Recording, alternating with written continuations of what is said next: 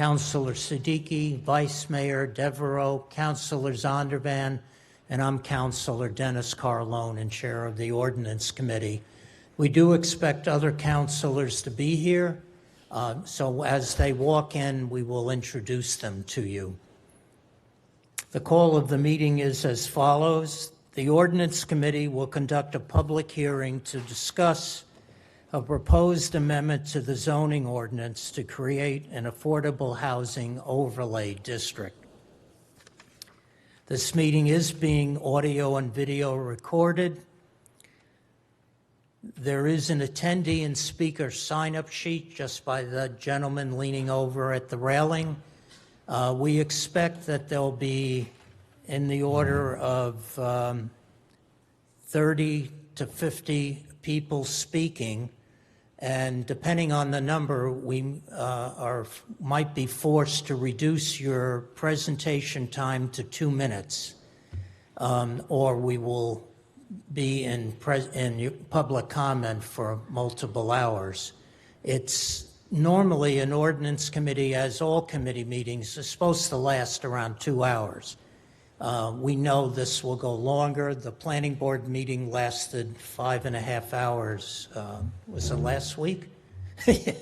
Last week. Seems like an eternity ago. Thank you. So if you have written comment, there is a basket near the podium. We ask you to leave it there. Please put your name on it. Some wonderful people have left well-typed comments, and we didn't know who it was when we went through the written list. So please put your name on it. If you need to email your comments, there is a card for the clerk on the table where the basket is.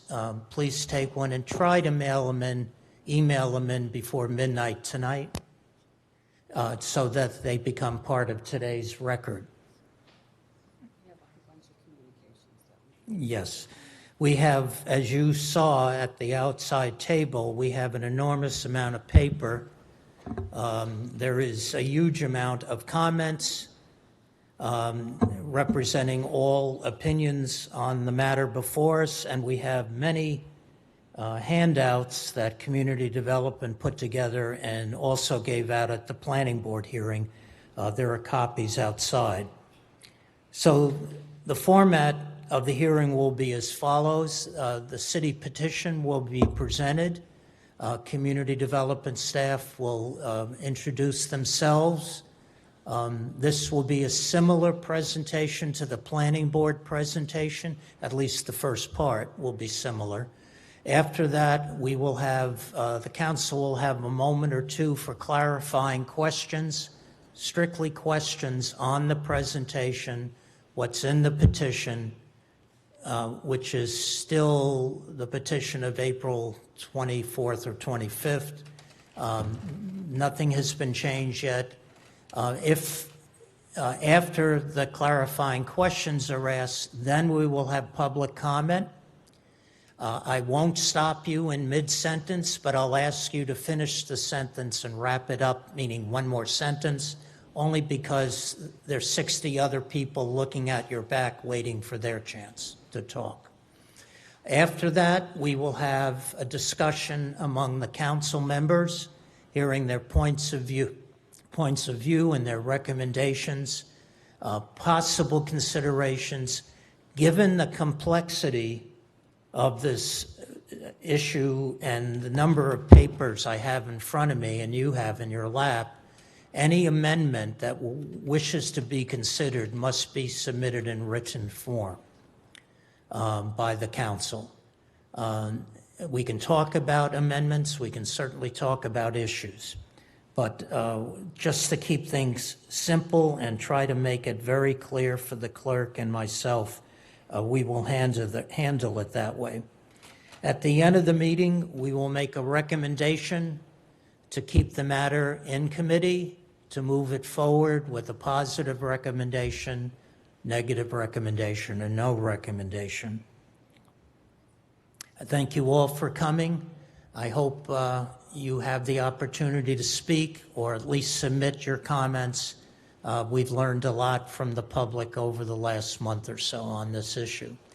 So I wish to welcome Community Development, Assistant City Manager Iram Farouk. Please, it's yours. Thank you, Mr. Chair. I just want to introduce the team here. So with me are Jeff Roberts, our Director of Zoning and Development, Chris Cotter, our Director of Housing, and also we have Arthur Goldberg from the City Solicitor's Office. So before we dive in, I just wanted to mention, I heard a little bit of confusion about the two versions of the ordinance that ordinance text that people noted were there, and the text is exactly the same. This is just one of them is a redlined version and the other is a clean copy. So the text, whichever one you're looking at, the text is the same. In addition to the comments that the council has received, the ordinance committee has received, we also have our staff memo that describes, that explains the petition in some detail. That's on the CDD letterhead. There is a document which is trying to respond to the frequently asked questions that we have heard, which is not on a letterhead. And then on the executive department letterhead is a response to some questions that the council had posed to us via a policy order a few months ago, and so that takes a look at some of the what are likely to be the utilization and impacts of the proposed zoning. Couple things. This notion of the overlay first came up several years ago because the council asked us to take a look at what it would take to create 1,000 new units of affordable housing by 2020. This was back in 2014. And so staff at Community Development worked closely with other departments, with members of the trust, with the folks who develop affordable housing at that time, as well as members of the public, and discussed what were all of the various avenues that might be open. And there's a series of recommendations in that document from early 2015. And over the years since then, we have been working on implementing principally through the approval of the council, number of those elements. So, for instance, in 2016, the council adopted a update to the incentive zoning ordinance, whereby the incentive payment, which is the payment that comes to the Affordable Housing Trust from all new commercial development, was almost tripled, and then with an increase of $1 a year up and finally concluding this year. So it was raised from a little over $4 to $12, going up to $15, and then including CPI, that payment today is $16.66. The following year, the council, in 2017, we worked with the council to adopt the changes to the inclusionary zoning ordinance, which essentially supports the creation of new housing every time somebody builds more than 10 units of market rate housing. And that set aside from there used to be about netting out to approximately 11.5%, and the council adopted the change so that it now nets out to a 20% of the units, the square footage of for the housing that's created is now affordable to low and moderate income households. At the same time, so we're looking at all of the aspects. So funding that comes from development of commercial development, looking at how to leverage residential development to create new affordable housing. And then the city has also put in, from a funding perspective, additional new funding over the last few years. So 2 years ago, for the first time, we had, in addition to Community Preservation Act, actually funding in the city budget that came from building permit fees. That has been increased, and this year there's actually funding from city taxes. So for the first time, that total funding from the various sources, Community Preservation Act, taxes, as well as the building permit fees, that is netting out to be $20 million in total, which is a significant increase. And so finally, after going through 3 of these different changes that were all part of the recommendations back in 2014, we are now at the next stage, which is to think about how to facilitate the development through modifications in zoning, the development of 100% affordable housing. So that is where we are, and instead of me trying to do a summary, I'm going to pass it over to Chris Cotter to set the stage, and then Jeff Roberts to talk us through the specifics of the proposal. Mr. Cotter, please. Thank you, Mr. Chair, members of the committee. Happy to be here talking about this proposal. What I will attempt to do is walk you through a little bit of the background and some of the goals and intent behind it from a housing perspective. Jeff will then talk about some of the specific components of the petition. We're then happy to answer any questions that committee members have, and we'll try to be quick, recognizing the number of folks here who want to comment to the committee. So quickly, just setting the background, as Aram noted, we did several years ago come to the council with a number of recommendations designed to help us achieve the goal that the council expressed of creating 1,000 new affordable units by the end of the decade.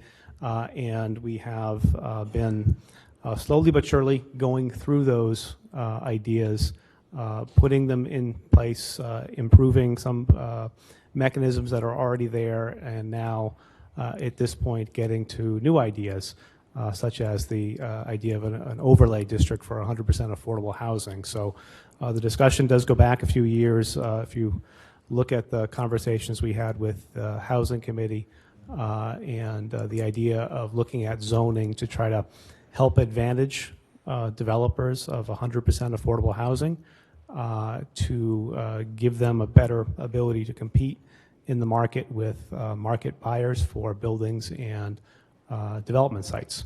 So we are looking at the idea of new zoning standards for, through an overlay to allow additional development capacity, and then the streamlined permitting for 100% affordable projects. And so I won't spend a lot of time on this. I think you all are very aware of how we work with the Affordable Housing Trust and local affordable housing developers to create new housing. We do work predominantly with a small number of affordable housing developers that we have seen bring new housing online over the years, most notably the Cambridge Housing Authority, Justice Start Corporation, Homeowners Rehab, and more recently Capstone Communities and Hope Real Estate. These are the groups that are out trying to help us use the resources that we have available through the Affordable Housing Trust to create new 100% affordable housing, to supplement housing that's created through the inclusionary program, to supplement what we're able to do by providing direct financial assistance to first-time home buyers. And they have a tough job. They're out there competing in the market with an increase in investment coming into Cambridge, which makes it more difficult for them to bid on property when it becomes available, to buy buildings, to purchase sites for development, and then to move the proposals through the development process. At the same time they're challenged to do this, they're also thinking about how they're going to fund these developments in an increasingly difficult funding environment with funding that is scarcer than it used to be, more difficult to get, and in some cases not funded at the same level as it was 5 or 10 years ago. So it is more challenging from a financing standpoint. At the same time, that costs here are going up, meaning they've got to raise more resources to build the same amount of housing from sources who are not used to seeing the costs of building in Cambridge. When you look at the land costs in particular, in some cases we may see land costs per buildable unit in excess of what you might find for an all-in development cost in another community. So these are some of the challenges that the affordable housing providers face in coming at the task of bringing new housing online. And then, of course, what they're doing, again, is 100% affordable housing. So they're putting in place long-term deed restrictions to ensure the permanent affordability of the housing that's created, to ensure that it serves the intended residents for the long term and becomes a resource for the community. So the challenges that they see are, again, the land costs and the competition, and we've seen that increase dramatically. Looking back, the most significant strategy that we have employed to add 100% affordable housing to the city's stock of restricted affordable housing has been to purchase existing rental housing and to keep it just as that, as rental housing, to make sure that it's not in the speculative market where it could be converted to condos. That has become increasingly challenging over the last 5 to 10 years. It's now cost prohibitive for affordable housing providers to purchase most multifamily housing that becomes available, given how much interest there is in that and how the costs of these buildings are bid up. And a similar situation for sites where new buildings can be built, where they're challenged to compete in the market, and given the fact that they cannot support the same level of acquisition that a market developer could, they're taking on more risk, in some cases purchasing property with the hope that they'll get zoning relief to allow them to build the number of units that would be needed to make the project affordable. Add to that the appeal of discretionary approvals under the current system, with the permitting relief often sought through the comprehensive permit, adds to the time frame, adds to the risk, and ultimately adds to the costs of creating new housing, particularly when those approvals are challenged and projects are delayed. And then as you note on the map here, you can see where the deed-restricted stock of affordable housing is in the city. And one of the things that we've heard a lot from the council over the years is a desire to look at creating affordable opportunities in areas where there are fewer. And this is another thing that has been a consideration as we've been thinking about zoning and what zoning could do to help us create more affordable housing, both in terms of making new unit creation feasible financially, but then also looking at how we might use that in a way to help us create opportunities where right now we're not able to, given the limitations of the zoning. And then just to highlight some of the challenges here, you can see over the last several years the number of opportunities that affordable housing providers have looked at. These are the ones that the CDD staff are aware of. These groups are out looking for opportunities on a daily basis. We work with them, obviously, on a number of them that they think are most promising to see what might be feasible, to see how it might be feasible, and to look at the resources that might be needed, the risk associated with that. The city often acts as an acquisition lender, absorbing a lot of the risk in these processes of seeking permits. But you can see from this, roughly 1 in 10 of sites assessed result in an offer that's accepted. And the number of sites that are acquired is a very small relative to the number of opportunities looked at. And again, it's the market interest, it's the limits in what these groups can pay for land per buildable unit, recognizing limitations in their overall development costs and wanting to make sure that they do it in a way that leverages other funding. So we're able to leverage the city's funding to produce more housing. And then more recently, we have some examples of this in the policy order response of sites that were assessed by the housing providers where they were outbid or needed to consider relief so far beyond what would be allowed in the zoning that there was just too much risk to really look at making an offer and trying to put together a permitting request. given the risk that was involved. So the idea of the overlay is to try to begin to address some of these challenges and to build off of a number of the envisioned goals that we talked about through the planning process, and to help providers have more success in the market by giving them a little bit of an advantage in looking at sites, and with that ensuring that long-term permanent deed restrictions are in place to ensure the continued affordability. Again, to look at the distribution of housing across the city, to look at ways in which we can begin to better spread that across the communities, particularly in areas where there are fewer affordable opportunities, looking at opportunities in all neighborhoods for all residents of all income levels, and so to make it easier to permit the fully affordable housing, to take out some of the risk that these groups face, to allow them to move projects along more quickly so that they can more efficiently and effectively create housing with the capacity and the resources they have. And then to hopefully reduce the cost of building housing as we look to streamline the process, reduce the time groups must hold sites while they're going through the permitting and the financing process, and then to eliminate some of the costs with that through an expedited permitting process. So I will leave it there and turn it over to Jeff to talk about the details of the zoning petition.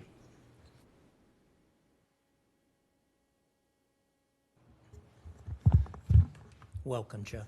Thank you, Mr. Chair. I'm very excited to be here. Also excited about Team USA's win about an hour ago, but mostly I'm excited to be here. So I'll try to go fairly quickly. I think many of the members of the City Council have seen much of this before. So it's always important to start with where we are. This is what our city looks like from the zoning perspective. In yellow are residential zoning districts. In red and a multitude of other colors are our commercial and mixed-use areas. Some districts are more restrictive in the uses and the scale of development that's allowed. And as Chris showed in the previous map, a lot of our more restrictive zoning districts correlate with areas where it's been more difficult historically to create affordable housing and where there isn't as much existing today. So zoning was adopted in 1924. Much of the city was developed and built out at that point. So what that means is between a lot of development that occurred before zoning was in place, as well as lots of changes over time and amendments to the zoning ordinance that have been made, layering on of additional development standards, additional requirements such as special permit requirements requiring review at different thresholds, means that there's very little significant redevelopment that happens in Cambridge without a special permit or variance, some sort of zoning relief being needed.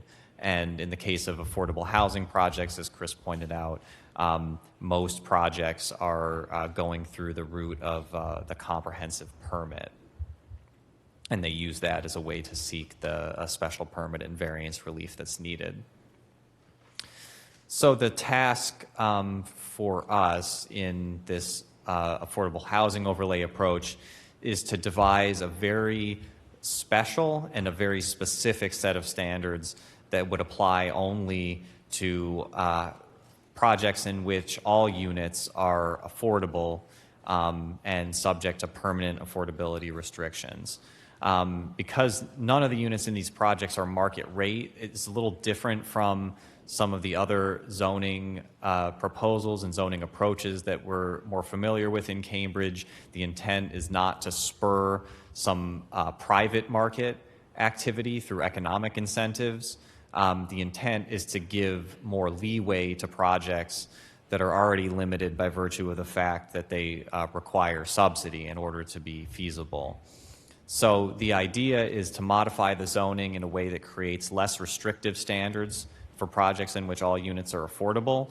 It's to allow greater density and more flexibility so that affordable housing projects can be competitive to purchase sites, as discussed earlier.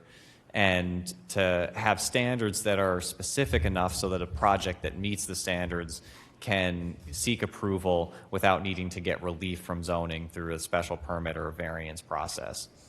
And finally, the idea is to have this set of standards apply across the city in a way that makes projects feasible even in the most restrictive zoning districts where historically there hasn't been as much affordable housing produced. So this is just the overview of the sections of the petition text, and I think the purpose and the intent and the applicability we've already covered quite a bit. The implementation and enforcement parts at the end are fairly technical, so we're going to focus on going through just those middle 6 sections of the zoning petition. So Section 3 has to do really with the details of what we mean by a project that is 100% affordable. It means all units are restricted in terms of the income eligibility of the households that can be rented or sold to. The prices, whether it's rent or sales price, are kept in an affordable level, which is determined in relation to the area median income. And the permanent affordability is established by a covenant that gets recorded before a building permit is issued for the project, and then that stays with that use in perpetuity. So in terms of some of the details of rental eligibility for rental units, the projects, at least 80% of the units would have to be affordable to house. So just to back up, in all of these instances, the eligible households would always be households earning up to 100% of the area median income, or to put it another way, the area median income. So these are for households earning up to that halfway point. So at least 80% in the case of rental units would have to be affordable to up to 80% of area-wide median income, which is typically what a lot of our affordable housing programs set as an eligibility threshold. There is some flexibility so that the rest of the units, the remainder of units, could be affordable to households earning up to 100% of area median income. And for home ownership units, there are similar restrictions, except it's only up to 50% would have to be affordable to those earning up to 80%, and the rest could be affordable up to median income, creating the potential for more opportunities for middle income home ownership units at that 80 to 100% range. The use section, fairly simple. It would allow multifamily and townhouse residential development as of right for an affordable project, whereas in some districts, projects of those types would require a special permit or a variance to approve the use. Also, consistent with the base zoning, an affordable housing project could have some non-residential use at the ground floor. We'll talk a little bit more about that. That's to help enable some of the urban design goals and to address some of the concerns that have come up around maintaining ground floor uses that have been discussed throughout this development of this. Development standards are the next section where we talk about the height and setbacks in open space. In establishing development standards, it's important to think about where to start. What are the main parameters around which to regulate development, and then what are the more detailed standards that get built in around it to support it. The discussion of this effort began with talking about density and the idea that for affordable housing projects, more units would need to be created in order to be competitive to acquire sites in the market. A lot of our current zoning is based around this notion of density, but as we were working on it, it became an important question to ask, what are people concerned about when they're concerned about density? And one of the things that we came to realize is that people really wanted to know what would happen in terms of height and scale. And the zoning tools that we have to regulate density don't always give the clearest picture of what that means in terms of outcomes.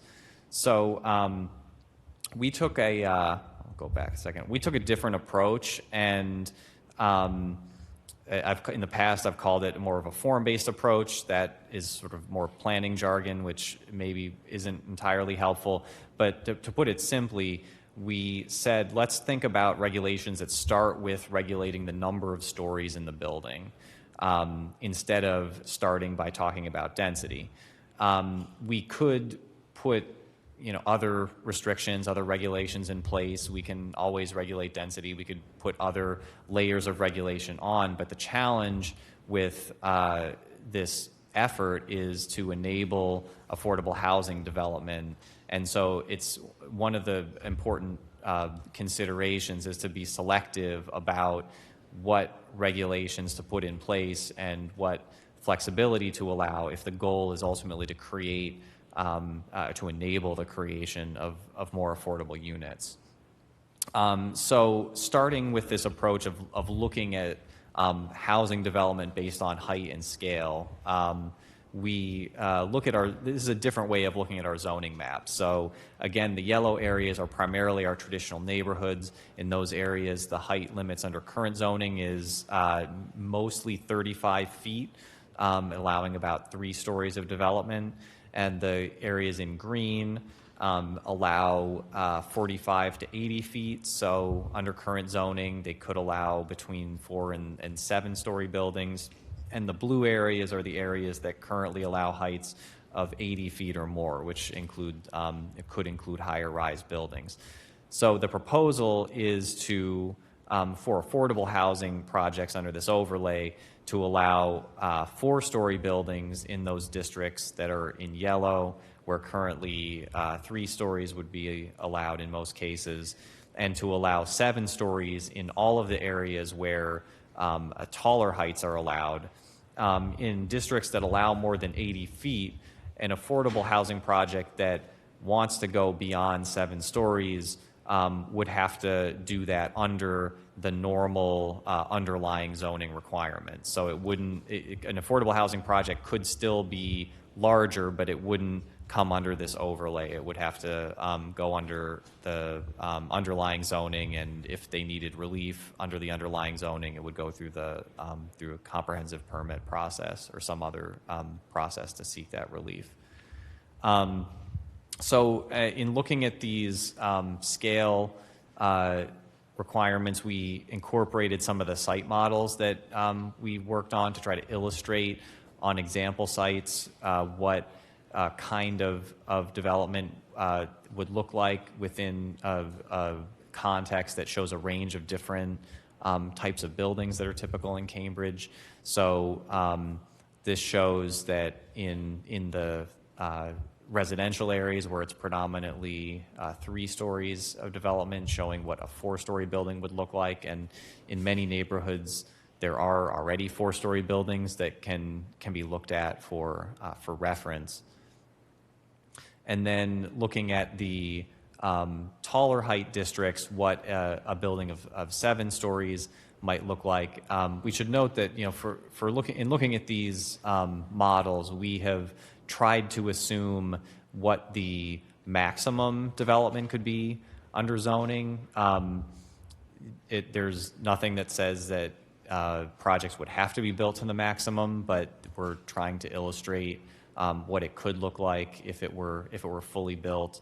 So 7-story buildings, depending on the surrounding context, which could range from smaller buildings to taller buildings.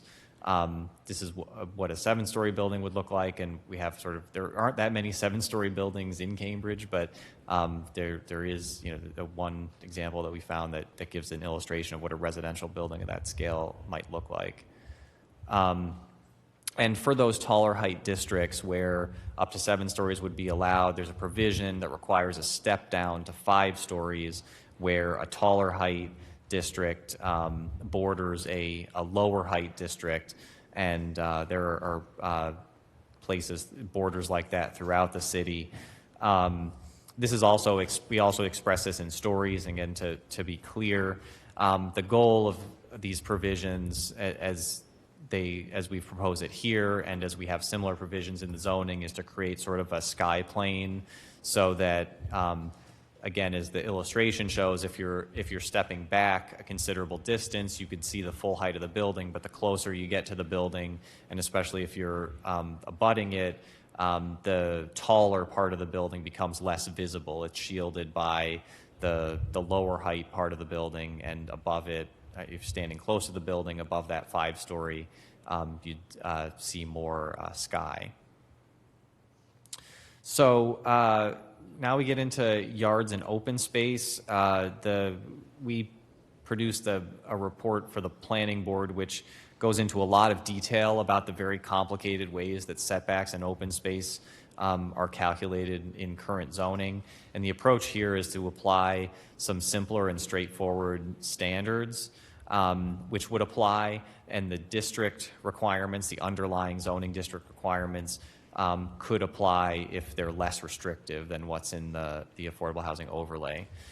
So the baseline standards for setbacks and open space are modeled largely after what's in the Residence C1 district, which is the most typical multifamily residential district in Cambridge. The setbacks would be 10 feet in the front, 7.5 feet on each side, and 20 feet in the rear. The open space requirement is set at a minimum of 30%, half of which would have to be permeable. Under current zoning, again, we go through this in more detail in our report. Different districts have different standards for talking about how much open space has to be permeable versus meeting other kinds of dimensional requirements. And the approach here is to try to keep it as simple as possible by saying that it's 30% with half required to be permeable. It only includes grade level open space. It doesn't include balconies or decks, which can sometimes be included in the open space calculation for housing. But as with current zoning, and this is just something to clarify some confusion that's arisen, parking and vehicular parking and driveway areas are not counted as open space, either under the current zoning definition or under the affordable housing overlay. But there is a provision that's suggested in the zoning that open space requirement under certain circumstances could be reduced to no less than 15%, and that's either to counterbalance the potential need to provide surface parking if there is a need to have parking for that particular project, or if it's to facilitate the preservation of a historic building.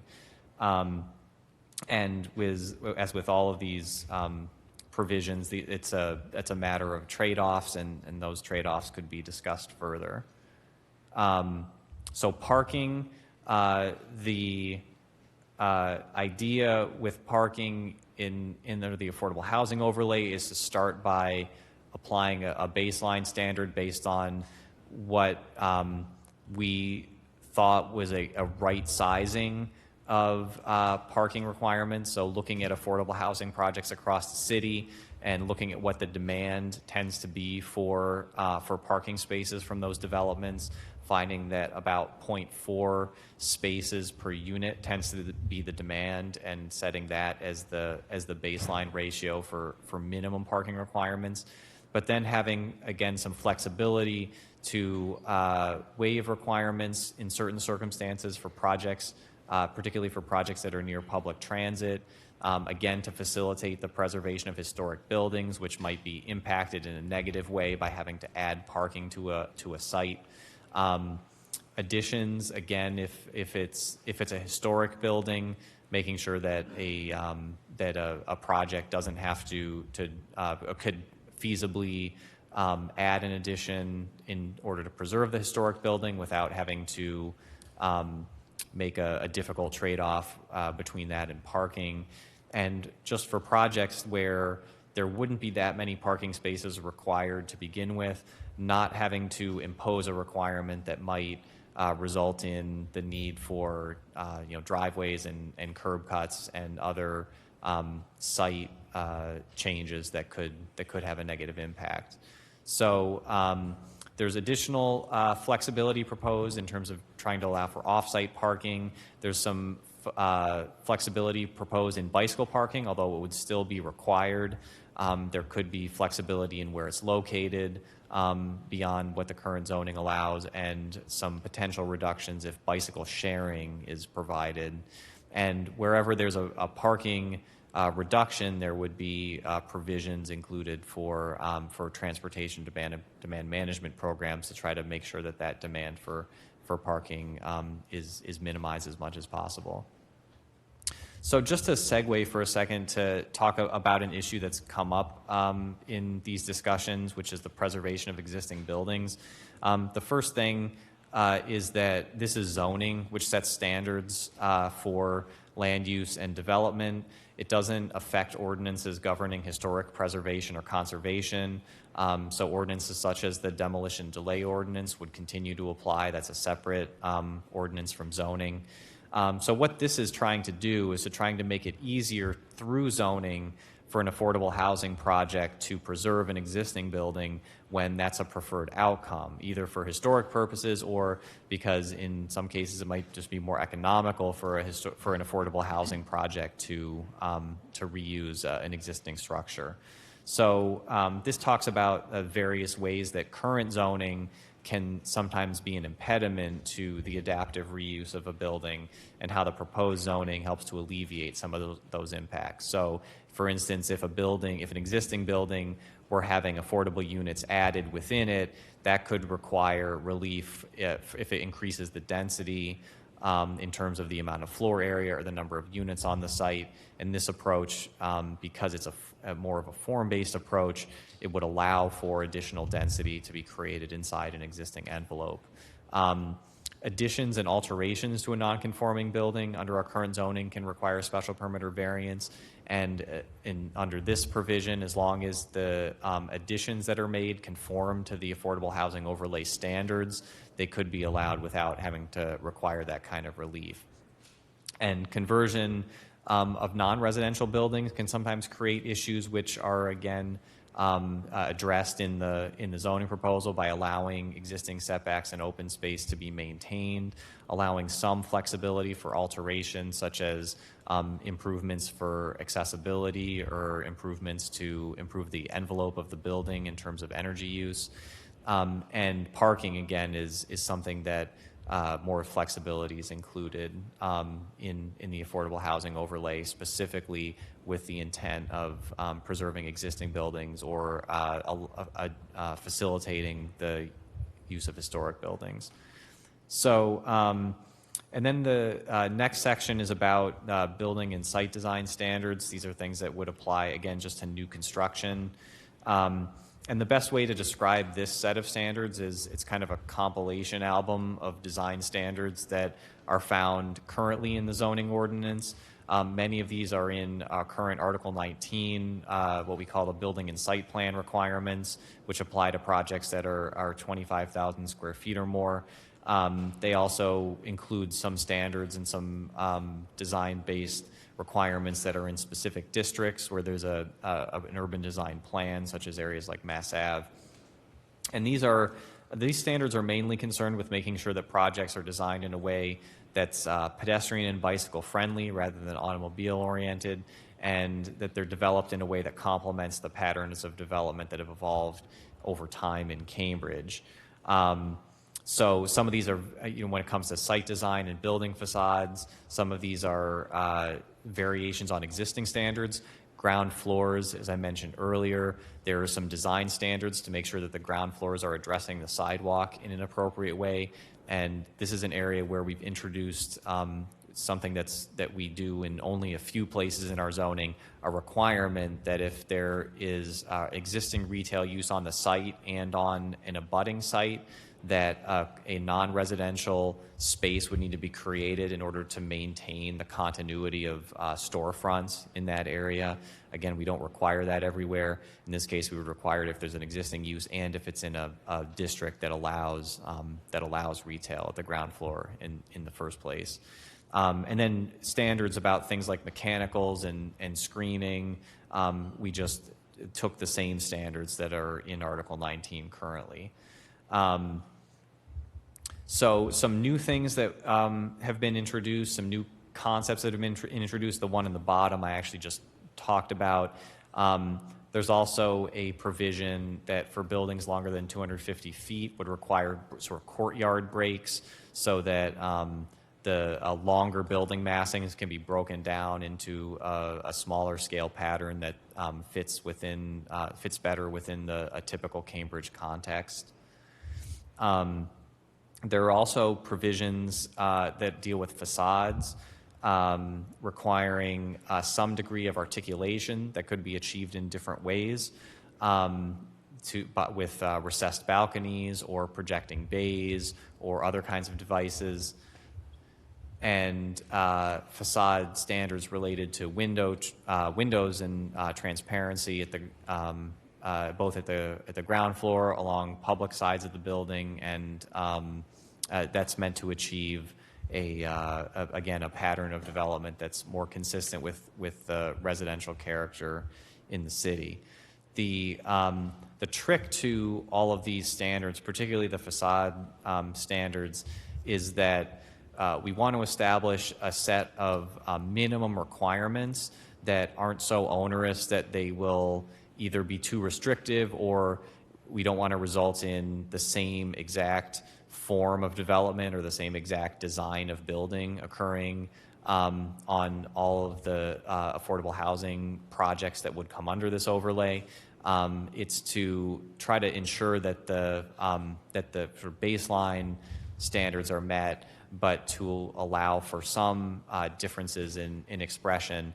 This would be complemented by a set of design guidelines, which are currently being worked on to help provide some further guidance as to ways to help achieve a good design outcome in a way that's not as prescriptive and as these set of required standards would be.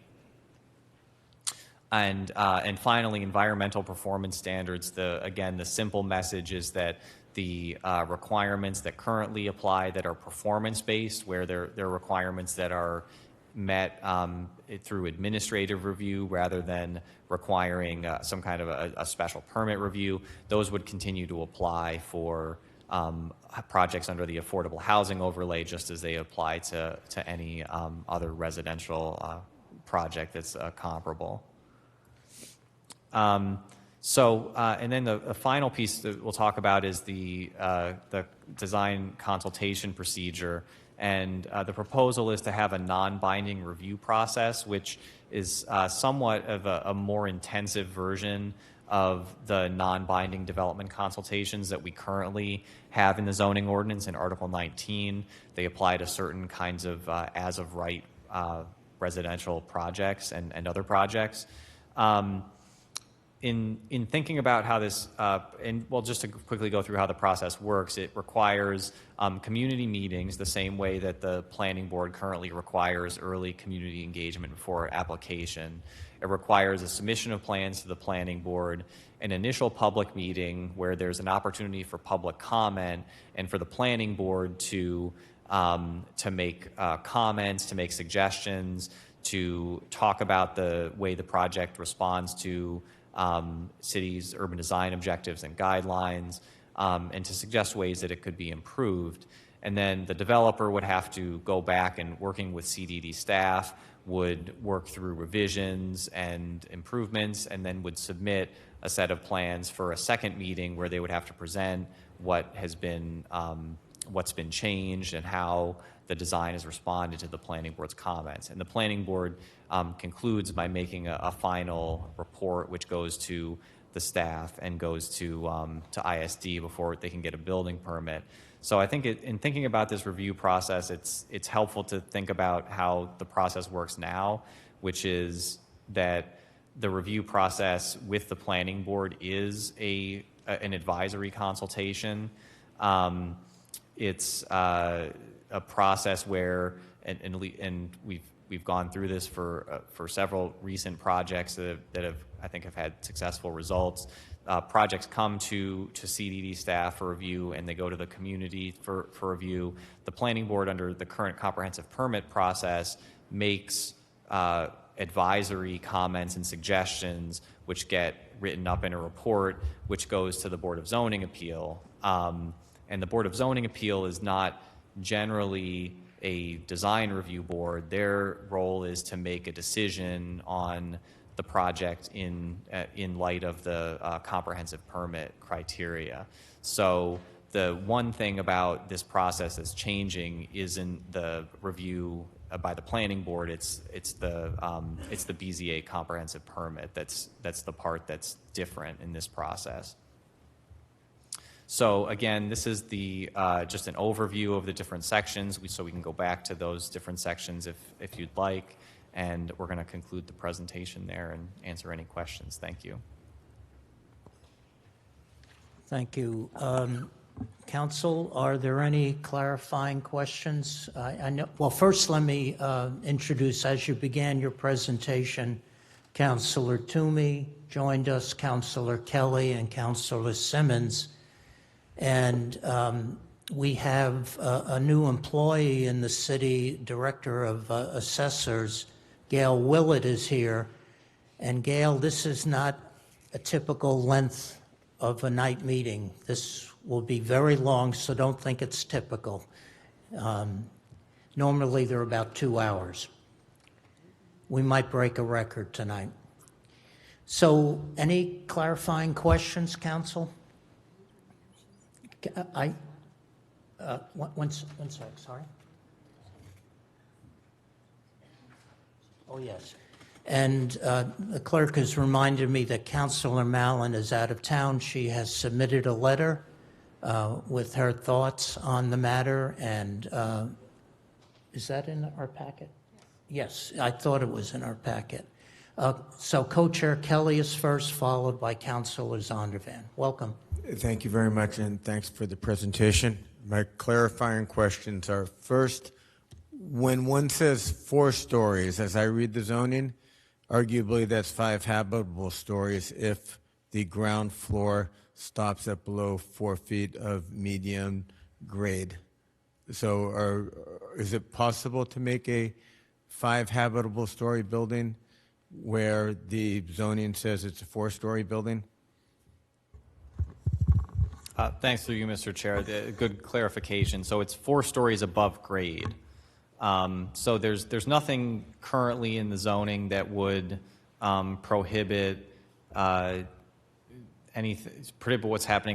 might be happening below grade, which could be a floor or a story where the uppermost portion of that story, which is defined as the floor of the story above, is lower than 4 feet above grade. Our experience, and maybe Chris can speak to this a little bit, is that for affordable housing projects in particular, there's been general hesitance to develop units that are below grade, and I think there are issues in terms of resilience as well as other standards that and just criteria for affordable housing design that come into play. Do you want to comment? Yeah, thank you. Yeah, as Jeff said, when we are looking at buildings and opportunities with the housing providers and the Affordable Housing Trust, there is an inclination to stay away from basement level habitable space. Not to say we've never seen it, but certainly it's not the most preferred outcome for a number of reasons, including just the livability of the spaces, as well as issues with utilities, storage, et cetera. So it's a good question. That may be something that we might want to clarify. Thanks. We're drifting away from the clarifying part. It's sort of a yes-no question. So the answer is yes, you could have 5 habitable floors on a 4-story building. And we can discuss whether or not that's a good thing later. The second thing was the long-term restriction.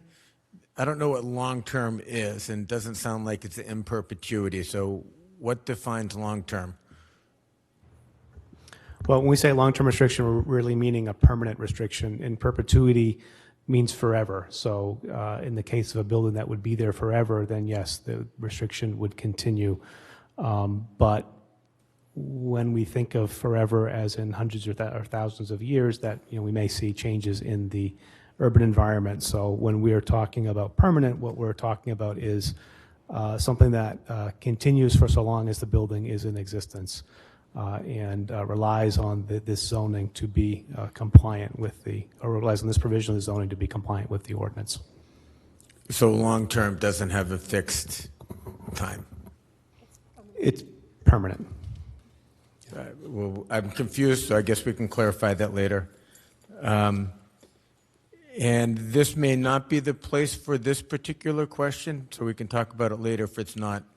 What is the maximum amount of value per unit for land that makes a project affordable? There is no hard and fast number. What we have used in modeling this is $200,000 per buildable unit. That's higher than anything that we've seen result in a successful project. I think the highest land cost that we've seen on an acquisition basis is about $170,000 per unit. We chose to model this at 200 to push, particularly in those areas where there would be fewer affordable opportunities to be able to create some, but certainly with a premium there. Going past 200,000 per unit, I don't think that you would be able to assemble the financing that would be needed to create a viable project. Thank you. Thank you. Councilor Zondervan is next, followed by Councilor Siddiqui. Thank you, Mr. Chair. I just want to be really clear because people have had a lot of concerns about the height. And so what I'm hearing you say and what I'm reading in the language is that under the affordable housing overlay, no buildings could be built that are more than 7 stories or more than 80 feet tall and more than 80 feet tall. Is that correct? That's correct. Under this proposed overlay, it would be 7 stories, and the 7 stories would have to be within 7 stories above grade, and would have to be within 80 feet of height. So if someone wanted to build a 10-story affordable housing building, they would follow the exact same procedures that they would have to follow today. That's correct. This doesn't propose any changes to what the current zoning would require for a building that's 10 stories or 8 stories. Great, thank you. Another issue that's come up, and I know this was discussed at the planning board as well, is whether it is legally allowed for us to have different standards for affordable housing versus market rate. And we've all kind of assumed that the answer is yes, but are we going to get an official opinion from the solicitor that there's no legal risk in terms of us doing this?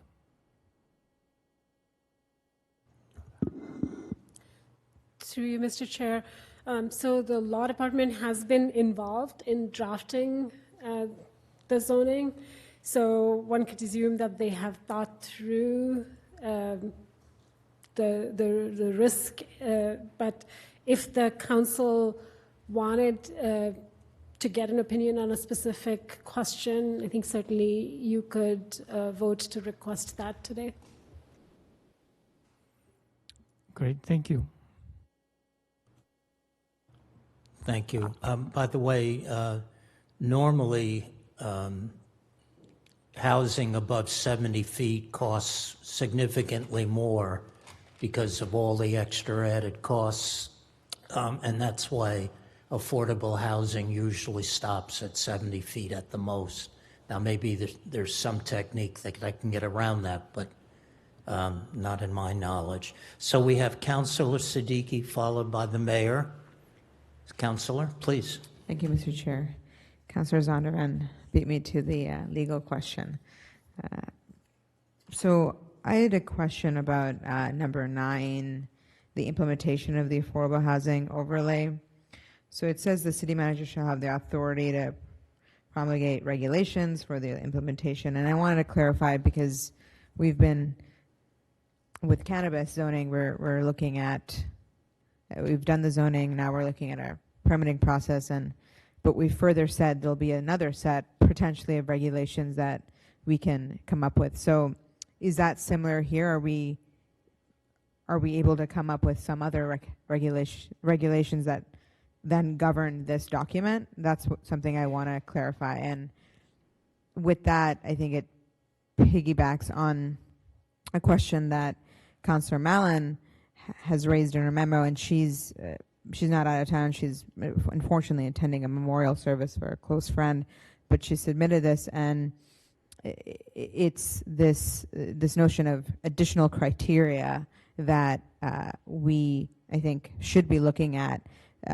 given that it hasn't been updated since 2000. So is that the type of thing that we can put in a regulation? And so those are kind of two related questions. Thanks.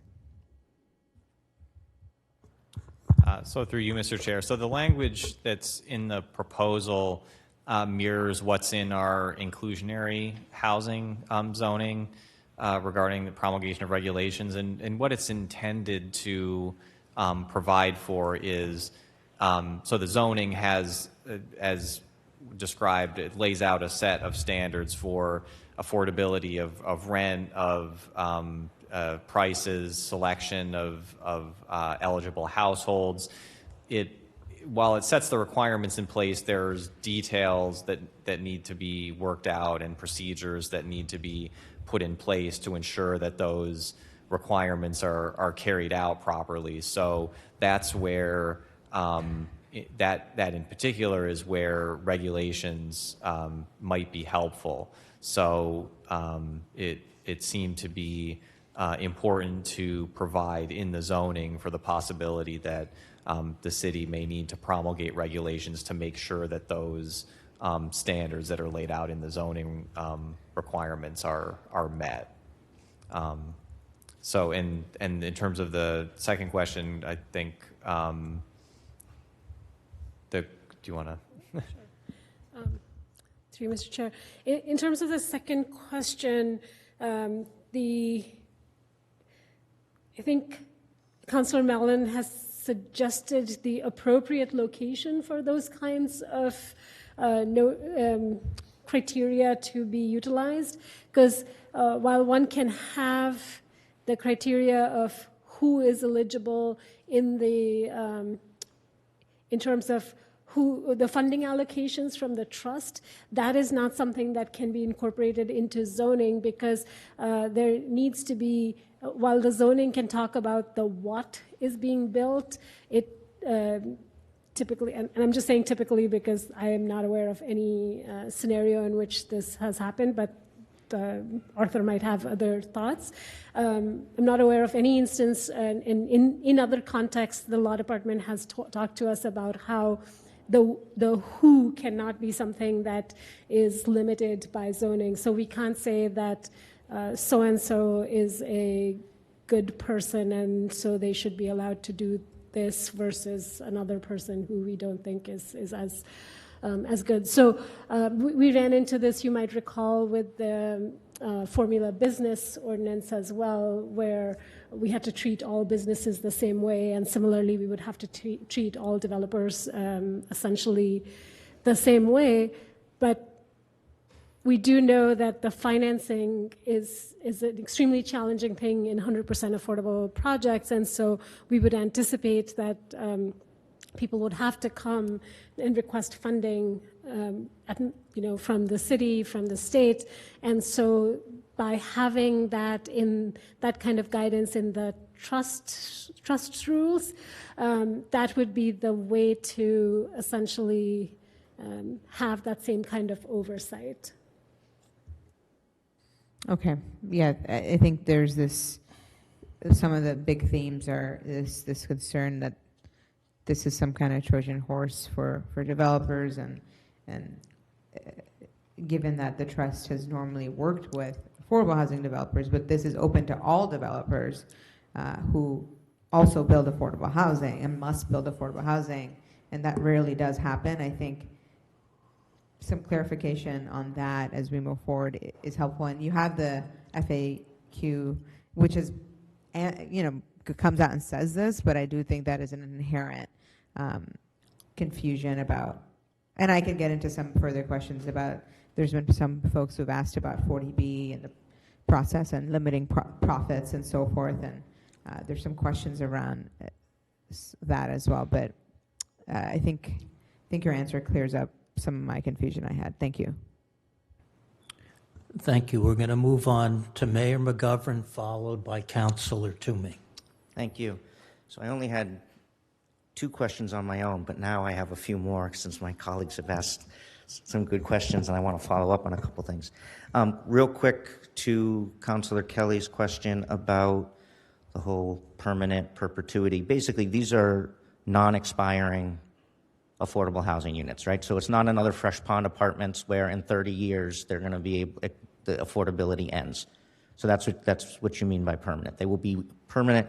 You can't say in perpetuity because you don't know where we're going to be in 1,000 years, probably underwater.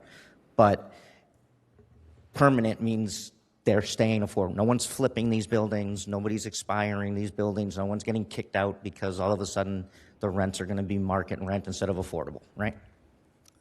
That's correct, yes. So we would expect to have a number of restrictions in place, both the restrictions that would be put in place through the zoning, in addition to the actual enforcement of the ordinance, which would require that units remain affordable. We would also expect to see any funding source involved with creating housing to also have its own set of restrictions. So these would be restrictions that would be in place. They would not be expiring in the way that we're seeing some of the older federally funded buildings face those expiring restrictions. So to Councilor Siddiqui's point, and the concern that for-profit developers are going to come in, use the overlay to buy a property, knock down a house, build a unit, and then in 20 years flip that building, that cannot happen. Thank you, Mr. Chair. So one of the things to keep in mind is that this is a covenant that then gets recorded at the Registry of Deeds, and even when you sell the building, it travels with the property rather than with the individual. So the answer to that is no. Okay. And then, I guess this is sort of this is a rhetorical question, but let's say if a for-profit developer wants to come in and all of a sudden decide, well, we're going to, instead of doing for-profit development, we want to do something more charitable, if you will, or whatever, and we want to build an affordable housing building, it still has to be 100% affordable in perpetuity. So I'm not sure why, if they build a good project and it's 100% affordable and in perpetuity, I don't know why we're splitting hairs about who gets to build the building. I want more affordable housing. I don't really care who builds it as long as it's a good project and remains affordable. So, and they're going to be restricted to what the affordable housing overlay requires, so they will not be able to go market rent. On the 7 stories, just to clarify, the 7 stories are only on page 16, it's only in the blue areas on the map? That's correct. It's the blue and the and a little bit of go green. back. Oh, now I've lost it, haven't I? Come on, Jeff, you got this map memorized, man. Come on. I'm just. It's page 16. Right. So it would be in the blue and the green areas on this map. The blue areas are areas where the current zoning heights already allow either 80 feet or above, and the green are areas where it's 45 feet to 80 feet. Okay. So those are So the in the districts blue- where in the 7 blue- stories would be allowed. Sorry. In the blue areas, this is not giving them any additional height than what's already allowed. So that's not an upzoning in those areas. And in the other areas, so in the yellow areas, which are mostly the residential areas, sort of, my father lives on Fresh Pond Parkway. If he were to sell his house to an affordable housing developer, they cannot build a 7-story building on Fresh Pond Parkway. Right? Not in that southern That yellow. part of Fresh Pond Okay. Parkway. No. Okay, so we're not going to see 7-story buildings on a lot of the residential side streets, because I think there's a lot going around that we're going to see these massively tall buildings on residential side streets, and that is not what this map is showing, correct? That's correct. In the areas that are currently, the yellow areas that are currently neighborhoods that max out at 35 feet under current zoning, I think you mentioned this earlier, but just to make sure, there are already buildings in those neighborhoods higher than 35 feet in some of those neighborhoods? That's true. There are many places in the city. Again, the city's only had zoning since 1924. A lot of the buildings that have been built in and around neighborhoods, and there have been patterns of development and time periods in which buildings of 4 stories or more were typical in those residential areas before they were zoned to allow only the 3-story residential buildings, and even over time, many districts have been zoned to be more restrictive in terms of density and height. So there are a lot of non-conforming buildings that are taller than 3 stories in those areas. So zoning has changed over time, and some of that has been, neighborhoods have been downzoned to only allow less height. Some have been upzoned. Zoning has changed, right, over time? That's correct. Zoning has changed many times, including the biggest change from not having any zoning to having zoning. Right. And so in some of these neighborhoods where we're going to see a 10-foot increase in height potentially, or more than that if it's ground floor activation, in those neighborhoods already, some of those neighborhoods may have been zoned for that height previously, and there are buildings in those neighborhoods that already exist at that height. Sure. That is correct. Thank you. And lastly, we've also heard concerns that if this overlay passes, it will lead to new massive developments on throughout the city.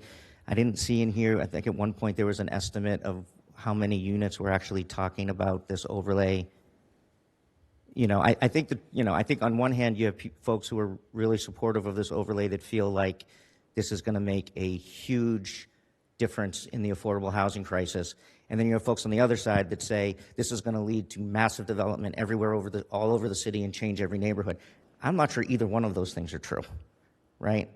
And so do you have an estimate of what we're looking at in terms of how much development we're talking about here? Yeah, our best estimate is looking at the city funding that's available through the Trust for Affordable Housing Development and making some assumptions about how much subsidy we would be needing to put into projects from the Trust, leveraged with other resources. And so with the increase now in FY20 to more than $20 million going into the Affordable Housing Trust, we would hope to fund about 100 new units a year.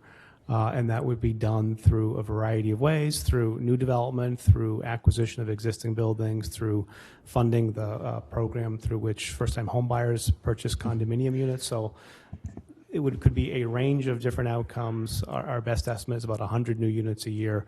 That will vary depending on interest rates, how we're able to leverage the funds through different other funding sources. So just to clarify units, are you actually talking units in terms of apartment units or buildings?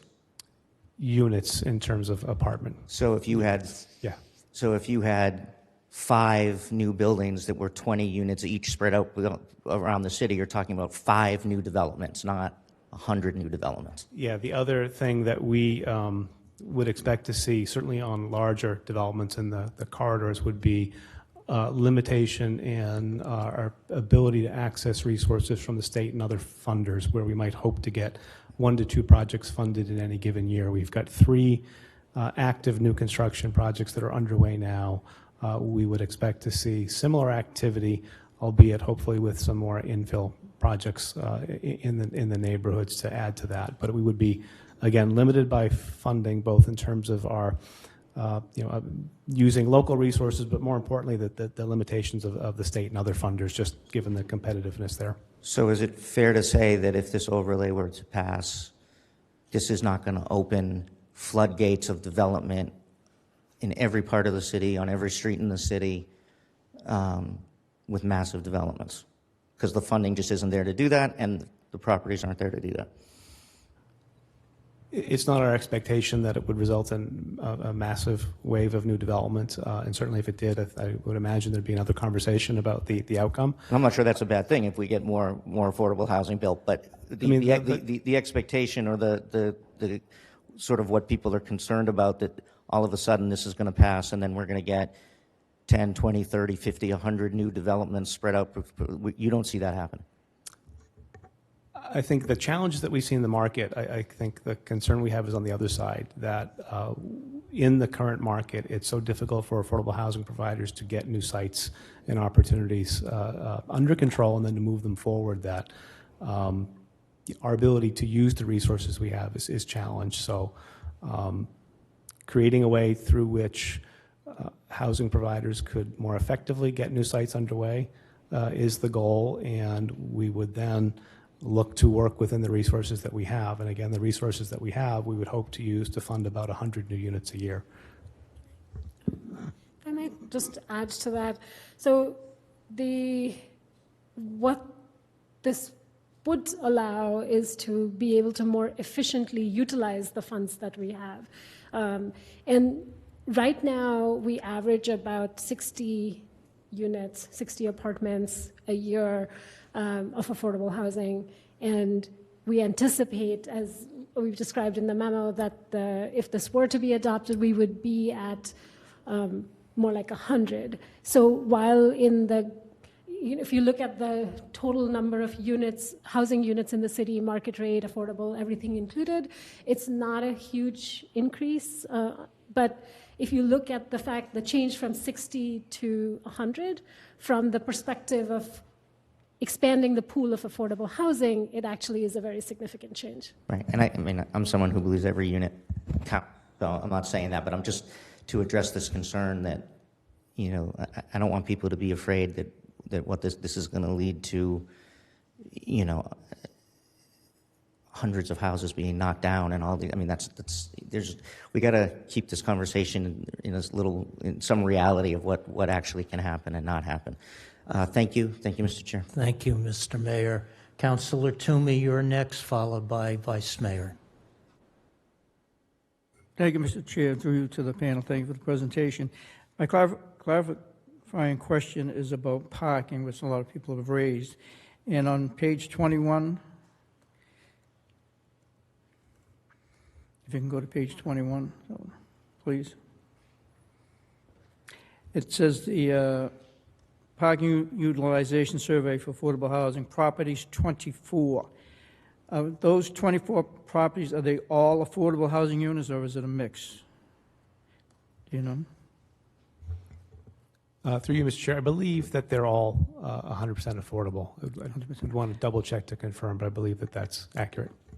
So the units there are 1,076, and then it says spaces provided are 623, and the actual cars parked there are 425. So that's a difference of 198, almost, I think, maybe close to 25% of the spaces are not being utilized, which means the tenants do not, I assume, have vehicles. So I know a lot of people feel that, by bringing more of this affordable housing development will bring more parking. And I don't know if you have the answer to this, but I do remember a year ago or so the traffic department did a report saying that, I forget the exact, it was a couple thousand housing units have been added to the city, but the number of parking permits issued for cars actually was down by around 3,000. So are you seeing that? This is just the 24 buildings of all affordable housing, but are you seeing that in other buildings that have now, either 15% or 20% affordable housing, and those units also seeing a decrease in the amount of cars in those buildings? through you, Mr. Chair. So we haven't done this level of detailed analysis, but we rely on that parking permit information. We also have some information from the RMV. So we are seeing that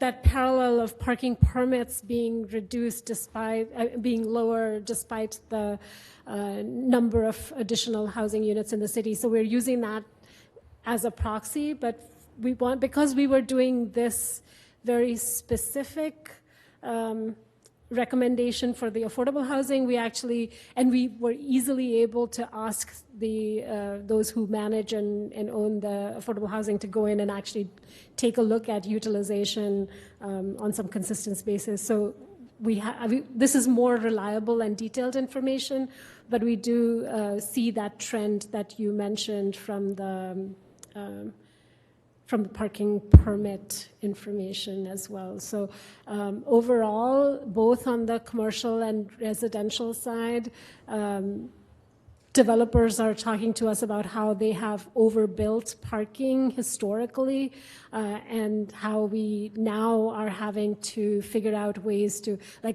either think about shared parking solutions, which we are deploying in Kendall Square, for instance, to be able to have people not be just reserving parking for specific uses, but be able to utilize that all night and day. Mr. Chair, just one last comment. My point I think is making is that it's quite dramatic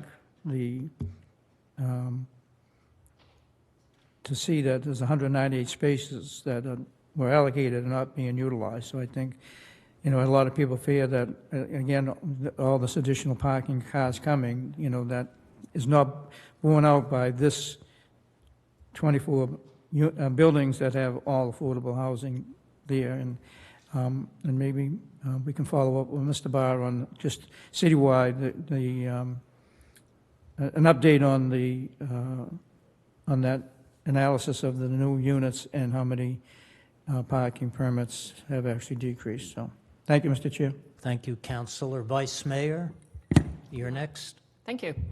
A quick question about the 1,000-unit goal that was set in 2015, which was before I joined the council. Was that the total number of affordable units, including inclusionary units? Okay, so this... Yes. Okay, so this 1,000 is in addition to any inclusionary units that presumably will be created in the next 10 years. Yeah, as we are talking about producing 100 units a year with city funding, that is the goal with city funding. That inclusionary would be a separate number on top of that. I'm just clarifying though that the original goal didn't envision, pardon the pun, the original goal created with city funding. Sorry, the original goal did not distinguish type of unit. It was 1,000 units total, and we have seen most of the units that brought online since that goal was discussed with the council actually are inclusionary units. Okay. And that was over 5 or 6 years looking at that compared to this. Okay, thank you. Also, have we talked about which waiting list the residents of these potential buildings would come from? Are they coming? It's a little confusing because we have multiple waiting lists. Are they coming from the CHA waiting list? No. Well, some could. I think what we would expect is that housing providers would utilize the lists that they have now for their buildings, which can vary by building and are sometimes impacted by the funding source. So some of them may come through the CHA waiting list to the extent that CHA is providing any assistance to a builder of housing through this effort. Other buildings may have separate lists maintained by the management company. So I think it will vary building by building as it does now with housing that's produced with city funds. So we just had a meeting last week about the criteria and the priorities for inclusionary residents, and that conversation isn't necessarily relevant to how we would select residents for these buildings, because there we talked about rebalancing the preference is. So that conversation is parallel but not directly applicable to this conversation. It's quite confusing.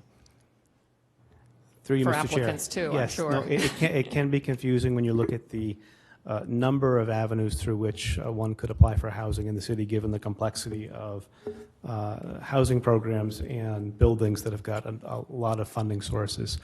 So the discussion we had last week was about changes in the preferences that we use to fill housing that's created through the inclusionary ordinance, where there is no public funding and the units are accessed through CDD's office.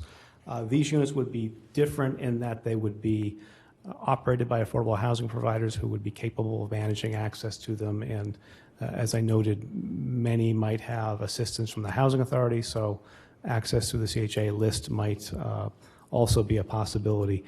To the extent that we're having the conversation about the preferences, though, with regard to inclusionary, one of the things that we expect to do with the outcome of that discussion is to bring that to the Affordable Housing Trust to have a discussion with the trust about using the recommended model there and implementing that to the extent that we can for buildings that are funded by the Affordable Housing Trust. So if we end up with a certain type of criteria for determining residency, to then bring that over to use to inform tenant selection or resident selection policies that are being put in place in trust-funded housing as well.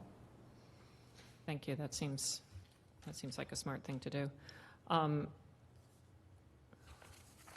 Sorry, I've got questions scribbled on different pages of your presentation, so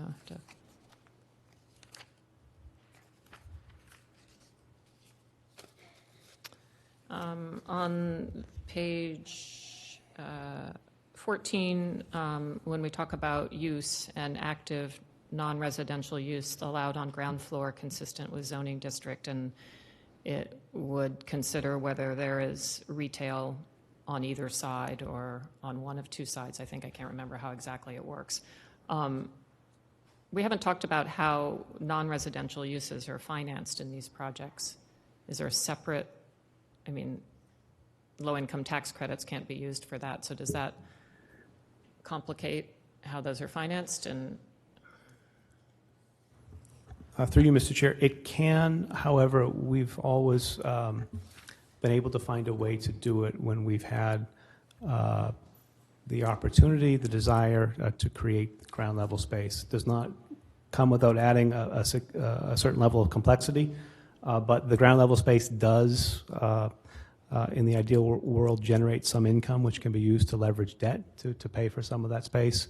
And then through that and looking at other funding options, we've been able to do that in the cases where we have funded ground level retail space, and would hope to approach it in that same way. okay. And then sort of tagging onto that, we have a lot of vacant retail at the moment. So when we say that there is retail next door, do we mean retail that is actively tenanted, or is it just the possibility of retail? Because potentially it could cut both ways, obviously. So maybe you can't answer that question right now, but that's something to consider, because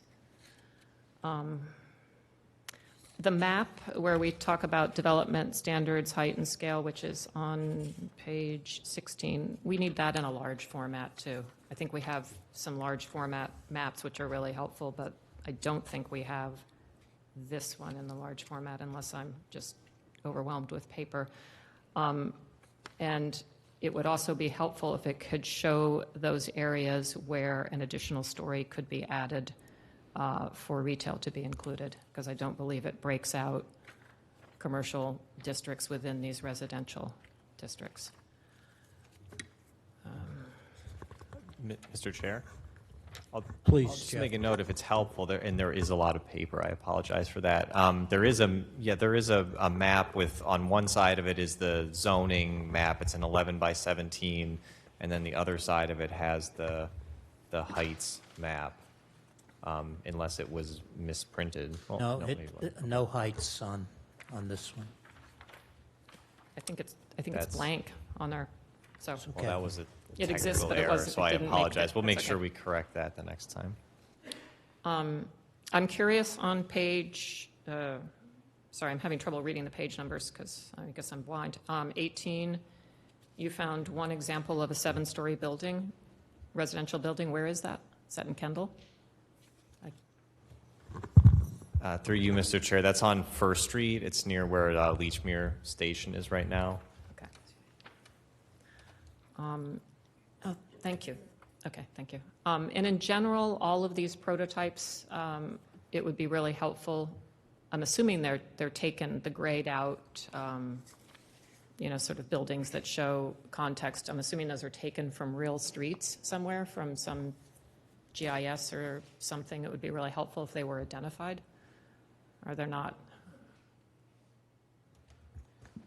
Through you, Mr. Chair, they're actually more abstracted, typical blocks in particular districts, so they're not, in fact, we deliberately tried to not make it not grab a particular street.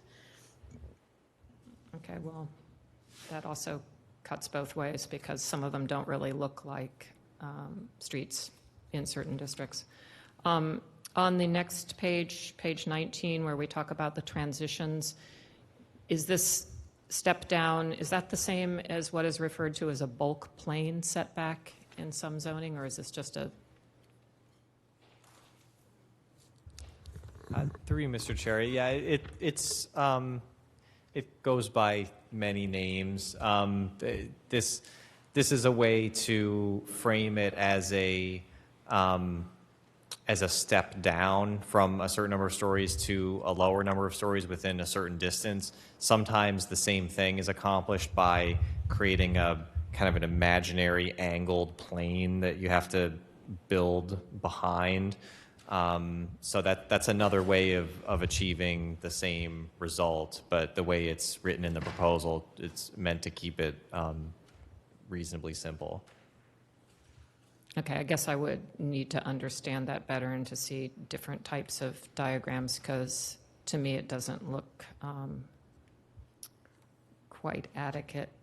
And it's only talked about in the context of going from 7 stories to 5 stories, but there are areas where in districts where the maximum height would be increased from 4 to 5 stories because of the presence of retail. Would you be contemplating a similar step down or step back for those?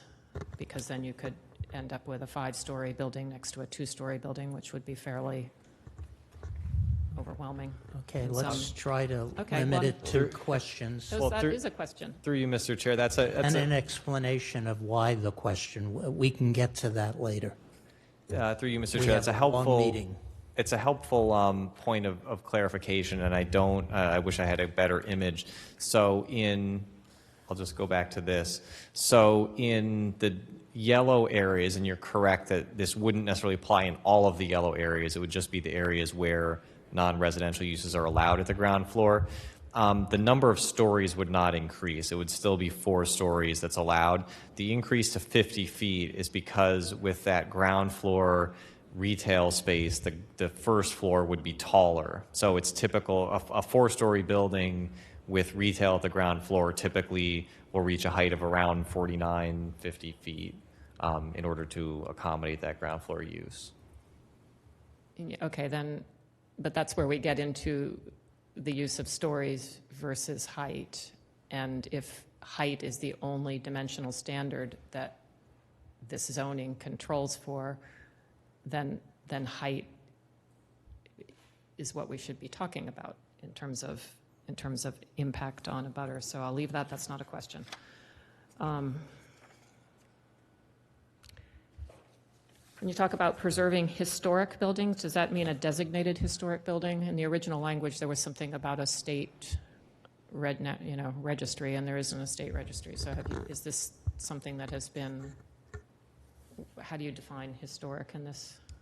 Well, through you, Mr. Chair, there are a couple of provisions, just limited provisions in the zoning that provide a little bit more flexibility for for those designated historic buildings. So there are some provisions which I described, which would make it easier to reuse any existing building, and then there are some that give some additional flexibility for historic buildings. We consulted with the Historical Commission on this, and they suggested using the state register, which is a designation which it encompasses all buildings that are designated on the National Register, and along with some additional, as I understand it, additional buildings that are identified by the Commonwealth. I have to admit I'm not an expert on that register, but that was, we consulted with the Historical Commission to try to come up with a straightforward way of designating buildings that have been, or identifying buildings that have been designated as having historic interest. Okay, so this isn't any building located in a historic conservation district or neighborhood. This is a relatively small number of designated buildings. You would know one if you had one, right? In theory, if you were a property owner, you would know if your building was so designated. Well, Mr. Chair, I don't know that I can speak to that, but I can say yes. It's not the same as the city's historic conservation districts or historic districts, which are different, and they impose a set of requirements and regulations, which again are separate from zoning, but also is separate from the National Register or the State Register, which is sort of a more proactive identification of buildings. Mr. Chair, if I might just supplement that the protections that currently exist within the historic districts would not be modified by this zoning, so any review or protections that exist now would continue into the future. Okay, thank you. I had a question that is similar to Councillor Toomey's about those parking numbers. Do any of those affordable, 100% affordable buildings that you surveyed charge for parking in their lots? Through you, Mr. Chair, no, not to my knowledge. It's I can't think of a building that does charge, given the requirements of the funding that's used to create the affordable housing. That's generally prohibited. Okay, thanks. I think I'm almost done. Hang on one second.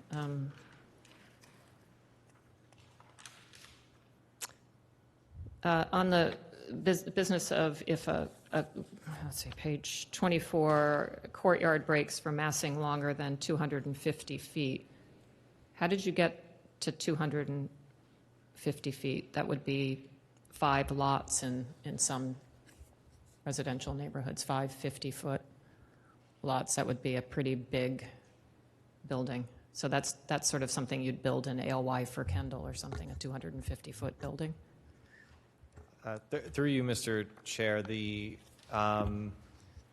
it's a way of getting at sort of a typical block pattern in Cambridge, and the difficulty is that nothing is completely typical. So when we first looked at it, we thought that something between 200 and 300 feet made sense.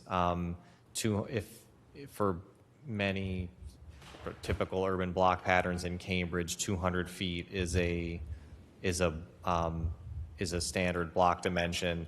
But there are instances where a block might be 210 feet or 230 feet or some length at which it might impact the economics of a project to say that if the site would enable a building that's, say, 210 feet, that it would have to be sort of broken up into different sections. So I think it was 250 feet was arrived at as kind of a middle area.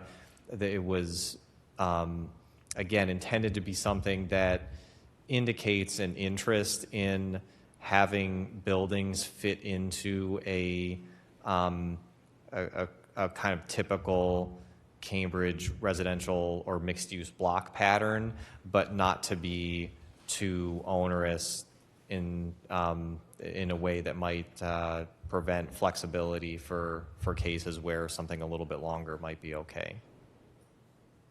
Okay. Well, I would note that you pictured on page 4 Lincoln Way, which is a bunch of smaller buildings clustered around courtyards, which is very attractive, but were that to be developed under the overlay, it would probably be developed very differently, I would guess. I think, hang on, I know everybody's losing patience with me. That's it. Thank you. Councilor Simmons, Thank please. you, Mr. Chair. Having attended the planning board meeting and public comment not starting until 8:45, I will defer. I think we should go to public comment and then we can come back and ask questions because, we should be here, but I don't want to, just in deference to You're the very audience. gracious, but I'm going to ask questions. Councilor Siddiqui? Clarifying question. On page 13, you discuss the standards for eligibility. There's been some questions about why we're not doing more in Cambridge to help the middle. I concur. We're losing a lot of folks in this middle area. So I want to clarify why we aren't going up to 120 AMI. And then I also want to clarify and have you mention that we do have a middle income rental program through the city, which is not mentioned in the FAQ, which I think it's important that residents know that there is a middle income program that exists through inclusionary, and that if you're a single person, the minimum you can make is around $63,000. The maximum you can make is about $95,000, and that there are these units. And I think there's some more coming online, but that there is this commitment to middle income. But it would be important to just say why we aren't in this zoning going up to 120 AMI. Thanks.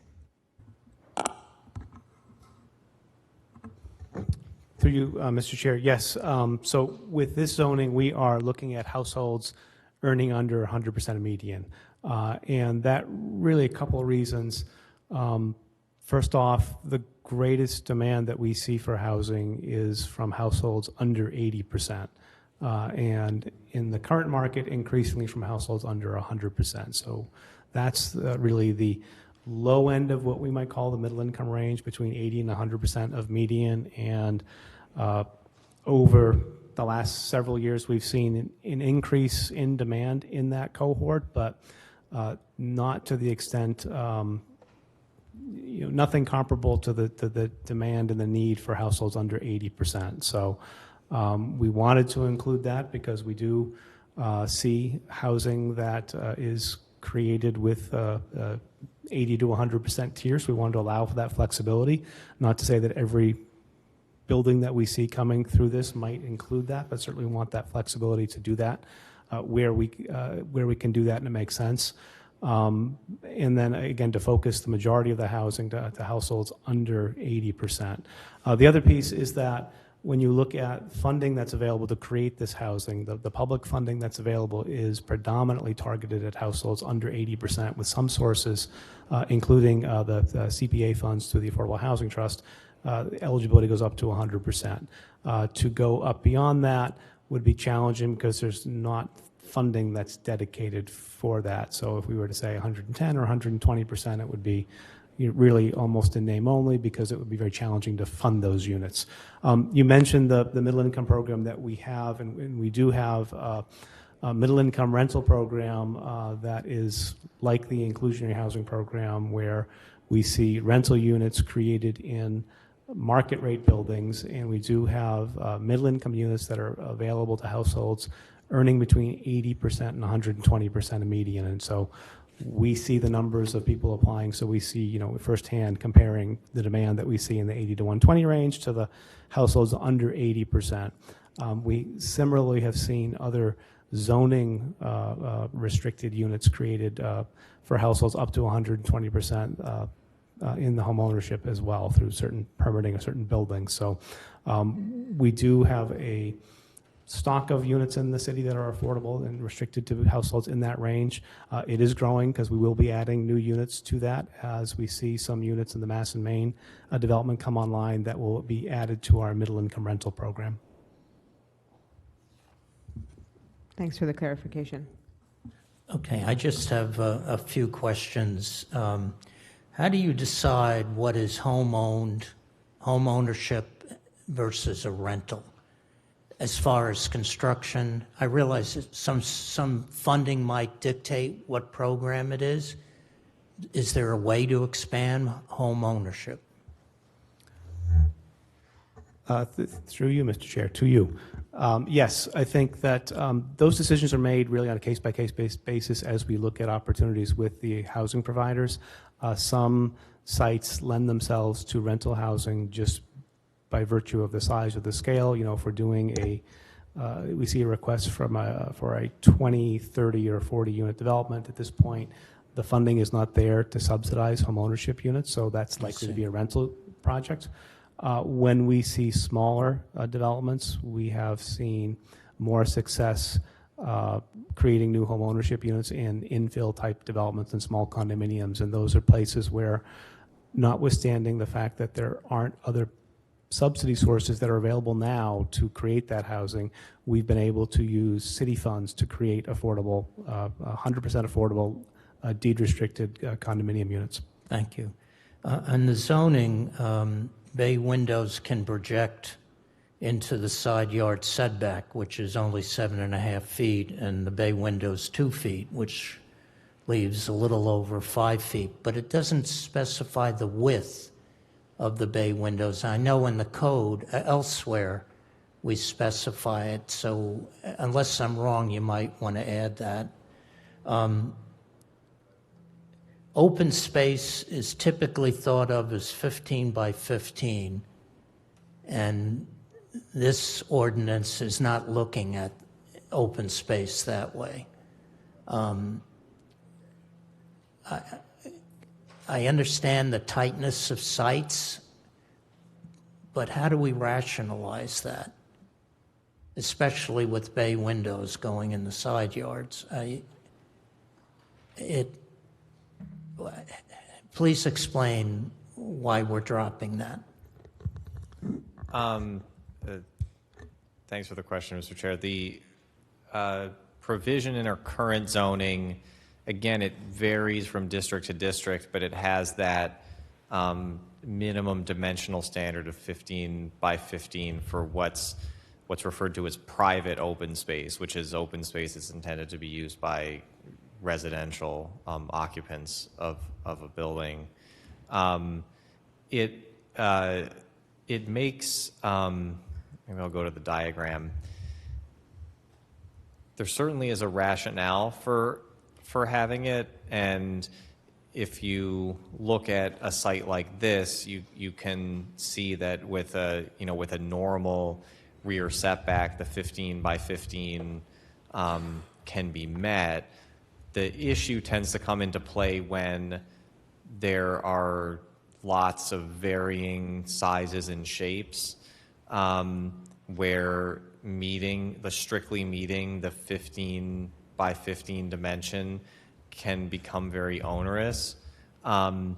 It's difficult to walk through how it plays out in every case, but our experience with that provision in the zoning is that it is one of the more common areas where developments can find themselves in a difficult spot in terms of having to conform to it and may have to seek relief.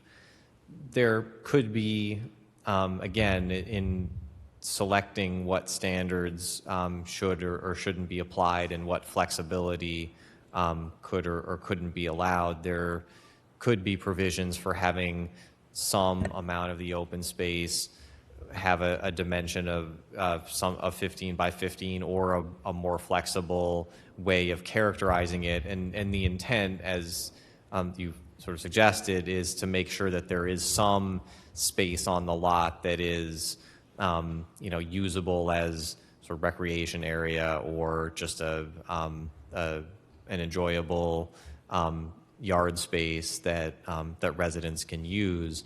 So we can certainly consider whether there are ways to include some similar provisions, but the exact provision that's in the current ordinance, especially where it requires all private open space to be a minimum of 15 by 15, can be pretty onerous.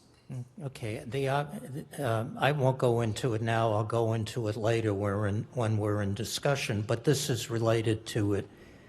If we're not going to have a yard space for 8 families, in that example up on the screen, bigger than 20 by 50, what communal spaces are there in the building? Which leads me to, why aren't we requesting porches, which is probably the greatest kind of communal space? I know it takes up space. I'm trying to humanize the buildings and create places where people can hang out. Most people, other than little kids, will not hang out in the back of a 4-story building. They won't. I mean, well, we won't go into that now. But so I would suggest there has to be, the bigger the building, the more there needs to be a communal space or a sense of community place. And that does not exist from what I understand. I'm not going to make a big thing about the 15% glass now. I will later in the meeting. That's ludicrous. Unless the affordable housing people tell me they do it all the time. I don't believe they do. But we can get to that later. And picking up on the last thing, picking up on what the Vice Mayor said about the 250 feet, housing usually comes in 60-foot pieces. 60 feet plus 60 feet in a 30-foot courtyard that's 40 feet deep is 150 feet. Now, you might not have it on Mass Avenue, but you certainly would have it on secondary streets. And in fact, if you look at what's been built, it's generally in that range. I don't think it's in the 250-foot range. I live in a neighborhood where there are a lot of apartment buildings, and I think they're all as I just described. Thank you. So we're going to move on to public comment. I realize we've been in this meeting almost 2 hours, and that's the signal that the meeting's over. No, I'm kidding. So we have about 50 people either signed up and a few have walked in, and they're not on this list. So I'm assuming either they're on a new list or they will ask to speak later on. I said at the beginning of the meeting, given the number of people, thank you, so it is about 50 total, we are going to limit talk to 2 minutes. Now, I suggest you say things like, I'm against this, I am for this, here's why, or here's what I want you to think about. And if somebody else has highlighted points, just say you agree with 1, 2, 3 points, because 2 minutes are going to go like that. And the only way to get through this, I tried it with the questions, as you can see, and I didn't always succeed on the council, is at 2 minutes, I will say, please conclude, come to your conclusion. And I don't mean a 3-sentence conclusion, because everybody else is waiting. And then we're going to have a 2-hour discussion after that, more than likely. And I know you want to hear that. So the first speaker is Elena Sokoloff-Kaufman, followed by, I believe it's either Bella or Becca Schofield. Welcome, Elena. That might not be on. Thank you. Is it on now? You're on. Take care. This statement is written on behalf of the Cambridge Nonprofit Coalition to express our support for the 100% affordable housing overlay. Our statement represents the voices of 32 nonprofit leaders serving Cambridge residents most deeply impacted by the affordable housing crisis. Although there are clear differences of opinion on this proposal, there are values we all share in Cambridge. We want to live in a community that takes care of its residents and that celebrates diversity in all its forms. We believe that diversity is a key driver for making Cambridge such a vibrant place to live and work. We love Cambridge deeply, or we wouldn't be fighting for its future. The current lack of available affordable housing options, however, is in sharp contrast with the values that we express. The Cambridge Community Needs Assessment, which was done in 2017, details some alarming statistics that are affirmed by several citizen surveys and assessments. Number one, in 2014, a market rate one-bedroom apartment was out of reach for over half of Cambridge households. This gap only widens for larger units. Number two, in 2013, the wait list for housing vouchers in public housing was over 9,000 households long, demand outstripping supply by roughly 300%. Three, furthermore, because income and housing affordability are closely linked and the median income by race is inequitable, access to housing is inequitable by race as well. CNC supports the 100% affordable housing overlay because it will add a tool to create additional units of affordable housing. At its core, we believe this is an issue of equity. If the Cambridge community is serious about maintaining our rich diversity, we must be willing to change our systems in ways that allow all residents access to safe, affordable, and appropriate housing. The opponents of this proposal may say that they believe in affordable housing, but not this proposal, and that the City of Cambridge and the Council should wait until another alternative is identified. We strongly disagree, as we know that waiting is a privilege that the clients our members work with simply do not have. We need to do something now to create more affordable units and use every tool at our disposal to do so. Thank you. Thank you. Very good timing. I'm sorry, Becca or Bella, I can't tell the, hi, Becca.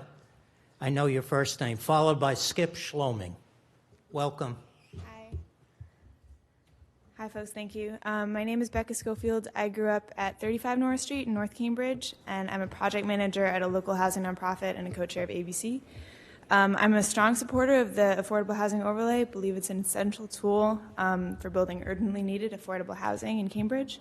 I just want to highlight that in order to effectively address our housing crisis to the extent possible in our current market, the overlay's provision allowing for slightly more density as of right is key to the success of this policy. I did submit written comments as well, so I don't want to take up too much time, but just a couple of notes. First, I just want to thank the city staff for all of their efforts to educate everyone, respond to questions with just really valuable FAQs, presentations. I think it's really important to get us all on the same page. There was a Affordable Housing Finance 101 with a recording available. I think that the open houses that are scheduled for the summer will be really useful, so I just hope that folks continue to take advantage of those opportunities to learn more. And, thanks for all your hard work and commitment to get us to this point. I just really think we need to take this policy and run with it, push it forward this summer and into the fall. Thank you. Thank you, Becca. Skip is next, followed by Suzanne Lier. Welcome.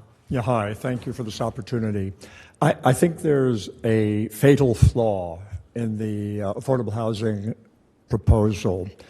And the fatal flaw is that we love the sound of affordable housing. Affordable is great, but the housing itself in this proposal is in no way affordable. It is an exorbitantly expensive product. According to the Cambridge City's Community Development Department and to the MIT professor that came recently to discuss affordable housing financing, a two-bedroom unit, just one unit, costs about $500,000 to acquire the land or the property and build it. And then in the end, what you've got for a two-bedroom apartment is a unit worth about $3,500 a month. So we need additional money. All this is tax money, by the way. This is all taxpayer funded in one way or another. We need to bring that $3,500 a month rent down to an affordable level to, say, between 60 or 80% of median income is about another $500,000 to keep that low rent funding in place for 30 years. That's just an arbitrary figure I picked. So we're talking about a $500,000 benefit for one unit, for one household, or maybe successful households, but the cost is the same.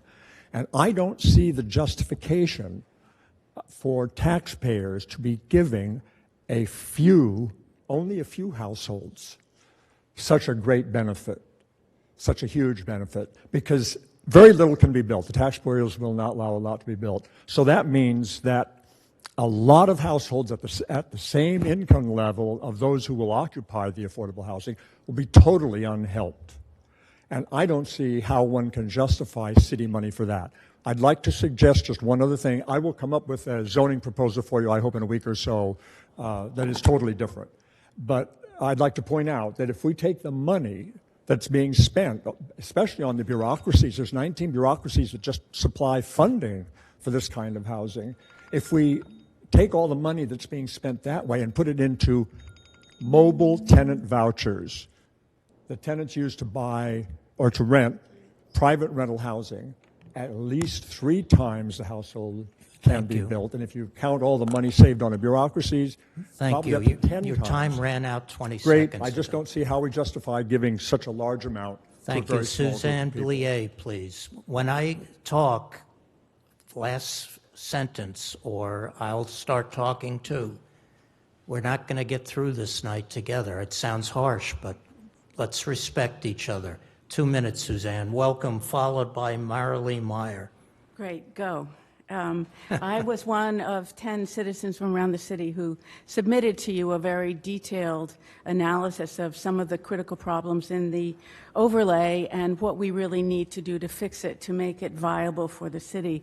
I want to begin by just citing the CDD website on design, which I think has a wonderful set of 3 guidelines, namely that context is critical, the history of place, character, set of uses, relations to abutters. Second is relationship between a project and the ground, thoroughfares, et cetera.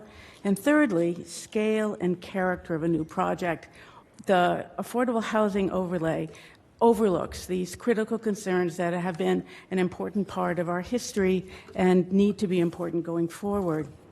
There are lots of data out there that we need to think about. Our group believes strongly in equity. We do not support the idea of putting economically segregated housing. This is a thing of the past. We strongly support a means to home ownership.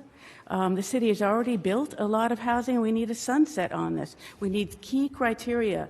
When did 1,000 units, or whatever one's going to say, when does that begin, and when does it end, and how do we define this? This is a radical zoning change. It's found nowhere else in the country.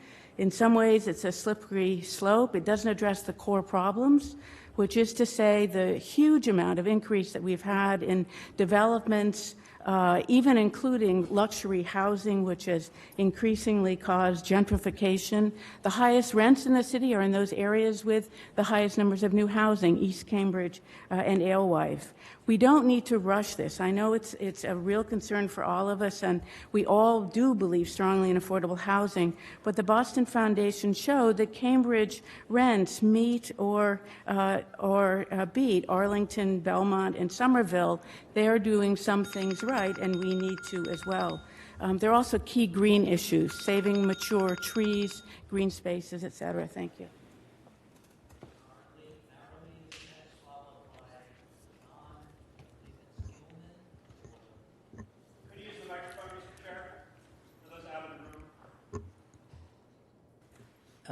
John Gilman, I believe, is the last. Oh, wow. It's good. Marilee, you're up. 2 minutes. Thank you. I'll try not to repeat what Suzanne said. While seeking housing solutions, we cannot ignore what makes Cambridge, including its architecture and social history.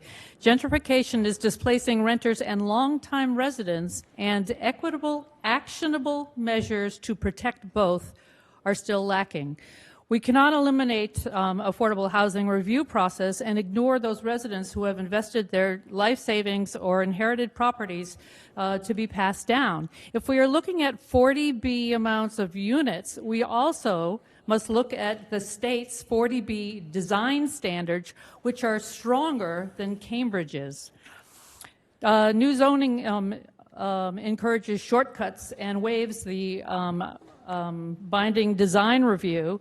Across the country, affordable housing is easily identified by shoddy materials and poor design. And developers who combine properties for those block-long projects should be required to present a contextual model. Form-based code doesn't relate to our non-conforming lots. It only deals with height, width, and depth, and it does not include the rigorous study of each neighborhood. Developers can disregard any suggestions made, and let's see, context is crucial. Even in the corridor, 6 stories or more are human scale. 7 stories may not be appropriate, and density in places should be limited in some cases to 3 times instead of 10 times the current zoning density. And incidentally, the blue or the purple zones on the maps that have been quoted is zoned for up to 350 feet. So think about that. And we do need a sunset provision. Thank you. Thank you. Mr. Gilmore, sorry I couldn't read your name. And after John, Carolyn Fuller is next. 20 to 30% of the tree canopy in Cambridge has been lost in the last 10 years. That is a severe environmental concern, and the AHO does nothing to ameliorate that, and in fact it aggravates it with the minimum setbacks that it has. We strongly recommend that the Council retain a neutral, outside experienced urban planner to identify and explain to the Council and public the impact of AHO on city goals of affordable housing on key other envisioned goals. For example, the AHO zoning draft does not set standards to protect and assure adequate green space. We also urge the Council to engage an outside experienced zoning lawyer to identify to the Council and the public, before the regulations change, the impact of major exceptions to the black letter zoning law that may be hidden by practice or otherwise in the draft of the AHO ordinance.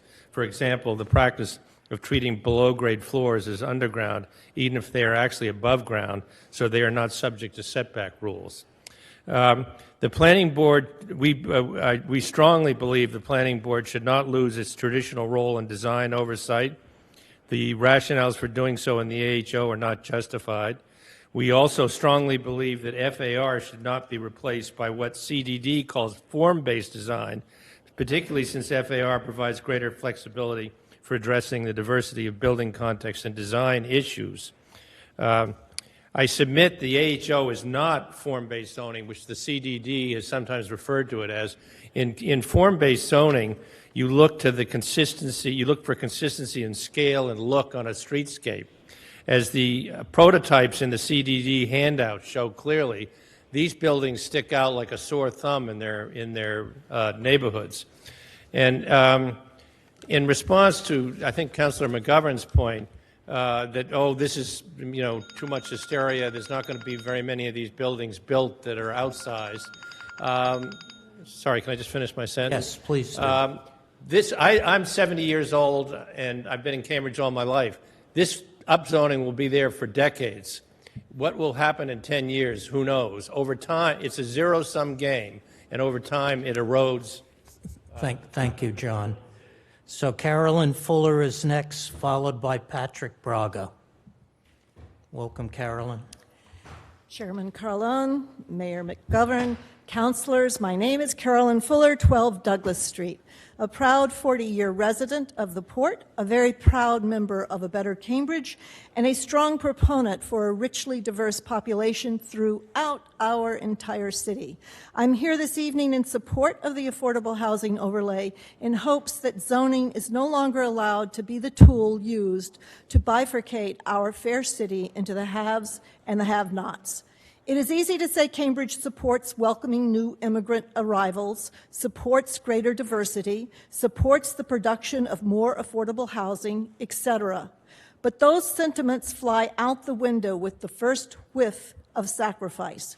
We all want to control what happens in our backyards, but the reality is that any one person's personal concerns often conflict with wider community goals.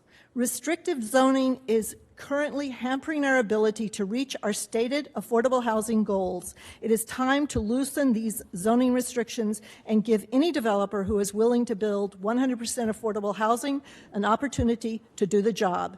You each say you support affordable housing. Please walk the talk and give this overlay plan a chance, a plan that has been carefully crafted to meet our community's stated goals.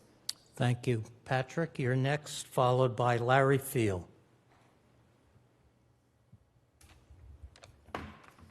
Welcome. Thank you.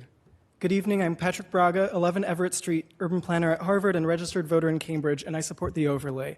At last week's planning board hearing, one speaker said, "We're mostly homeowners here, I'm sure." And sadly, he was right, even though the city budget says that only 33% of Canterburyans own their housing.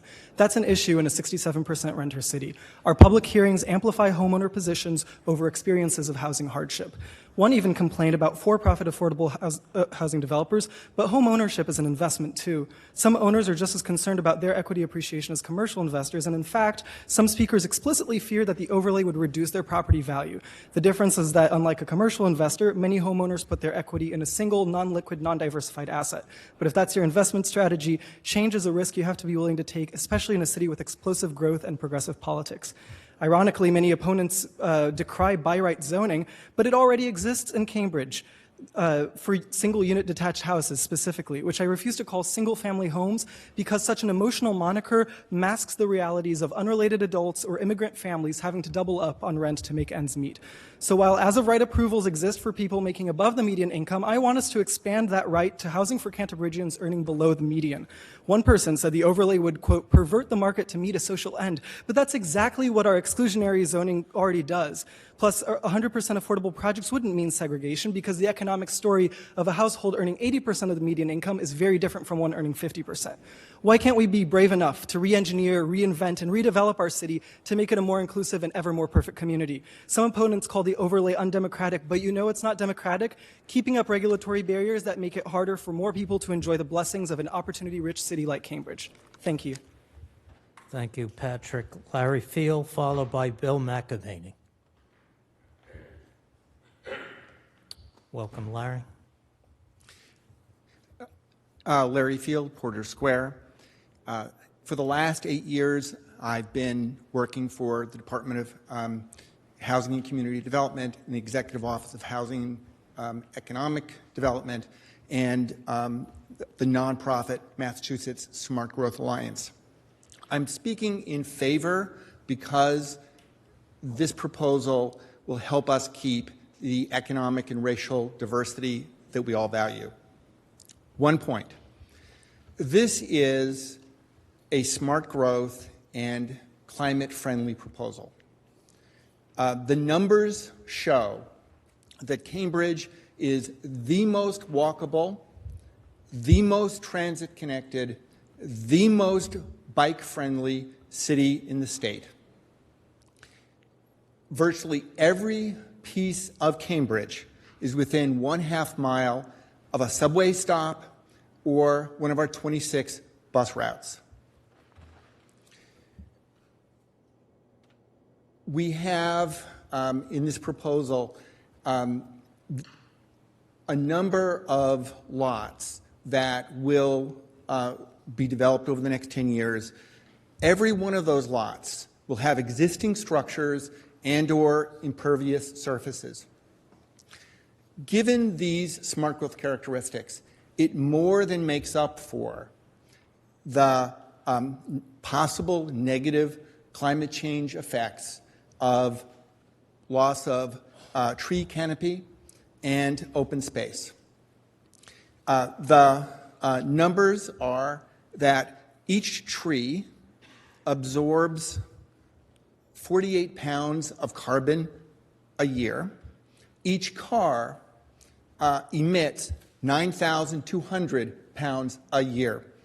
So every time we have a tenant who is walking or using public transit rather than driving, we will be doing more for the environment. Thank you.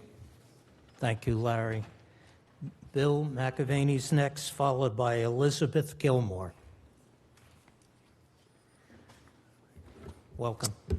My name's Bill McAvaney. I live at 12 Douglas Street in Central Square and have ever since I was 19, which is basically when I first got to choose where I live.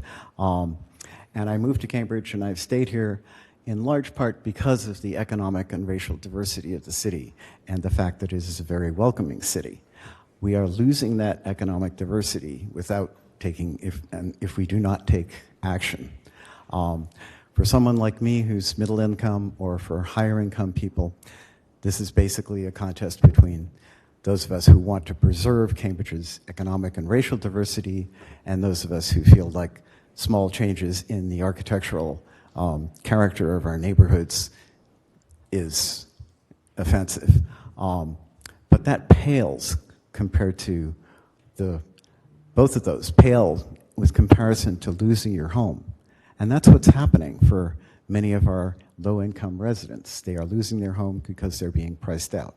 So I strongly encourage us to pass this proposal because it will allow a small amount more units of low-income housing to be built each year, and that in turn will hopefully manage to keep us at our current rate of low income and not have it continue to diminish. If you are objecting to a particular part of this proposal, I really hope that you will not make perfection the enemy of the good and pass this and then make changes in it afterwards as you see fit. But we are losing people every day. I mean, many of them are coming to your offices saying, what can you do for us? Because we are losing our Cambridge low-income residents. Thank you. Thank you. Elizabeth, followed by Charles Franklin. Welcome. Thank you. Honorable Cambridge City Council members and Cambridge City Manager, the longer we study it, the more puzzled I am, as to why the city is considering this deeply flawed proposal. Already we are one of the densest cities in the U.S. We have added almost 10,000 housing units in the last 10 years and millions of square feet of office space, and much more construction is already in the works. Consider the Alewife Fresh Pond area, which is near where we live, and that has changed beyond recognition in terms of being able to get around walking, biking, or driving. We've lost more than 20% of our tree canopy, a form of urban infrastructure that is very important for our health. A recent article in Fast Company outlines in detail the health benefits of treescape and the health hazards of lack of trees. We have added almost 1,000 affordable units in the last several years and already compare very favorably to our surrounding communities. This isn't to say that we shouldn't do more. Through existing programs and direct subsidies and through work with the universities and the businesses. Against this background, why go where no other city or town in America has gone with an ordinance that is likely to have ruinous consequences for the city in terms of the environment, traffic, and the degradation of the historical fabric of our city? And the only real beneficiaries, sadly, may be the developers. Our family lives on Reservoir Street in a house we were lucky enough to buy 40 years ago. It happens to have a deep lot, 18,000 square feet. Under the AHO, it could be bought, torn down, because like all of Reservoir Hill, it is not in a conservation district, and replaced with 20 to 25 apartments in a 4-story building. The 20 mature trees on the lot would be cut down and traffic would heavily increase on an already busy street now that we're on Waze because of traffic congestion. If you look at City Manager Di Pasquale's letter to the council, you will see another example that if the AHO had been passed, would be in effect now, and you can connect the dots. I urge you to think very carefully before adopting this plan. Thank you. Charles is next. Oh, yes, please leave your comments. I know you've emailed already. But if you have an email, excuse me, Charles, your timing hasn't started. If you haven't emailed us your comments, please leave copies. It makes us much more accurate in understanding your message. If you care about your message, please leave your comments. Charles, 2 minutes, followed by David Sullivan. Welcome. Good evening, Council. I have spoken many times and given many opinions on the overlay, so I will not be offering more tonight. Instead, I will be talking about something directly related, redlining. If you're not familiar, redlining was the practice of denying black and minority families the ability to own homes, either by denying traditional loans, government subsidies, or just straight up not selling. Not today, but I have heard others say that the overlay will help to correct for redlining and to undo that injustice. That is not true. And anybody who believes that needs to go read a history book and apologize to my grandparents who got redlined. No one would sell to them in the good part of town, and that was awful. So, good or bad, the effects of the overlay will not do anything for redlining. Thank you. Thank you, Charles. David Sullivan, followed by Adrian Musgrave.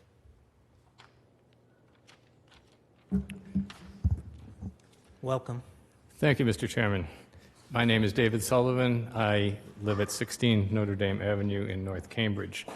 First, thank you to the members of the council and to the city staff for listening and for all the hard work that you've done on this. Following your advice, Mr. Chairman, I will not repeat all the things I could say. I want to associate myself with all of the previous supporters of the overlay, of which I am one. But I do want to make 2 quick points. First, it's important to keep the number of units here in perspective. I had the privilege of being a member of this honorable body a few years ago at a time when rent control was in force. And whatever you think about that policy, and I know that there are lots of controversies about it, it did keep about 14,000 rental units in this city affordable for the most part to lots of low and moderate income people. And if you add those 14,000 units to the units that are on the state's official registry of affordable units, you come pretty close to half of all the affordable units, of all the housing units in the city. Right now, we have about 15% of those units that are affordable, a dramatically lower number. This overlay isn't going to fix that. It's not going to come close to fixing it. As you've heard, at most it's going to produce 100 units a year. But we have to start somewhere. And that brings me to my second point, which is we've suddenly begun to hear lots of other ideas about how to improve affordable housing in our city. That's a great thing. But I agree with the previous speaker who said we can't wait. And it's also important to know that the City Council has very limited legal powers in this area. Zoning is one of them. It's a really robust power that the city has, and it needs to be used. And this is the best proposal that I've seen to use those powers for the benefit of a lot of low and moderate income people in the city. Thank you. Thank you. Adrian is next, followed by Tom Byrne. Welcome. I'm not that tall. Adrienne Musgrave, 48 Haskell Street. Like many understand, Cambridge is a city of opportunity. We have immense wealth and resources here. Therefore, we need to hold ourselves to a higher standard and a higher bar for how we create opportunity for everyone in the city. I think we can all agree on that. So what I want to talk about now is my personal impression, and I want to address the design guidelines for which there has been much discussion. I live in North Cambridge, and I love my neighborhood. And one of the reasons why I love the neighborhood is because it is incredibly diverse. We see people of all backgrounds walking through our neighborhood. But not only is it diverse with the community that lives there, the buildings that they live in are beautiful. I walk down Ringe Ave and I look at the new housing project that was redone, and I'm quite happy with what it looks like. I go down the other side of the street and I look at the other nonprofit projects that have been created, and they're gorgeous, and they create opportunity for many residents to live in this city, particularly children who have access to our amazing schools. And so I think that many of the concerns around the design guidelines are overblown. The developers who would create affordable housing want beautiful places for people to live, and they've created them. And so I support this overlay because I want to create more housing for more people, especially low-income families. We know that since 2011, we've lost 19% of the low-income units. This is a dire need, and Cambridge has the full set of resources to create opportunity for these families. Finally, I want to thank the city staff for the immense amount of work and outreach that they've done with the community to address a very complicated and complex issue. This is something that is seeking to solve kind of a technical problem that gets really in the weeds. And I think that folks have done at the city a really good job of trying to explain that. Thank you so much. Thank you. Tom Byrne, followed by Deborah Rue. Thank you very much for recognizing me, and thank you to the council.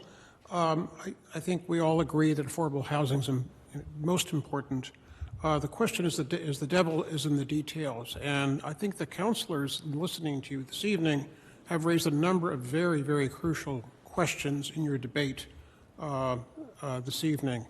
And what I would most importantly suggest is that whatever is decided upon, that it have a sunset clause.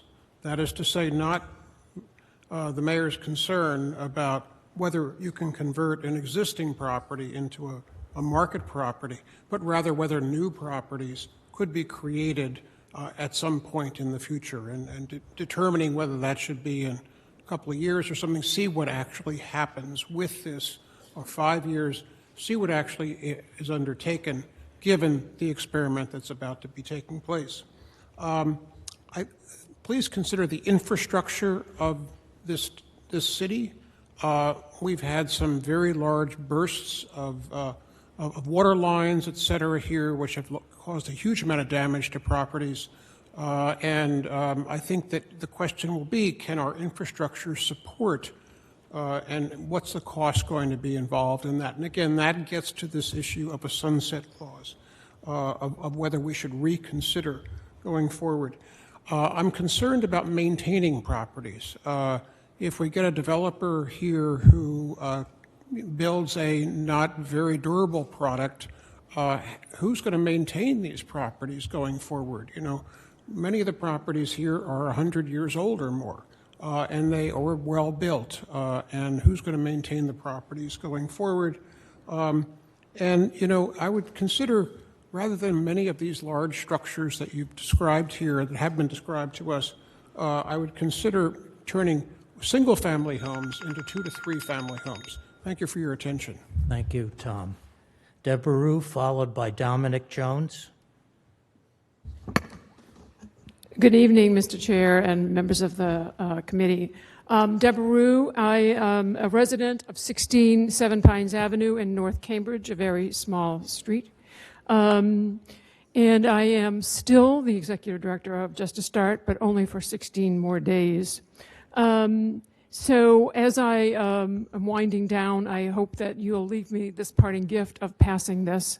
This is a much-needed tool. I am, as the executive director of Just to Start, we are a nonprofit developer. I find great offense at people talking about inferior design, and I invite anyone who thinks that affordable housing in Cambridge is inferior to come sign up with us, and we'll take you on a tour and show you what affordable housing looks like and should look like.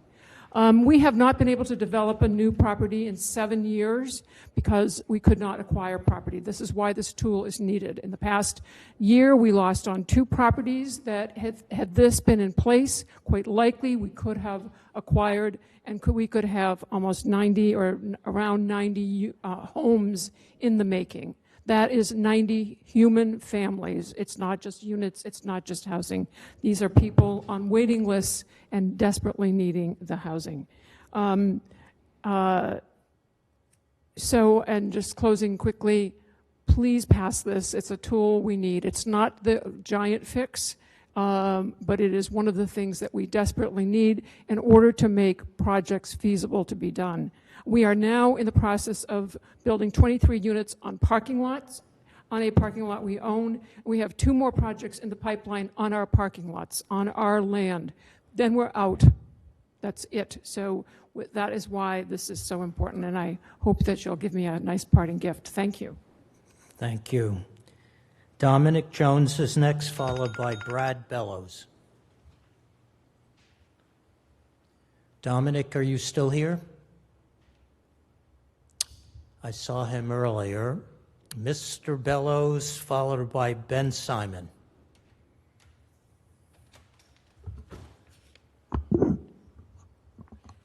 Thank you, councilors, for the close attention and incredible effort you've been devoting to this complex issue. I am a 40-year, my name is Brad Bellows. I live on Howard Street in Riverside, 43-year resident of Cambridge. Our neighborhood is actually quite dense and diverse, and that's one of the things we love about it. That said, I do have concerns about the overlay from several standpoints, which I want to encourage you to think about a couple of points as you consider this issue. And maybe before I read my prepared remarks, let me just say, from a social justice standpoint, it's a great amenity to have diversity in Cambridge. I want that. But in terms of what the impact is on people who are locked into ownership or renting where there's no equity potential, that's from a social justice standpoint, that's actually a negative. I think it's actually patronizing. We benefited, I want my kids to benefit from owning something where there's some upside potential. That's not going to happen in Cambridge at all. It's too late. But there are many other places in this region where that still can happen, but we have a broken transportation system, so you can't get there. In any case, as you consider the major changes to the zoning regs that have shaped growth in Cambridge for the past century, I encourage you to consider the following points. First, beware the unintended consequences of ostensibly virtuous acts. History is littered with well-meaning policies that only failed to accomplish their goals but made things worse. The housing crisis is fueled by regional policy failure, specifically the transportation issue that I mentioned. Even though Cambridge is one of the very few Commonwealth cities to actually meet our Chapter 40B obligations, we do need to continue and expand our efforts, but building income-segregated housing is no way to do this. All the research suggests that mixed-income housing provides far more benefit. I actually lived in a mixed-income unit in Boston before moving to Cambridge, and it was actually a beautiful thing. It seems very perverse that income segregation is the cornerstone of our effort to increase income diversity. I just don't understand why we're so fixated on producing 100% affordable housing and nothing short of that. Thank you. Thank you, Brad, for following the 2 minutes. Have you submitted your comments, Brad? Thank you. So Ben is up there. Esther Hainig is after Ben. Welcome, Ben. Hi, yeah, I'm a low-income renter on the private market here, and none of the so-called affordable housing this overlay would incentivize would be accessible to me. Whether this overlay passes or not, renters on the private market in my income bracket lose and will continue to be displaced.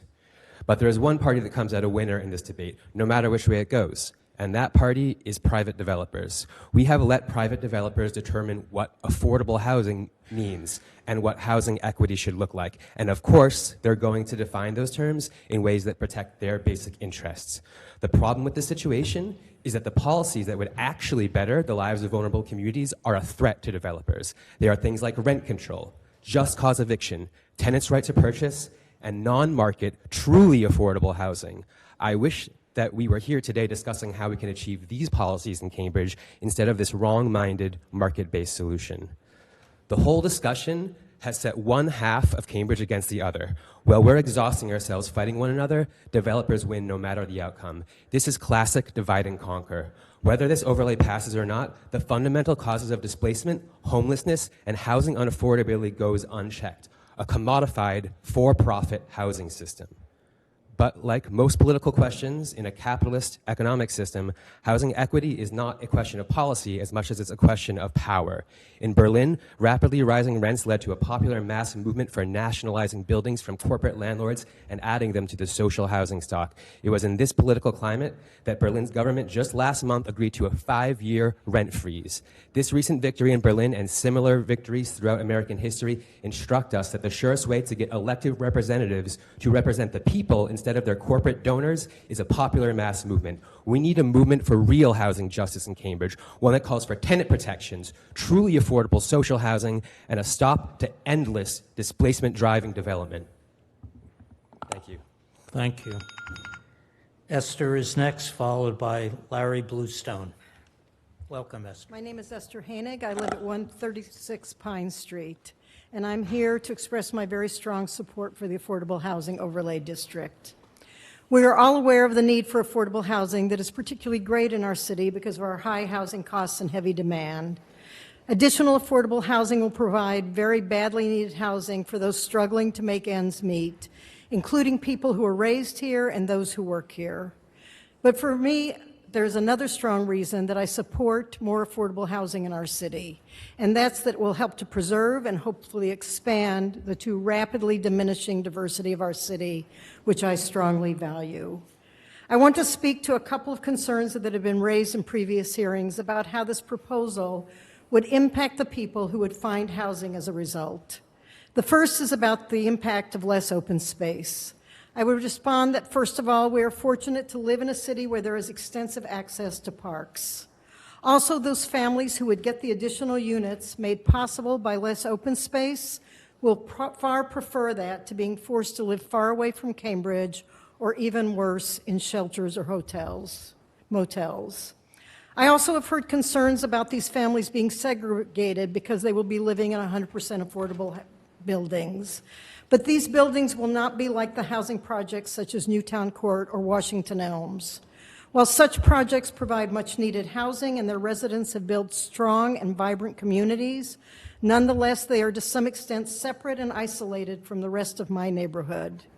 This initiative would produce buildings like the two on my street, whose tenants have become a welcome part of our neighborhood and have made my street the rich and diverse community that I so love and value. I urge you to pass the Affordable Housing Overlay proposal so that we can create more diverse and rich streets and neighborhoods like the one that I live in throughout all of Cambridge. Thank you, Esther. Larry Bluestone is next, and the name after that has a very beautiful handwriting that I can't read. It's either Susan or Ginger. Oh my goodness. Larry, your time starts now. I didn't start earlier. Thank you, Mr. Chair. My name is Larry Bluestone. I live at 18 Center Street in Mid-Cambridge. I'd like tonight to express my strongest support for the Affordable Housing Overlay and urge that the Ordinance Committee maintain the overlay's three key principles as currently drafted. One, that the overlay is applicable throughout the entire city for purposes of equity. Two, that the dimensional bonuses are maintained as necessary incentives to make affordable housing financially viable. And three, that the by right approval process be maintained to avoid unnecessary community challenges and long delays, which can be used effectively to kill affordable housing developments. One of the chief barriers to providing affordable housing is the unpredictable and cumbersome review process now required. This long process, subject to many outside challenges, introduces lethal uncertainty for affordable housing financing. Market rate developers can financially endure this process. Affordable housing developers most often cannot. So, a more streamlined review process is clearly required. The answer proposed in the overlay is the use of the by right process. However, within this by right process, the planning board and neighbors all have a reasonable expectation to see what may result from any given project proposal during the advisory review. That expectation has been superbly answered in this AHO by providing upfront explicit and detailed design guidelines, 3D illustrations, and dimensional controls directly into the ordinance even before the review process begins. When I reviewed the 3D illustrations recently prepared to accompany the ordinance, what struck me most was how similar the projected physical outcomes were to what we already physically have existing throughout our Cambridge neighborhoods, a variable mix of housing types and different heights and scales. Thank you. Thank you, Larry. Mystery woman, please come forward.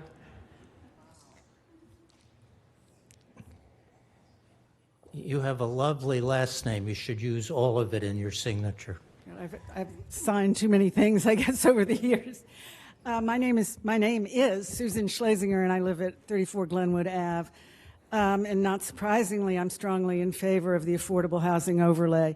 And I want to make a suggestion as we go through the process of looking at more specific design guidelines and one I feel is critical, which is that the key goal as we look at design guidelines should be they do not impact the feasibility of creating 40 units of additional affordable housing in the city, or whatever that unit count may be.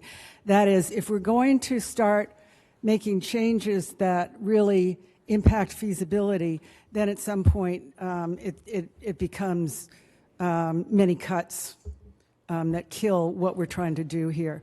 So I just urge us all as we go through this to really keep in mind what we're trying to do here, which is create more affordable housing, because it's the biggest crisis in the city, because it's named by you all and by the public as the biggest issue facing us. And so I think we need to go forward. I certainly think there will be changes to the petition. I actually agree with Councilor Devereaux and some of her comments, particularly having to do with ground floor retail and trying to look at that, given the fact that there's so much vacancy and we have no source to pay for that except for affordable housing money. I want to respond as a member of the trust to some of the questions that Councilor Mallon raised about criteria for looking at teams of developers. The trust acts primarily really as a loan committee or as a lender, and we have a number of criteria that clearly aren't spelled out as specifically as they might be, but one of the key ones is to look at a development team. And I've been on the trust or around the trust for most of its creation, and I can tell you that one of the key criteria is that we do not fund development teams and developers who have not created affordable housing as the type that they are proposing in the history of me being on the trust. Thank you. The next person is Teresa Cardozo, followed by Chris Schmidt. Welcome. Hi, my name is Teresa Cardosi, and I live at 7 Woodrow Wilson Court, and I'm asking you to support the 100% affordable housing overlay because it's the only way that the nonprofits can compete with the profit-building developers. And we can't wait because the property will all be bought out soon, so we won't be able to do anything. And I want to mention that just as homeowners want to establish roots, renters do too. And I know that this affordable housing zoning law, it brings fear to a lot of people because they don't know really what's going to happen. But I want people to think of the fear of a renter that's losing their home, and they have to uproot their kids from school. They have to lose their support systems. So that's the 100% affordable housing overlay would create permanently deed-restricted units. So that means generations of families would have stable housing for the future. And people sometimes say it's not a social issue, it's just rules, written down, but finances do have social impact, and zoning is more than a set of rules. It's an equalizer for fairness. The value of a city is not its property. The value of a city is its community. So the value of a community is its ability to unite, and we unite by discussing and tolerating opposite viewpoints and finding common ground, which leads to solutions. To do that, all income levels and cultures must be at the table. The affordable housing overlay is a good solution. It's a way to ensure an equal, diversified community for now and for the future. So I'm asking you to please support the affordable housing overlay. And I just want to make a few comments of people that already spoke. Somebody talked about taxpayers paying for like 1 or 2 people instead of everybody. We're all taxpayers too, the renters, and I think you have to start somewhere. Thank you. Chris Schmidt, followed by Annette Lamont. Please, again, put your comments into the basket. It's important. Chris, your time begins now. Welcome. I'm Chris Schmidt of 17 Laurel Street. I'm in support of the Affordable Housing Overlay, and I trust the Ordinance Committee to balance the needs of other amendments to the petition with the things that I believe Larry Bluestone called out. But I want to tell you more why this matters so much to me. When I moved to Cambridge, I was a single income earner in a family of 4. In order to afford to live in Cambridge, we needed to invite friends to live with us to mitigate the cost of the apartment we were in. In the end, we were 4 adults and 2 children living in a 4-bedroom house doing our best to make it work. One of our friends used this opportunity where she was living to us to get a job as a vet assistant here at a vet facility in Cambridge. Due to sharing housing with us, we were able to help support her as she went through a local vet school to obtain her vet tech degree. Sadly, shortly after she finished her degree, our landlord passed away and our home was sold, and we had to find new housing.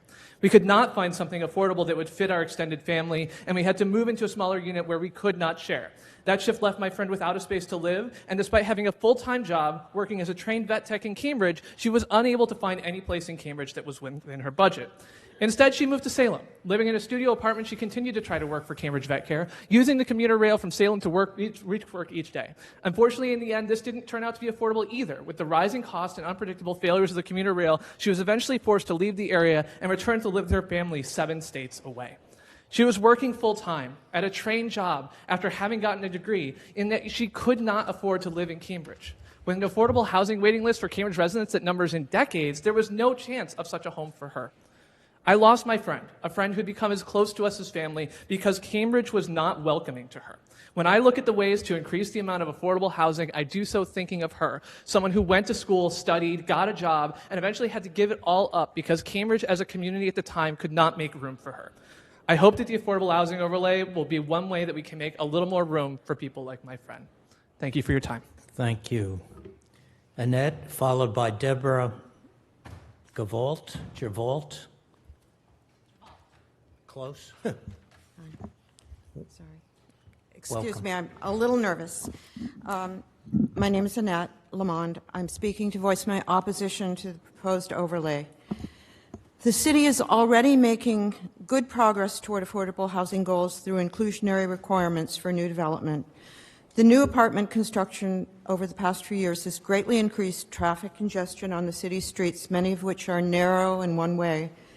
The environmental costs of further increases in congestion, if the overlay is adopted, should not be overlooked.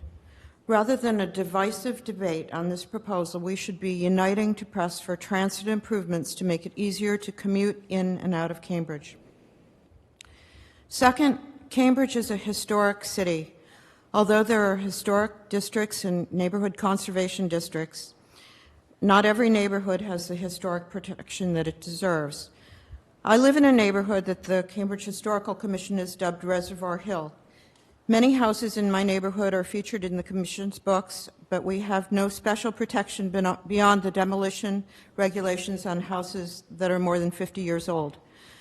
Recently, a well-traveled visitor who had never been to Cambridge before, told me that she thought my neighborhood was one of the most beautiful she'd ever seen. But if the proposed overlay is adopted, it will have no protection. Finally, I want to say that although I am fortunate to live in a beautiful neighborhood, my mother was an immigrant who came to this country as a little girl just before the Depression. Her family was very, very poor, and the housing insecurity that she experienced in her childhood, her stories, I hold them in my heart. I want to see the city as a model of good housing, but we need a master plan looking at housing solutions across the board, not a zoning change that's not been tested anywhere else, one that promises to do more harm than good. Thank you. Deborah is next, followed by Louise Elving. Good evening. My name is Deborah Gervault. I live at 55 Reservoir Street near its intersection with Huron Avenue. My house is the only 2-family residence in a row of condominiums, which were originally 2 families. I've lived in my house for more than 40 years and have rented the ground floor unit to a variety of tenants at very affordable rents.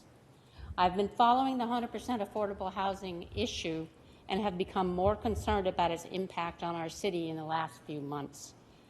Craig Kelly's thoughtful piece, including calculations on his 5,000 square foot lot, got my attention. 10 or 12 units on a lot which now has a house of 1,700 square feet in size. My lot is only slightly smaller at 4,200, so 8 to 10 units would be about right. I can't imagine it. I can sum up my major concerns about the affordable housing overlay in 3 phrases: loss of tree canopy, abandonment of FAR in favor of form-based zoning, affordable housing construction resulting in density which will overwhelm existing residential structures and neighborhoods. I hope the city will consider suspending action on this plan and put this issue to a vote by the citizens of Cambridge in the form of a binding referendum. Thank you. Thank you. Louise is next, followed by Bill Boehm.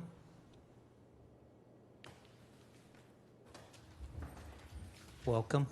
Good evening. Like other speakers, I'd like to thank both the councilors and the city staff for their time and attention and care to a very detailed proposal here. And I would like to speak out in favor of the city council passing it as soon as is reasonable, so with your questions reasonably answered and moving forward. And the reason I ask you to move forward quickly is there is, as others have said, great urgency in the need for affordable housing in Cambridge. The numbers are there.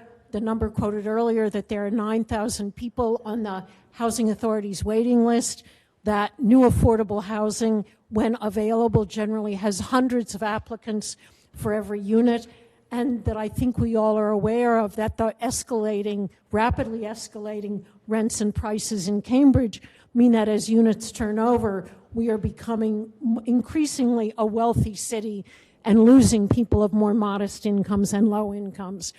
And with that, I would just like to raise one more point. One of the oppositions to this, or points of contention, is people are saying, well, this will create income segregated housing. But the numbers say that that is not really what will happen, that people may qualify for this housing who earn up to $90,000 or $100,000 a year. And people may also qualify, if resources are there, whose incomes are more $30,000 or $40,000 or $50,000 a year, who are working in low wage or minimum wage jobs. So this housing will not all be for people of the lowest of low income. It will serve people in a range of incomes, and in a range of incomes that are what we used to find in much of Cambridge. And let me just add, because I didn't identify myself, I'm Louise Elving. I live in Cambridgeport at 36 Cottage Street. I've lived in Cambridgeport and on Cottage Street for 48 years, and I hope to continue to do that. And I hope you will move this forward, because I think it is in the best interests of all the citizens of Cambridge. Thank you very much. Thank you. Bill is next, followed by Bob Camacho. Welcome. Thank you. I'm Bill Beam, 18 Laurel Street. I'm also an architect working with nonprofits in Boston and Lawrence on 100% affordable housing projects. I'm going to be refreshingly brief. I'm going to mostly refer to one of the very first speakers who is representing nonprofits in Cambridge, that we all listen to the voices of people who are not here, who are needing this housing.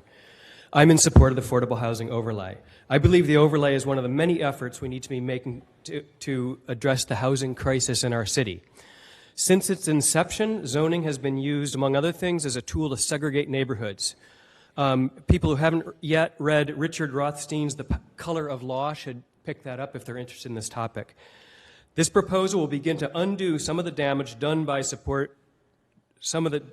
done in zoning by supporting affordable housing in all neighborhoods.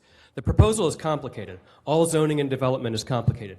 But the Community Development Department is doing a great job of explaining it, listening it, and responding to citizens' concerns.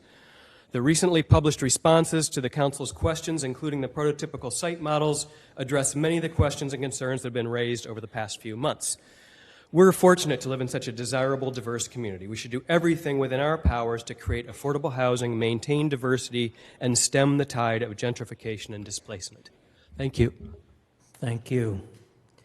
Bob is next, followed by Tina Alou.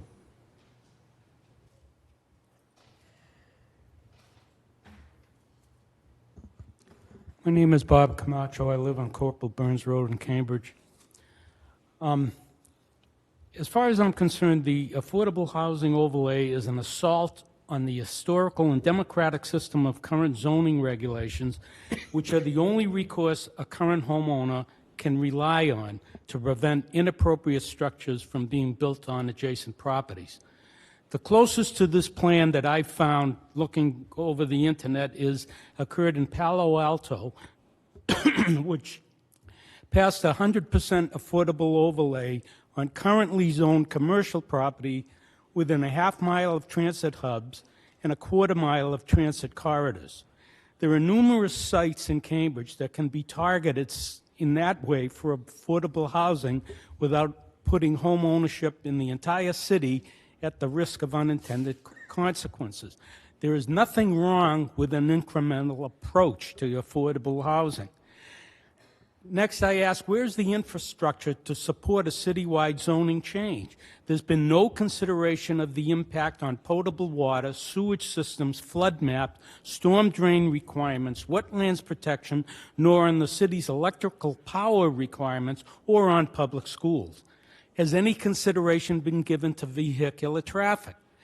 AHO developments should not be exempted from the tree protection ordinance, and AHO will adversely impact climate resilience by removing tree canopy, open and permeable space from the city for decades.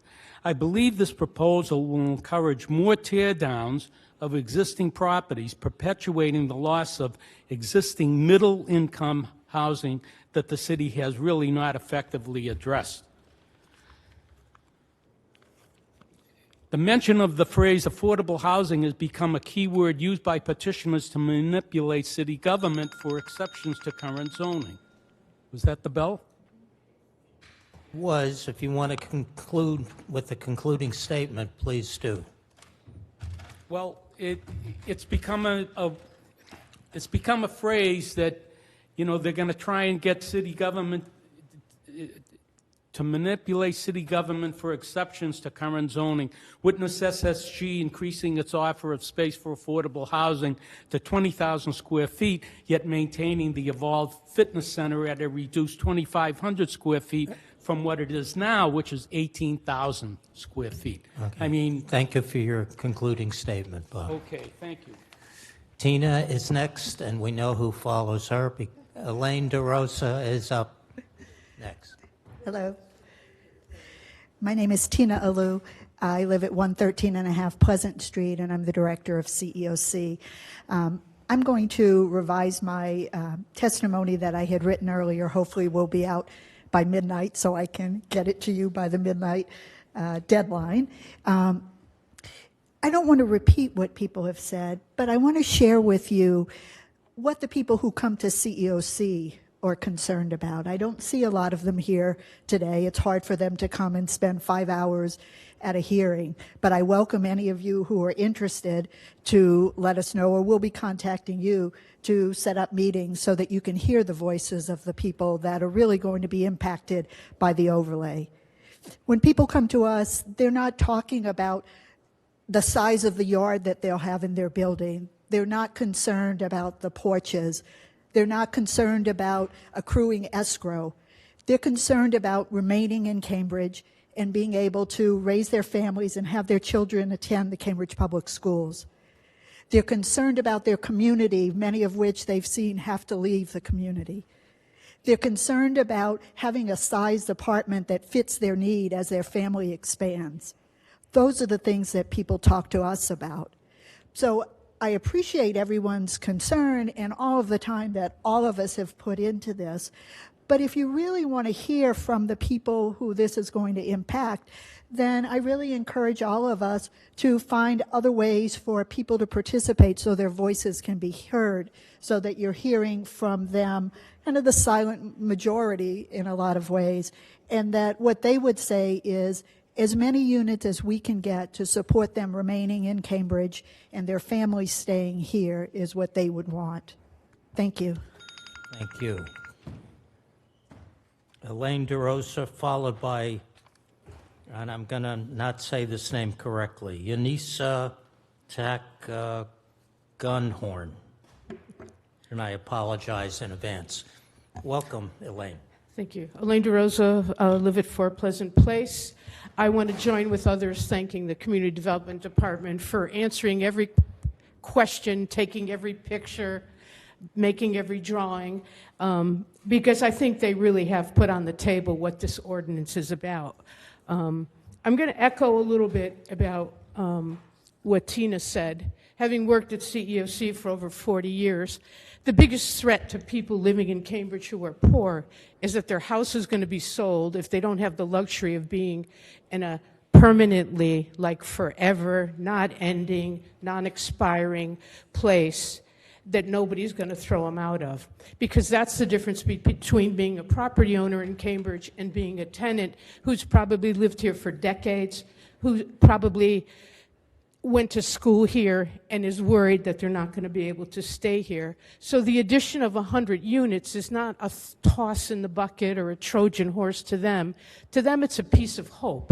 It's a piece of hope that when their name comes up to get out, which you all get those calls, buildings turn over, 6-family houses of single mothers with children in the Cambridge public schools who feel gifted and lucky to live in Cambridge because of the opportunity that we offer everybody, that we should be proud of. Not that we've done enough, but we never do enough. That's what matters. So as we go forward in this conversation, the other thing I just wanted to acknowledge, I've been here forever. I don't think I've ever been in so many hours of meetings and documents generated. So I appreciate that people are really taking their time on this. But the clock is ticking. You know what the price of land is. You hear the developers talking. People are dying to stay here, and we got to move on this because every day is another day lost. Thank you. Thank you. Yanisa?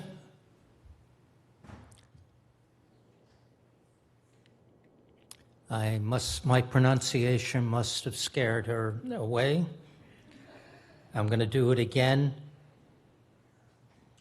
Yenny Kibrit? Yenny, please correct me. It's Yemi Kibret. Yeah, you said it right. Thank you. Thank you. Please, Yeah. 2 minutes followed by Sanjoy Mahatran. Thank you. Good evening. I'm here tonight with, supporting the affordable housing zoning overlay. My name is Yemi. I live at 4 Putnam Garden, and I also work at CEOC. I'm a community advocate. I'm here tonight with the 40-something petition from Cambridge residents. I'm going to read the petition. Because of Cambridge affordable housing crisis, we Cambridge residents urge the City Council to approve an affordable housing zoning overlay for Cambridge to promote the development of more affordable housing. Thank you. I live in public housing. I lived at Freshbone for 9 years. I'm lucky enough to move to Putnam Garden in 3-bedroom apartment with my 3 children. Human being, the first thing they need is housing, and that housing have to be affordable. I'm here to support the overlay and affordable housing tonight. Thank you. Thank you. Sanjoy, welcome, followed by Suzanne Shaw. Welcome. Thank you. My name is Sanjoy Mahajan. I live at 950 Massachusetts Avenue in mid-Cambridge. I wanted to take up one point, which is a big part of the proposal, the as-of-right zoning exception or change to the zoning, which applies across the entire city of Cambridge, the entire overlay district. In the frequently asked questions, question 3B, it says the reason for that is that currently projects are subject to appeals that can add significant costs, take years to resolve, and tie up resources. You can make that argument about many democratic processes. Having giving defendants the right to lawyers, Miranda warnings, public courtroom trials is more expensive and creates more delays than just locking people up. But that's part of democracy. Giving blanket variances across the entire city, which is effectively what this does, avoiding the entire variance process and zoning board of appeal is not democratic. The public before would have some rights, currently has some rights. They're not extensive, but they do have rights through the Zoning Board of Appeal. Perhaps you could make an analogy to teenagers. They have some rights, not a huge amount, but the current proposal would actually reduce the public to the status of toddlers, which, you know, if anyone has had toddlers, do you want the Green Sox or do you want the Red Sox? Those are the choices. There's not much actually space for public input anymore. It's all just consultation and voluntary on the part of the city and the developers. So for those reasons, I oppose the proposal, and I urge the city, and please find a different way to make affordable housing. Thank you. Thank you. Suzanne Shaw, followed by Lee Farris. Hi, my name is Suzanne Shaw. I live at 46 Clarendon Ave in North Cambridge. I support the affordable housing overlay, and here's why. I live in a neighborhood of mostly single and multifamily homes, about 3 stories. I live directly across the street from the Burns apartment, 196 units of affordable housing. They're 4 to 6 stories. They do not harm our neighborhood. This density is a great thing for our neighborhood. That is not segregated housing. Those folks are part of our community. In the 20-plus years that I've lived at my house, we had Churchill Court built at the end of our street, which is 12 units of affordable rental housing. We had the Gatehouse condos built behind us. That's 14 more units of owner-occupied housing. And then Trolley Square, just down the street, 32 units of both rental and owned units. And these developments have reinvigorated the aging demographic of our neighborhood. It's brought kids into our parks. It's brought vibrancy to our community. And it's bolstered the racial and income diversity, all the things that make Cambridge a special place to live and what drew me to this city. It also helped a number of Cambridge natives stay living in the city, people who would otherwise be displaced from the home that they really love. In all cases, the nonprofit developers enhanced the landscaping, adding trees, and creating private and public green space. I can't say the same for the private developers in our neck of the woods in North Cambridge. Some of the people who've spoken out before in opposition have mentioned that Cambridge alone can't solve the affordable housing crisis. And while that's true, that's not the point here. If a wealthy and forward-thinking community like Cambridge, one that's committed to both sustainability and equity, can't do its part to create greater equity in the housing across this city, what hope do we have for Greater Boston or Massachusetts or for this country? Thank you. Thank you.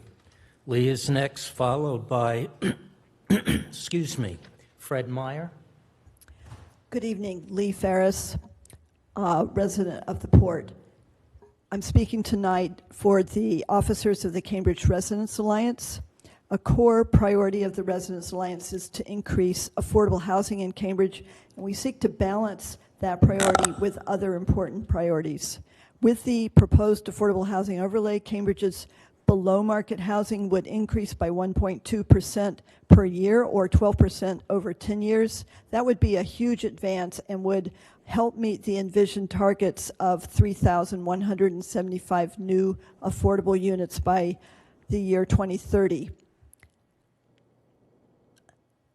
However, I want to note that the Planning Board had many concerns at its meeting last week about the affordable housing overlay, and they plan to suggest fixes on July 9th. They are keeping it in committee, and therefore I encourage the Ordinance Committee to do so as well. Some of the fixes or changes that we suggest are, we are concerned about open space. We feel like people in larger buildings need a gathering space outdoors, and we think that there should be that 15 by 15 open space that has been removed, although it could, I think, also usefully be on a roof deck. We think that the 30% open space should be required, not reduced to 15% open space for parking. We would like 0 of the larger trees to be removed to construct new buildings or renovate the old ones. regarding the density and FAR, a lot of the concern that's been expressed tonight, I think, could be accommodated by limiting the FAR to a number such as 3.0 in the residential areas. That is still way bigger than the 2.0 that the envisioned study said was necessary. Thank you. Thank you. Thank you, Lee. Fred Meyer, followed by George Metzger. We're about 3/4 through. I think this is probably the most interesting meeting I've seen, and I've been coming to them for 50 or so years. Very civil, and I commend everybody. As I've listened tonight, some things have struck me. Jeff Roberts, for whom I have enormous regard, showed excellent pictures, but his pictures were of existing buildings built under existing zoning. How do those pictures build a case for changing the zoning? The one in my neighborhood was built by a profit-making developer, and he went through exhaustive review by our city's wonderful zoning board filled with volunteers and got unanimous approval to build 40 units of affordable housing with only 3 handicap parking spaces. That leads me to question, why are we removing binding review when it works so well? I've been a real estate broker here for 55 years. I've dealt with a lot of developers on behalf of my Agassiz neighborhood. There hasn't been one developer who hasn't complained to me at the start about the long process. But I want to tell you, there hasn't been one who hasn't said to me, you know, I hate to say it, but I got a much better building as a result of this neighborhood input. Why are we leaving out neighborhood input? Ms. Musgrave's comments about the wealth of this city, she's right on. Why is this wealthy city not building itself 100 units a year? We have the lowest tax rate around. It's half of Watertown's, much less than Brookline's. We could raise it and build good buildings under existing zoning. Let's do it. Thank you, Fred. George Metzger, followed by Dan Eisner. Welcome, George. Good evening. I'm George Metzger. I live at 90 Antrim Street. The affordable housing overlay proposal, as we see, has generated a lot of angst among our community. Some people have conjured up images of dense high-rises, and suddenly here we are pitting sensible tree preservation and climate change mitigation against a modest proposal to increase affordable housing, as though we can't do both. Several years ago, the city declared a housing crisis. 2 years ago, Envision Cambridge identified the need for considerably more housing. As a city, we agree on the importance of affordable housing, you heard it tonight, and the need to maintain our diverse community and locally owned stores as well. The district proposal is one tool we could use to accomplish some of these goals, but we're talking about less than 100 units per year. Today we see housing development everywhere, and large developments are adding affordable housing under our inclusionary zoning. But small private developers are filling our backyards and side yards in our neighborhoods without adding a single unit of affordable housing. One friend has been very vocal about the fact that affordable housing should not get a pass from regulatory review that private developers must cope with. This is a particularly specious argument, since the playing field for affordable housing is nowhere near level with market rate development. We wring our hands about the housing crisis, but we never fail to ask, how much affordable housing do we need? We lament that our children cannot afford to live in Cambridge, and then we worry about neighborhood stability. The development boom is changing our city and our neighborhoods before our very eyes. Do we really think that a small number of homes for people who might teach our children, care for our parents, clean our schools, sell us goods in locally owned shops will destroy our neighborhoods? I don't think so. And do we really think that highly paid young people coming to work at Novartis and displacing families in what were affordable apartments on streets like mine are not already changing our precious neighborhoods? Last week, I asked the Planning Board to endorse this modest proposal in principle and use its wisdom to improve it. Tonight, I ask the Ordinance Committee to do the same thing. Thank you. Dan is next, followed by Alan Sadin, or Sadan. Welcome. Over the past several months, as I've learned more and more about how the affordable housing overlay would work in practice, it's confirmed what the experts have told me. This is an entirely reasonable and sensible measure to expand the supply of affordable housing in our city. This zoning change would effectively legalize the types of buildings we already see throughout much of Cambridge. Would they be a little taller and bulkier than the buildings around them? Sure, but that's okay. This wouldn't be a deviation from the norm. Take a walk down Linnaean Street one day. You'll find a 37-foot tall 10-unit apartment building next to a 55-foot tall 48-unit building, and that's next to a 30-foot tall single-family house. A little farther down the street is Elizabeth Warren's home, a 41-foot tall single-family house. Across the street is a 55-foot tall 23-unit building, and behind her is a 57-foot tall 48-unit building. If Elizabeth Warren can enjoy living in a neighborhood with a diversity of housing, I think the rest of us can too. I could rattle off dozens and dozens of similar examples. It's so commonplace that we don't even notice them. And I'm confident that in the future, Cantabrigians will look at housing built under the overlay and be perplexed that people were concerned it would destroy the character of their neighborhood.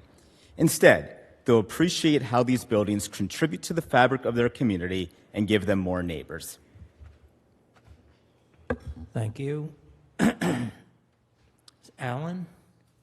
Welcome, Alan, followed by James Zach. Hi, everybody. My name is Alan Sadoon. I live at 17 Pleasant Place. I support the affordable housing overlay.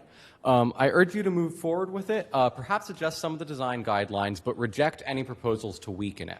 I want to speak specifically about the concept of as of right. The other day, I was at a street fair. I was telling people about the overlay, and I was saying, it'll make it easier to build affordable housing. Well, how is it going to do that, someone asked. I told her, well, right now the city is zoned to make most feasible projects illegal, but in order to get the money to build affordable housing, a nonprofit has to first have the permission to build it. So the nonprofits have to ask for an exception from the city, but because that permit is discretionary, the neighbors can sue if they don't like the idea just to get in the way.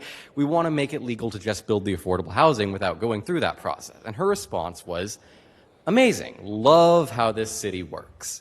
Anyone who is not familiar with our zoning code would imagine that as of right is how it's supposed to work. Developments that we want to see should be legal, and developments that we don't want to see should be illegal. If we don't have a rules-based system, we have a system that invites corruption. This is what we have. We have a ridiculous status quo set up in a billion ways to privilege the voices and the needs of whiners and complainers over the people who need this housing. To anyone who's not mired in all of this, it is an absurd system. The overlay is a tiny tweak to our zoning code, which will apply to a tiny number of housing projects, and if we're lucky, it'll raise the amount of affordable housing in our city from 15% to 16%. Mike Connolly supports it, the nonprofits support it, the Economic Opportunity Committee supports it, almost everyone on the street supports it. That we're stuck in such a heated argument about it is a testament to the undemocratic, unrepresentative nature of our city's politics. Don't weaken it. Feel free to nitpick it, but at the end of the day, please pass this overlay. The people of Cambridge are depending on you. Thank you. Thank you. James is next, followed by Mike Johnston.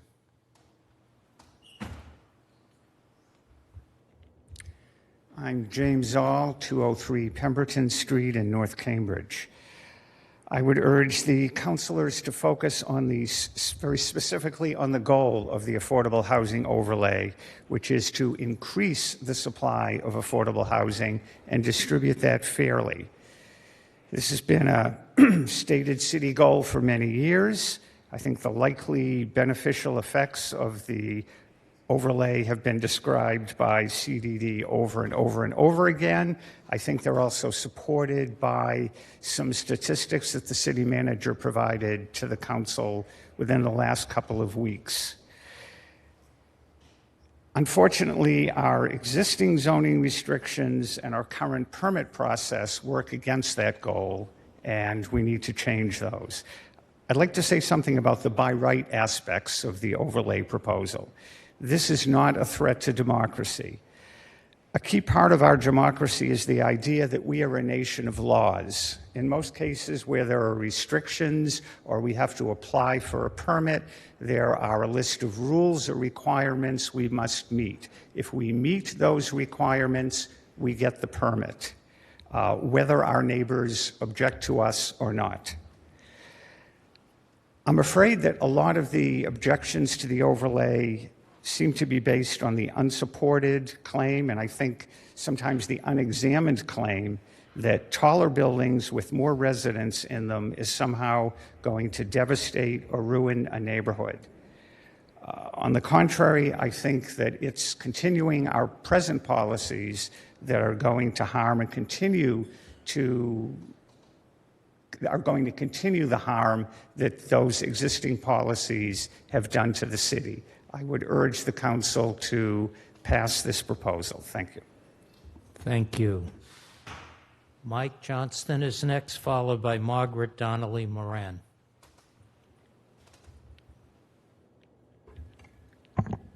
Good evening. Mike Johnston, Executive Director of the Cambridge Housing Authority. Cambridge Housing Authority strongly supports an affordable housing overlay. The Housing Authority serves almost 8,000 households through housing that we own in the city of Cambridge, that we own and manage in the city of Cambridge, but also through our voucher program, both in Cambridge and also within the 495 belt. For the record, because I heard earlier tonight mobile vouchers are the way to go, about 50% of our mobile vouchers are outside of Cambridge. Why? Pretty much not because people want to move outside of Cambridge. They can't find anything in Cambridge. They cannot find affordable housing in Cambridge. In total, the Cambridge Housing Authority serves about 14,000 residents, and that's about 12% of the city's population. According to the Department of Housing and Urban Development, the 2019 Boston area median income for a family of four is about $113,000 a year. Almost 70% of the people that we serve earn less than 30% of the median income. For a family of four, that's $35,000 a year.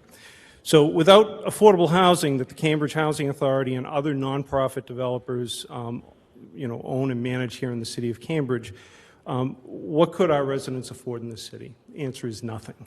According to Trulia, as of tonight, the median income for a three-bedroom apartment in Cambridge is pegged at $3,950. Others have pegged it at about $2,800. If you use the $2,800 number, a household would have to earn $112,000 in order to afford to rent that apartment and pay 30% of their income to rent. We have nobody on our waiting list. We have nobody in our housing that earns $112,000 a year.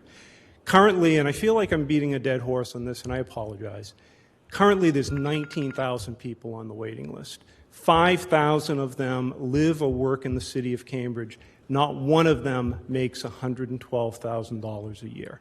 I would urge the council and the committee to move forward with the overlay. Thank you. Thank you, Mike. Margaret Donnelly Moran, followed by Sheila Moore. Followed by Maura Pensack. Welcome.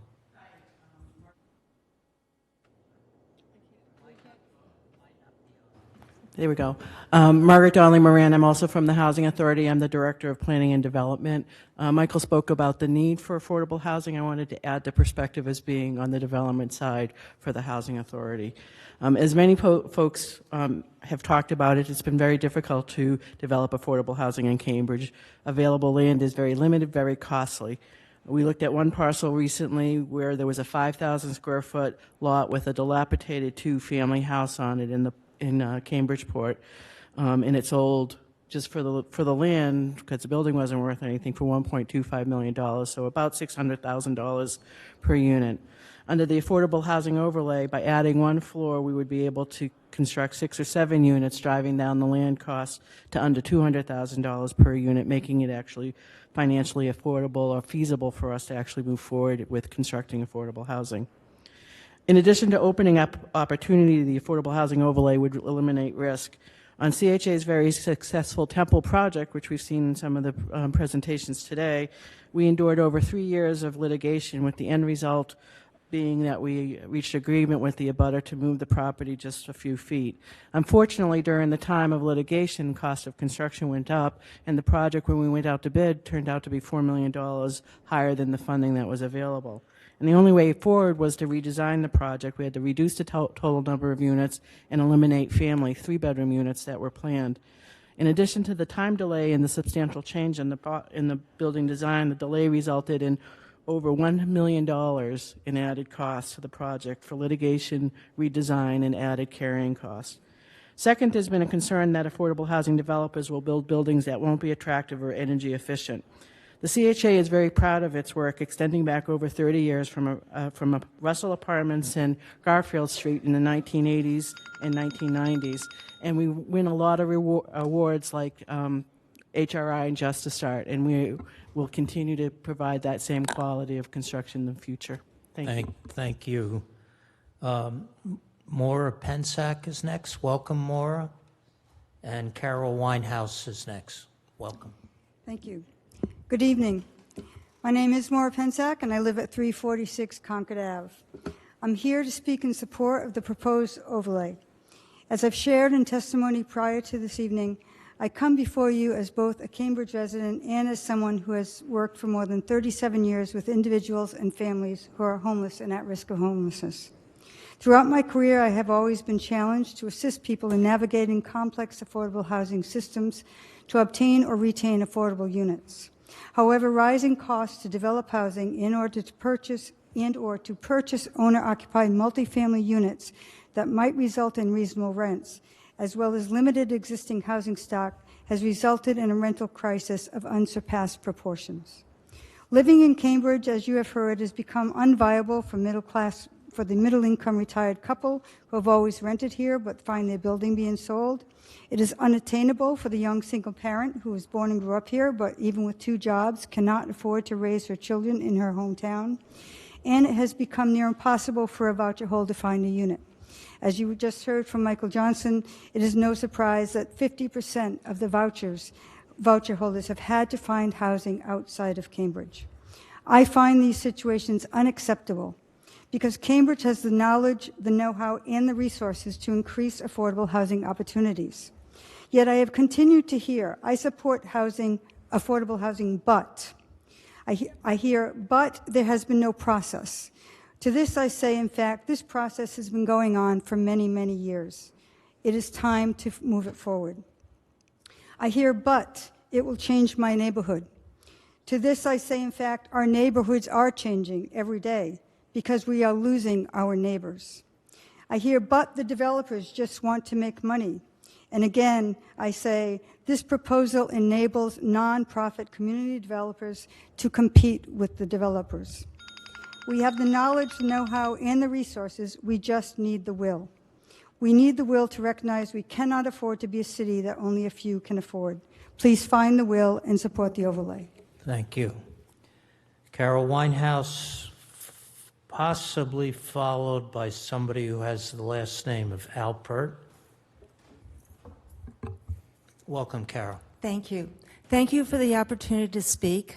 I am against the affordable housing overlay for a number of reasons. First, the zoning legally cannot exclude for-profit developers from using the same rules. These rules include increased height limits, lack of studies on utilities infrastructure costs, traffic and parking, lack of significant green space, and other criteria. Second, there are so many exceptions in the proposed zoning that the end result is unclear. Saying what you expect is not the same as what the zoning says legally. Third, and most importantly, the zoning removes any legal say by citizens, neighborhoods, and property owners. Fourth, it opens the entire city to massive new developments way beyond what the current zoning permits. There's documents from the Harvard Square Neighborhood Association and other neighborhoods citywide that spell out the problems with the proposed upzoning in detail. The city is holding this critical meeting on July 2nd during the 4th of July week when many citizens are out of town. The city has many tools other than the zoning to address the housing issues, please start again with accurate studies and real community input. Thank you. Thank you.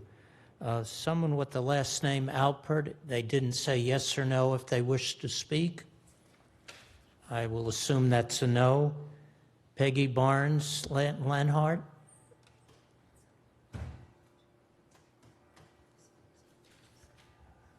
Followed by Nancy Alley. Welcome, Peggy. Hi. I live at 115 Fairweather Street. You asked for some simple statements from the public. A lot has been said before me that has been well articulated. In general, am I for this overlay? I would say the goals of the overlay, as I understand them, to increase affordable housing opportunities with stability for the residents of them, as well as diversity of opportunity throughout the city to live. I am for that. I would encourage you, though, the way it is written, to have a continuance, as did the planning board, to next week. I'm very curious to know what their specific questions will be in their deliberation. In particular, I'm very concerned about a holistic way of looking at this increasing of density in some places. In terms of open space in particular, that there be green infrastructure, and that open space has been described as recreational, enjoyable. I would say it's crucial. We have a climate crisis, and that it's very important to put a holistic take on it in terms of the projections for heat and for flooding. Some of the ideas that were stated before me, how to look at our problem around housing outside of a market-driven approach, I found very intriguing. How we might use our money in a way that could increase what's happening. In terms of looking at design, I think the design guidelines would be very important, particularly if we're trying to eliminate some of the overview of a planning board. And one of the things that the CDD mentioned was the increase in windows, in terms of that providing a more transparent experience to those outside the building.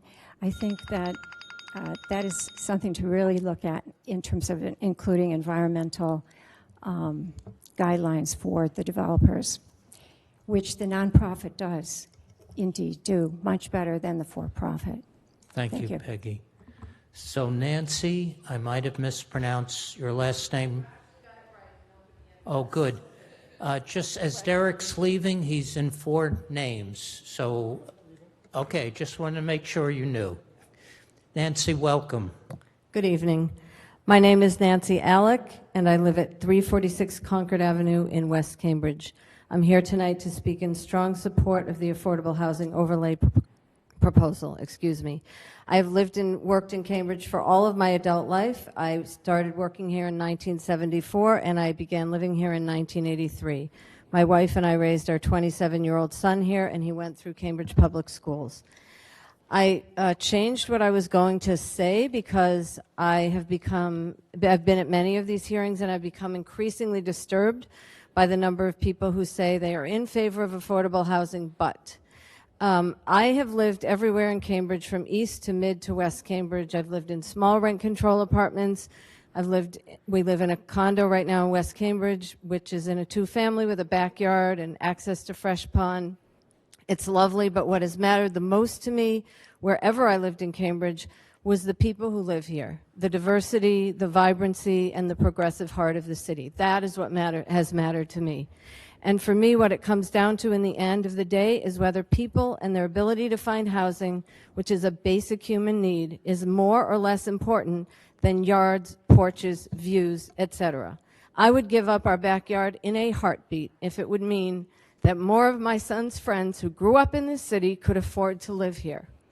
I urge you to search your souls and open your hearts and ears to hear the voices of those Cantabrigians who are finding it harder and harder to stay in the city they love and where many have lived for generations, rather than the voices of those Canterbridgians, many of whom are my neighbors in West Cambridge, who are opposed to the overlay, and most of whom could afford to choose to live where they would like to live. This is ultimately a question of privilege, access, and opportunity, and of who the Ordinance Committee and the City Council choose to prioritize when it comes to housing in our city. Thank you. Perfectly 2 minutes. Powell, Week? No? Okay. Lauren Curry, followed by Derek Copon. We're getting near the end of the list. There's only 53 more names. No, there's only a few more. Welcome, Lauren. Thank you. Good evening, Mr. Mayor, members of the council, and members of the Community Development Department who have done so much to bring this to us. I want to speak strongly in favor of the affordable housing overlay. I think it's essential that we be able to provide housing to the many people unable to afford it or access it in Cambridge right now, and that this is one small step in that direction. I think it has been well thought out, and that many efforts have gone into making it as precise as possible. But I think sometimes what people are asking for in more precision or for it to be more locked down is a reflection of people's inability to face change or uncomfortableness with change. We can't right now be writing zoning for the past 50 years. We need to be thinking about the next few years. And opening up more neighborhoods to multifamily housing, particularly affordable housing, is a very realistic way of dealing with the current circumstances. We can't eliminate change. There already is change with many more people in this city, in this area, all of them needing a place to live, and particularly people with less wealth or no wealth at all, as different income inequalities grow and as real incomes have gone nowhere while housing prices have gone higher and higher. So we can't, while there's a good sound to preservation, it can't lock us into the past. There are certain important aspects of our communities worth looking at and preserving, but not every house can be preserved at the level that it was, the density it was at the Civil War or the First World War, which is where some are. Please be open to change, newness of thought, and a real recognition of the needs of our neighbors. Thank you. Thank you, Lauren. Derek is next, and the last name on the list is James Williamson. Thank you. Derek Copon, 8 Wright Street. So, when this proposal was voted out of the Housing Committee, the vote was 4-1. And as far as I can tell, looking through campaign finance disclosures, which are confusing, it looks like 3 of the 4 councilors that voted in favor of the overlay take a lot of money from the for-profit developers who are going to make a killing on this proposal. Okay, Derek, we have to focus on the petition. I understand your message, but in all fairness, you're saying there's an influence, but I'm we saying try not to. I'm saying there's a conflict of interest, so I'll move on from that. But what's disturbing to me as I listen to this debate is that it continues to be represented by councilors and city officials that we're funding limited, and it's only going to be 100 units a year. The reality is that this proposal changes the economics of development. So you don't need money from the Affordable Housing Trust to build affordable housing units. So if you don't put a cap on this, you're opening the floodgates. And if a developer comes into my neighborhood and wants to cut down all the trees and bulldoze all the green space and make a lot of money doing it, it bothers me that they are trying to use the profits they're going to make to influence the political discussion. So that's something that needs to be talked about that's not being talked about. Thank you. Thank you. James Williamson? Thank you. James Williamson, 1000 Jackson Place, Jefferson Park, which is a Cambridge Housing Authority property. Lived there for over a decade. First of all, some of you will remember the other day when there was a cannabis hearing in this room. Place was packed to the gills. There were lots of people of color from Cambridge at that hearing. And one of the issues that was raised was a local preference. Social equity and economic opportunity and a local preference. I think we need to go deeper in talking about a local preference for affordable housing, and I think we're skirting that issue. Concord Highlands is, I don't believe, going to have a local preference. The local preferences such as they exist are sort of watered down for different providers. I think we should go deeper in the local preference back to were you born and grew up in Cambridge? Did you go to the high school? Not just did you live here last year. That may be heretical to some people. The people who are talking about alternatives, David Sullivan, who I like a lot, talked about sudden ideas. It's not sudden. People tried to get MIT to do something about housing. 4 of their 5 new buildings are commercial buildings for an academic institution. The one is going to have a net increase of just 240 units for graduate students. MIT have been allowed to get away with murder, if you will. Takeda, Millennium, that was residential. That was zoned residential. It got rezoned to accommodate what turned out to be the biggest drug company in Japan. In Porter Square, we have 3 hotels all owned by the same investors, 2 of which are in Cambridge. One was going to be on the White Hand Pantry site, which was originally conceived as residential. Perfect location for affordable housing, but nothing was done. So I just want to put some of this in some kind of perspective. At Jefferson Park, there have been dozens of youth jumping on the tow trucks that come to tow away the cars. So let's not have a fantasy that people don't want parking. Why 7 stories? And to close, I think there has to be a really careful examination of what have been and what have not been the successes and failures of the use of the comprehensive permit process. Many of these units were, and I think some of them turned out to be quite successful. Thank you. Thank you. So it's our policy at the end of the list to ask if there are additional people. I dread this point. Yes, I know. So we're going to ask you to come first. We'll have Ms. Williams come first and then followed by a gentleman. Thank you, Councilor Carlo. Nicola Williams, 8 Brewer Street. Good evening, everyone, Mayor, all councilors. I support the goals of the overlay, and I am for housing that's affordable for all Cambridge residents.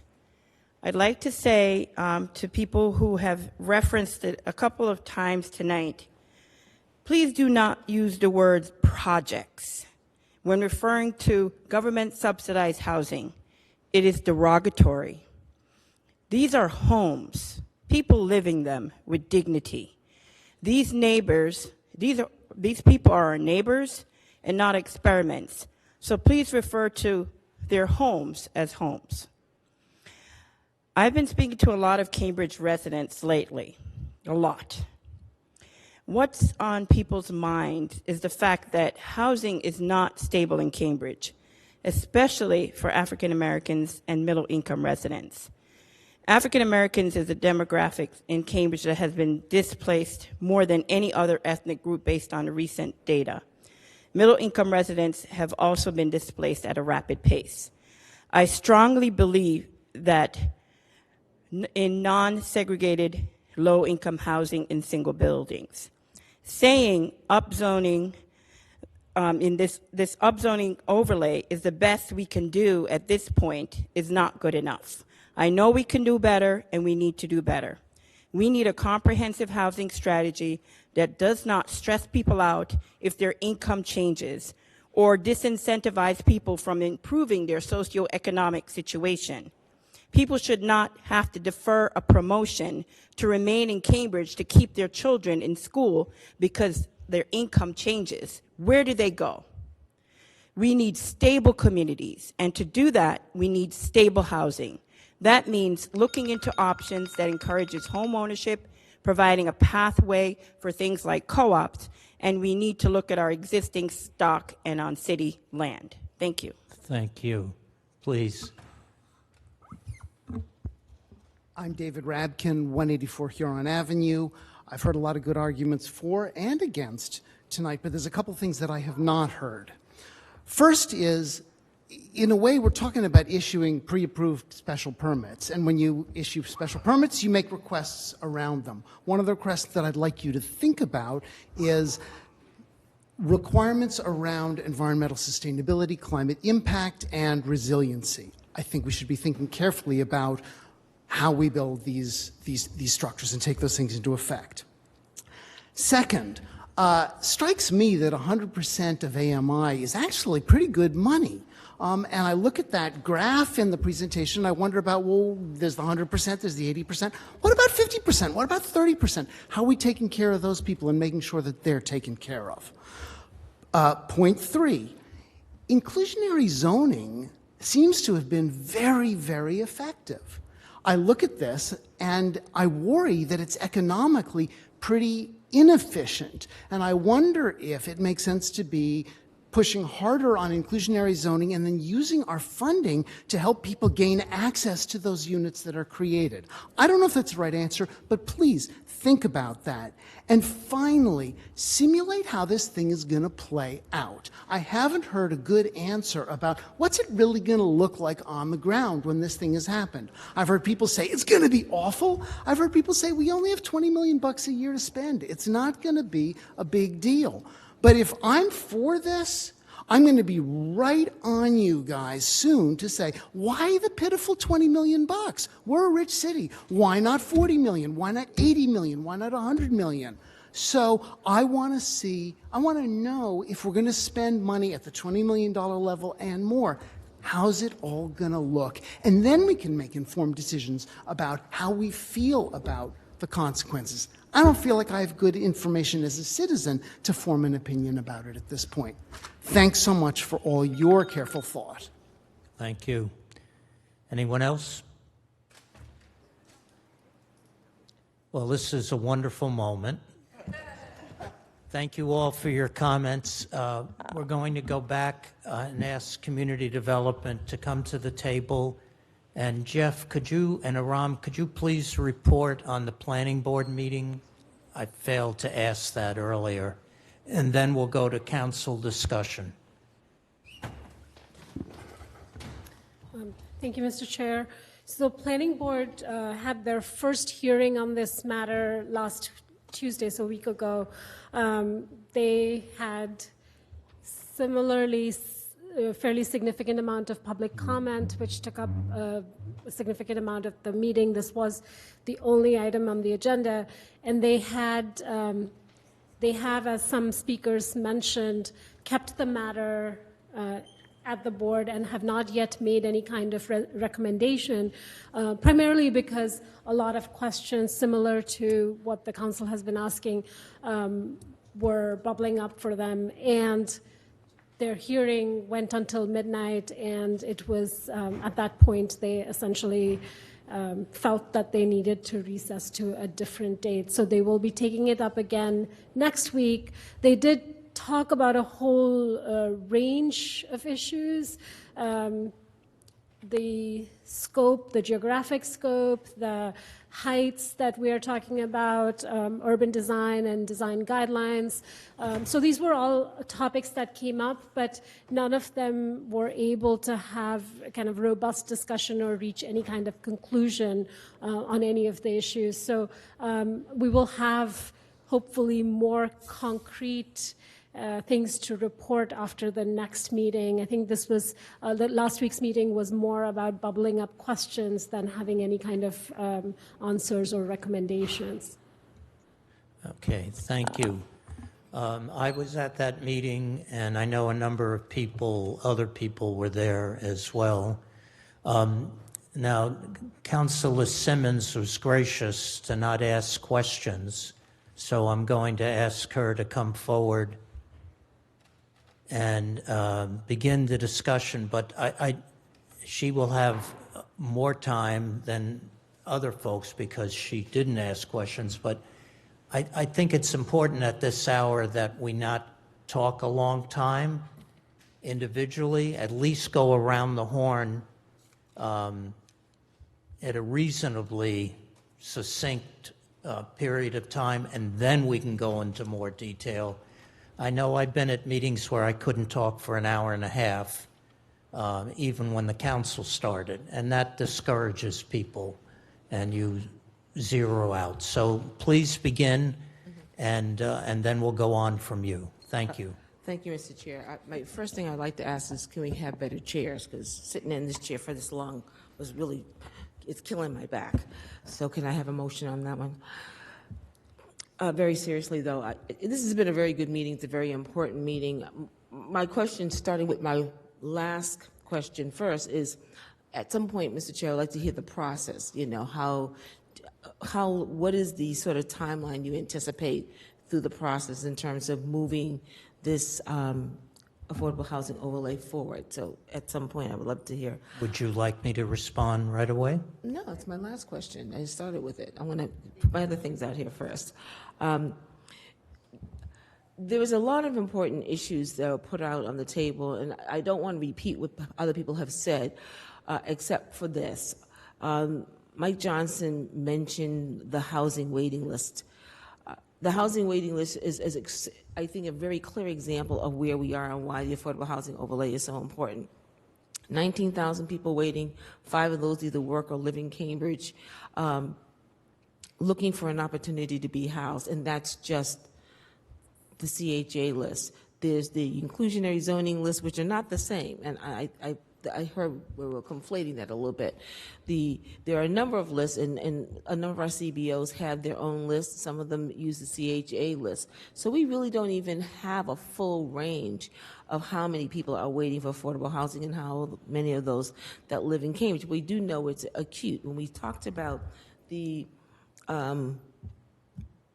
criteria in our meeting not too long ago, it only talked about inclusionary zoning, and it's interesting because I think people often do get the two confused.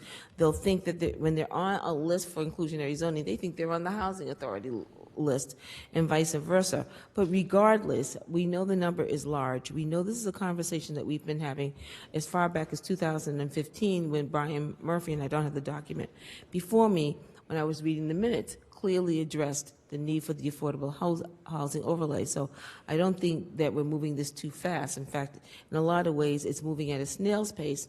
And as other people have remarked, that the longer it takes to build, the smaller the developments become, because time is money, and so I think it's just important for us to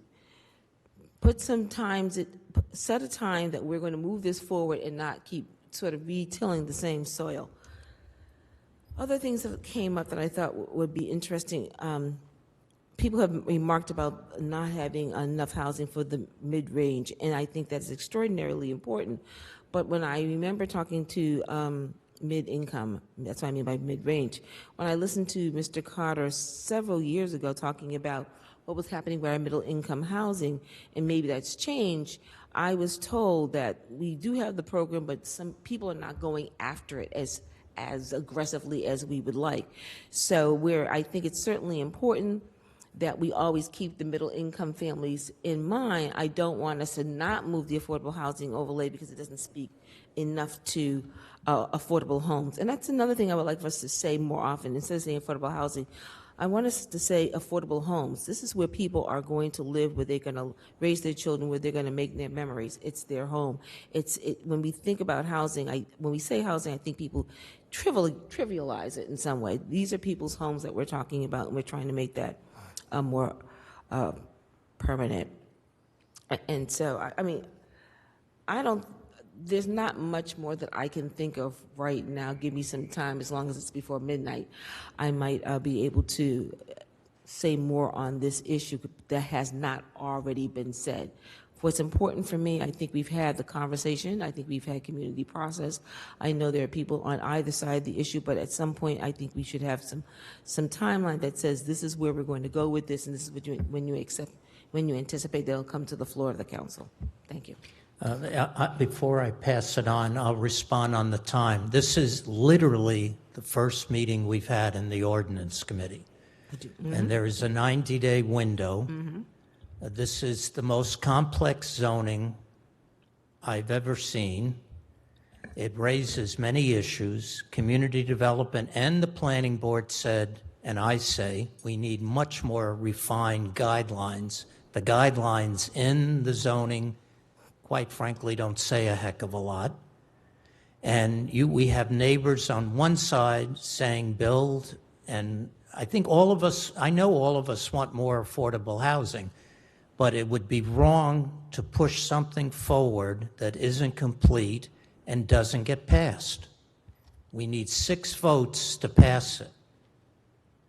And so I've already told community development that I wish to have a meeting and to go over it. I've met with them already, and I told them where the holes were. And I have to fill those holes. That's me. I also think we have to talk about implementation beyond the zoning, in addition to the zoning. So I would say we will have a meeting shortly after the next council meeting, and we probably will have another meeting in August, late August as well, and then if it's ready, it will be moved to the full council. If I may, Mr. Chair, so all I'm asking, just so that people can prepare, so that people can prepare, it'd just be very helpful if we had some idea. So you said we'll have a meeting after, and I didn't write it down. For me, it would just be helpful if we could put some dates on those meetings. Immediately, well, that's wonderful to ask that. You can. Excuse me. That's wonderful to ask that. We're having the first meeting now. I already said the next meeting will be shortly after our summer council meeting. I will be submitting, and I suspect others, refined zoning. Okay, that's good to know, and that's something else we need to hear. It could be the first week of August. So is the criteria, just so that I can be clear, would you like for people to submit to the clerk what are some of our concerns and our changes, and then when should we get those in so that we can have that robust discussion? Yes, I was going to discuss that at the end of the meeting. That's what I'm looking for. I'm trying to get crystallize the process so that we can all be prepared and get things in on time and advance the conversation. I realize it's summer. I realize it's the first meeting. Some of us work better when we have a better sense of what the expectations are. I think it's certainly fair to the community, regardless of what side they may be on, just to get an idea what the process is. Normally, we talk about that at the end of the meeting after everybody has discussed their points of view, and I would do that. Very good. I appreciate it. Any other councilors wish to speak? Councilor Siddiqui, and then the mayor. Thank you. Through you, I've gone through and kind of made these categories where there's a whole range of non-agreement. Is that a word? Non-agreement, and then some areas that I think there is consensus, and I wanted to just bring those 2 areas up, and then we can go around, and then I can share a little bit more. But the 2 areas I've seen that there has been consensus, and we've talked about this at Councilor Zondervan's meeting, was that there should be in the zoning some evaluation period similar to what we've put in for inclusionary. So I don't agree with the sunset provision, but I do agree that there should be a council review every 3 years, or whatever the year, what if it's 5 years, 4 years, whatever we do, and do it in a consistent manner. And I know that some folks have talked about an annual report, and that's, I know, in some of our other zoning as well. So I think that's some consensus that from what I've just gleaned, that I want to put it off, and I see some nodding faces, so I think that that's good. And then where else is the consensus? There's a few other areas, but I'll go around and you can come back to me. I don't know if Councilor Conlon, you want similar to what the planning board did, like a speech. I'm happy to do that, but I think I'd love to hear from my colleagues first. Thank you. Mayor had his hand up next, followed by Councilor Sondervan. Thank you, Mr. Chair. And I think you and Councilor Siddiqui are the only two who haven't gotten up from their chair to get a drink of water or something. So I commend you for your your back's not going to be too good, but I commend you for your efforts. My feet tonight. are in hot water at the moment, so. Well, I'm not going to say a couple quick things because I got a few things.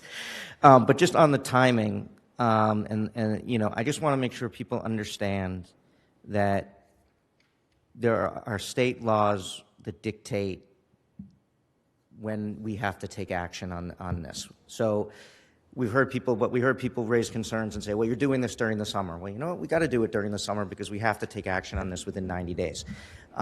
We heard, you know, you're doing this on July 2nd, on the 4th of July weekend. We're in the 4th hour of our meeting and we had 60 some odd people speak. I don't think doing this on July 2nd made a big deal. And, you know, we have to do our jobs, and not everybody takes vacations, and people can certainly connect with us in a number of different ways rather than just being here. So I think the timing, we've got to keep working, and I appreciate getting us, you know, that you're going to put forward a schedule and, you know, to get us through these next 90 days. I do want to address a couple things that we heard tonight. You know, I just want to remind folks that we're talking about 100 units at most a year, spread out across the city. And we've heard our schools are going to be overrun, our infrastructure is going to be destroyed, you know, our city is going to be irreparably harmed. This is a modest proposal in a lot of ways. And, you know, and if you think that our city is going to be ruined because we're going to be adding more affordable housing, then I would have a disagreement with that, because I don't think that's ruining our city. I actually think it's enhancing our city. We also heard people say that this is a giveaway to developers and for-profit developers. Let's just be really clear about something.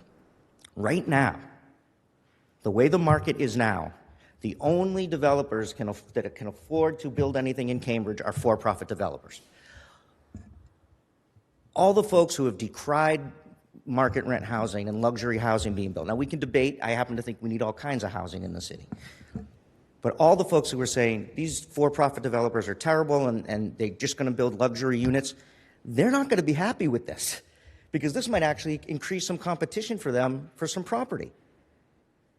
So this idea that this is a giveaway to for-profit developers that are going to line their pockets is absurd. And if a for-profit developer wants to enter the affordable housing space and basically take a loss in a lot of cases, okay, let them do that and let them build some good affordable housing. But they're not going to be making tons of money on this. It's, you know, I really wish people would not just come in with the comments that they're planned on making, but really, you know, think about what's being said here tonight. The two charts that's in the presentation are the 2 pages that stand out for me the most. One is the map of where affordable housing is located in the city already, and the gaping hole in the middle of our city. I didn't make that up. Council didn't make that up. That's the fact. That's, you know, we have the data.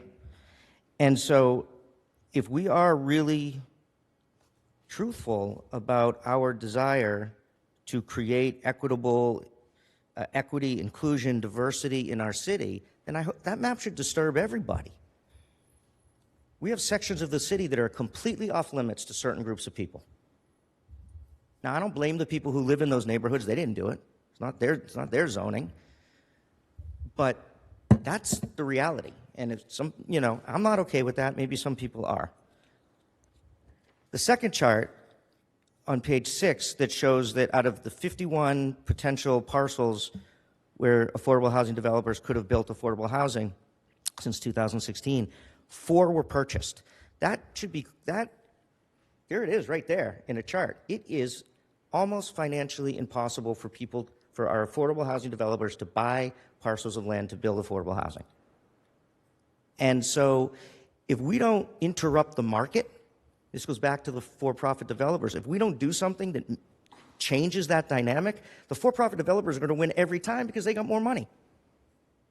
So if you don't want that, let's do something to help the nonprofit developers and the ones building affordable housing who can't even get into the market, can't even make a bid.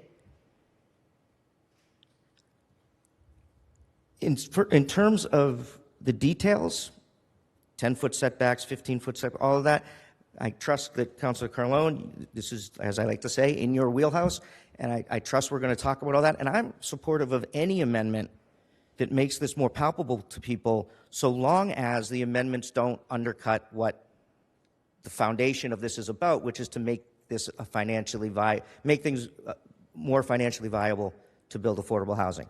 You know, if we start saying, you know, I respect, you know, Lee Ferris and the CRA who came up in support of this, but then listed off a whole bunch of things they want to see. If those things work, and it still makes it more financially viable to build housing, great, do it. Let's do it.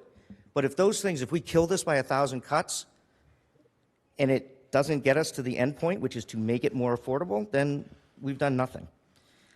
I also want to address the comment that we've done our part. Who decides that? We've done our part. You know, and I believe I know a lot of the people who are in opposition of this, and I know, and they're good people. I know that. I know they care about the community. I know that. But I gotta wonder if they would be saying that we've done enough if they sat across the table from the woman who came into my office today. Her husband died 3 weeks ago. She has 3 kids in the Cambridge Public Schools. Her lease runs out at the end of July. She doesn't have her income. She wasn't working because she was taking care of her husband who was dying of cancer for the past few months. They are afraid of being homeless. 3 kids in tears on the couch in my office, and the mother in tears because they don't know what to do. And I had to say, you know what, we have no 3-bedroom units for you. Now, am I supposed to sit across the table from that woman and say, oh, you know, they might build a 4-story building next to my 3-story building. I can't have that. Shadows. Or can I sit back and tell her we've done enough? Sorry. We're at 14% or 15% affordable housing. That's higher than the state. Go away. I welcome anybody who thinks that to come to my office and sit across the table from that woman and say that to their face. Because that's what you're asking me to do. And I'm sorry I'm getting emotional about it, but I deal with this all the time. And it is so painful to sit across the table from somebody in need and not be able to help them, and then to sit here and hear people say, we've done enough. We are better than that. And I didn't mean to get upset, but it kills me to hear this. And I understand that this may mean that there are going to be changes to certain neighborhoods and certain streets. I get it. Yes, it will. You're right. So what? So what? I live on a street that was all 2- and 3-family homes and a factory, a 1-story JB Sash and Door factory. That property, all those properties sold. And in our 1 block, we have 2- and 3-family homes and 3 apartment buildings, 6 stories, 6 stories, and 7, all taller than what the overlay would create on any other street. We're a residential street too. Maybe on this side of Harvard Square, but it's a residential street. And you know what's happened in my street? Nothing. Nothing. And these are built right up to the lot line. No green space at all. It hasn't impacted my health. It hasn't impacted my financial security. It hasn't impacted, you know, my marriage, my family. All it means is my street looks a little different. And for that, 11% of those people that are affordable units, people new to my neighborhood, kids who go to school with my kids. Come on. I'm sorry, Mr. Chair, but it's hard for me to sit here and listen to a lot of that. So let's nibble around, you know, let's make changes.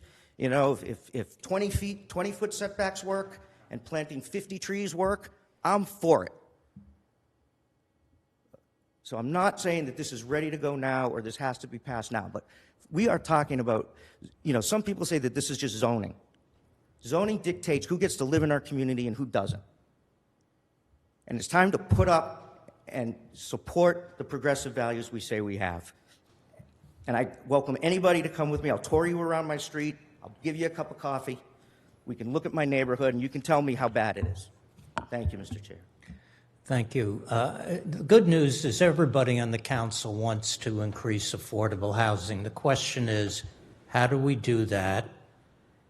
I truly believe there is a way to do it, but I think we have to be more specific on locations, priority of locations, and details of how do we shape new housing so it best fits in. That doesn't mean it's going to perfectly fit in.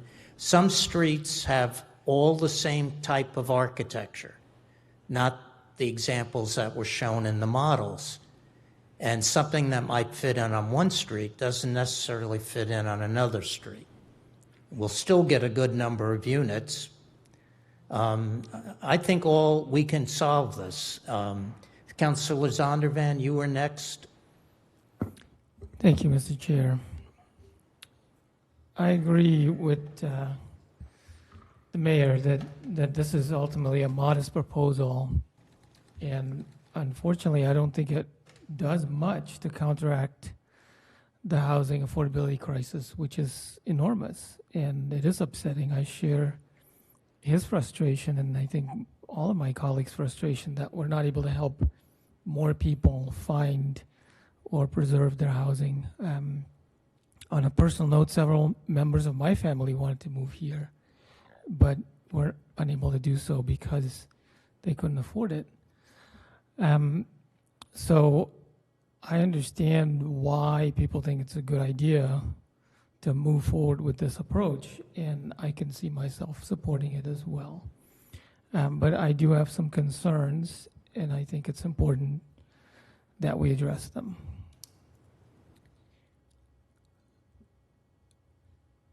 So my understanding is that this proposal tries to do two major things to benefit affordable housing construction. And if I'm getting it wrong, please correct me.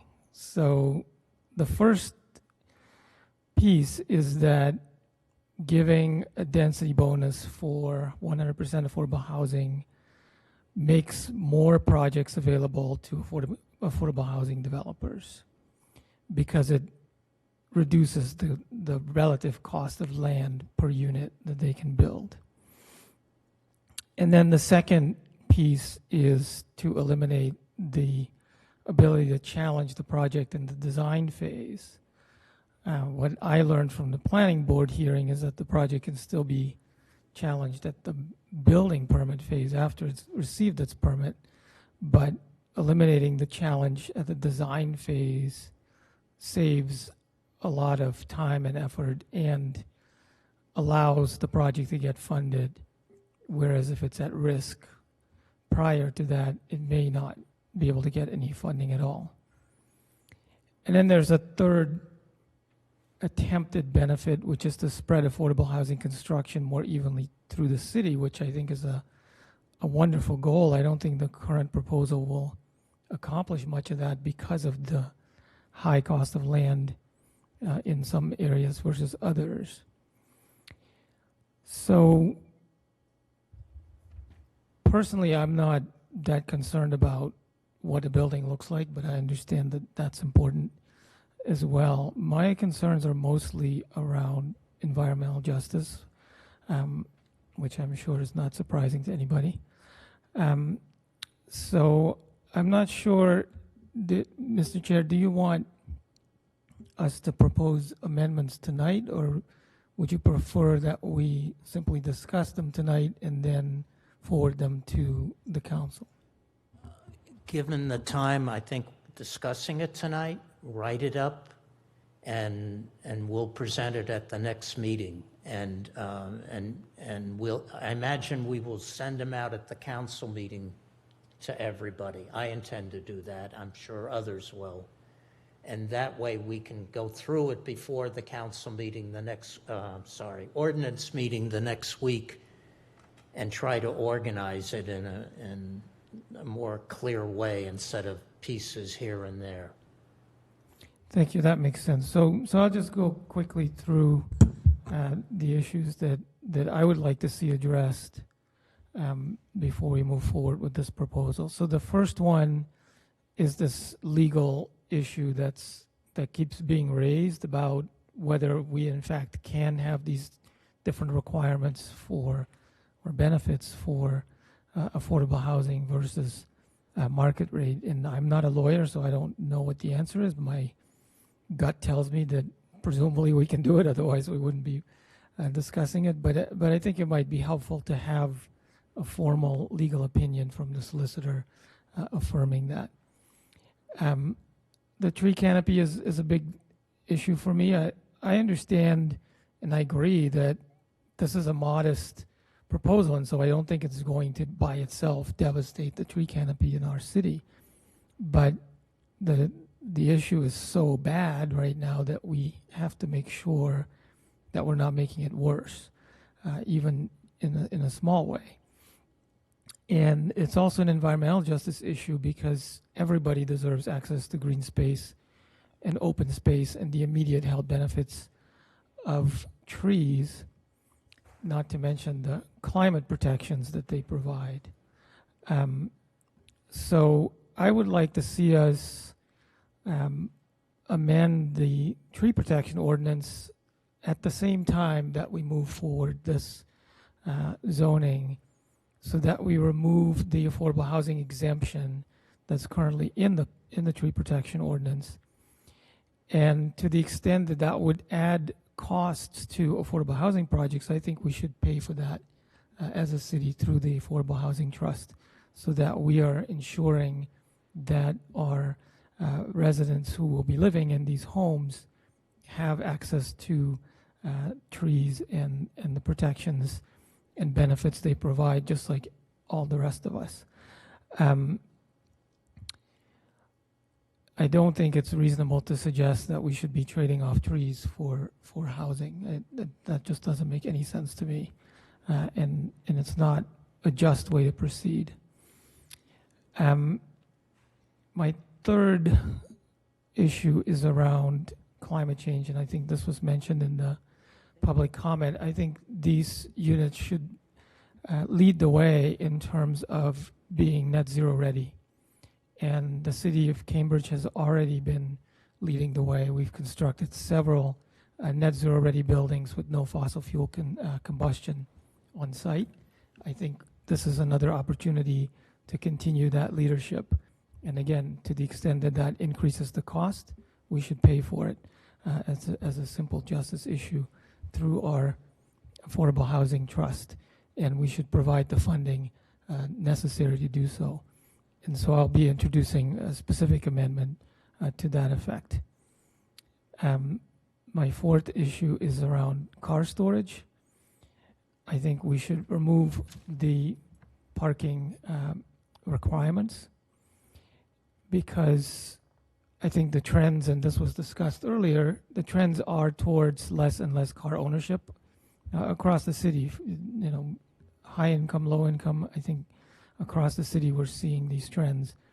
And we see it even in the numbers that CDD provided, where we're underutilizing the parking that has been built previously in affordable housing projects. And we heard from Justice Start that they will be building additional housing on their surface parking areas in the near future. So I think the trend is pretty clear, and we shouldn't be baking in parking requirements that seem to make sense now, but in a few years the utilization might be even lower.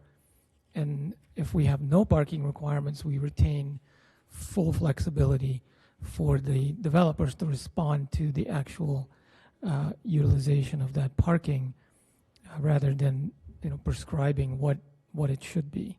And again, to be clear, just because we don't have a parking requirement doesn't mean that parking will not be built. We can trust the developers to gauge how much parking is required. And then my last issue, which can't really be addressed through this zoning, unfortunately, is around transit. And, I think many of us participated in the protest yesterday of the unfair fare hikes. And, I think we need to do more to support our transit. I agree that transit-oriented development is a good thing, and unfortunately our transit is degrading before our very eyes. And again, that's not anybody's fault here in the council, but it's something that we really need to try to address. So those are my comments. Thank you, Mr. Chair. Thank you. Councilors, Councilor Kelly. Thank you, Mr. Chair. I have some suggestions I'd like us to consider. And my backdrop to this is mostly the alewife zoning, which is something we passed many years ago, and I think everyone in this room who's expressed an opinion on it says, boy, that went a lot faster than we expected.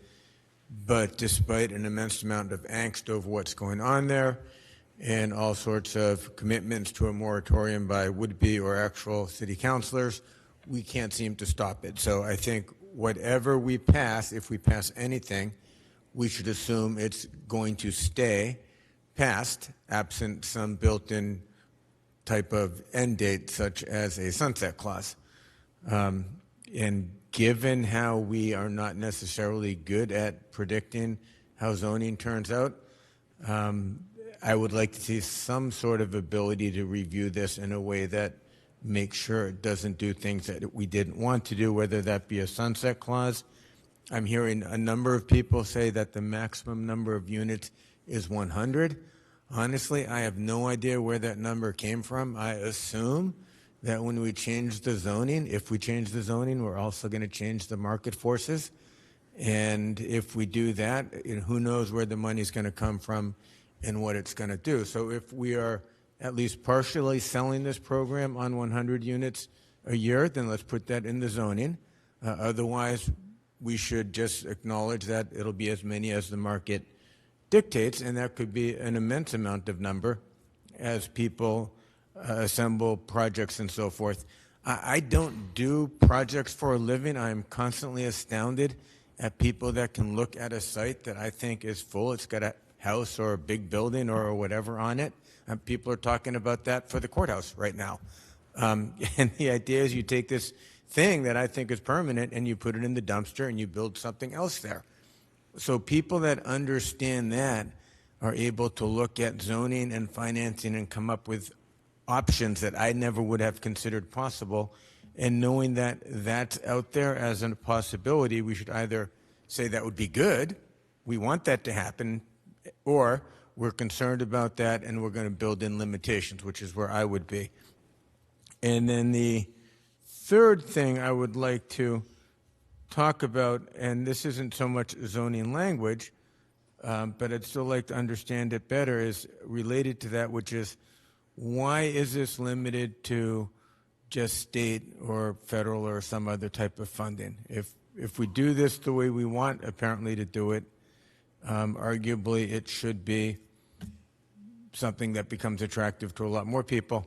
And then I guess the final thing, if we're not going to habitually, we're either proposing this to be 5 habitable floors or 4 habitable floors in the case of the 4-story one.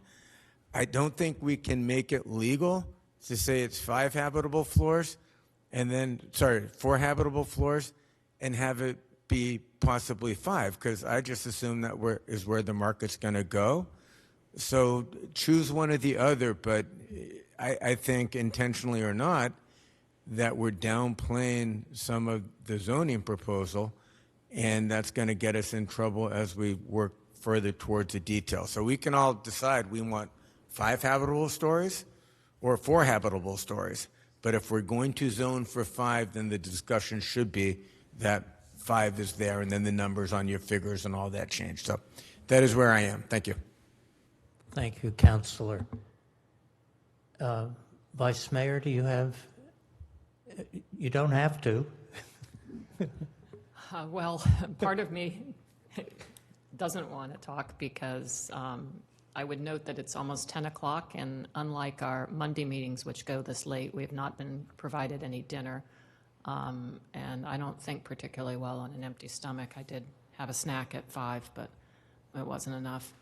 I mean, I really appreciate the people who have stuck it out and the people who came and spoke, and you know, everyone on all sides has given us an awful lot to think about.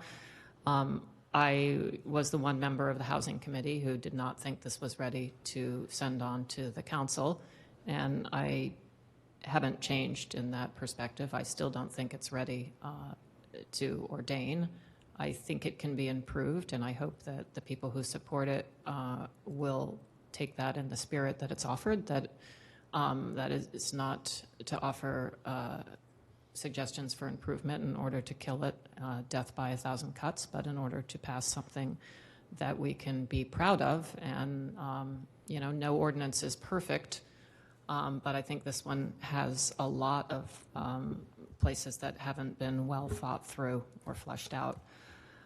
So I hope that in our rush to pass something, we don't pass something that we will regret. One thing that I haven't heard discussed yet is that this is a market-based approach, and the density multiples are calculated, you know, based on today's market values and construction costs. So what happens when prices increase?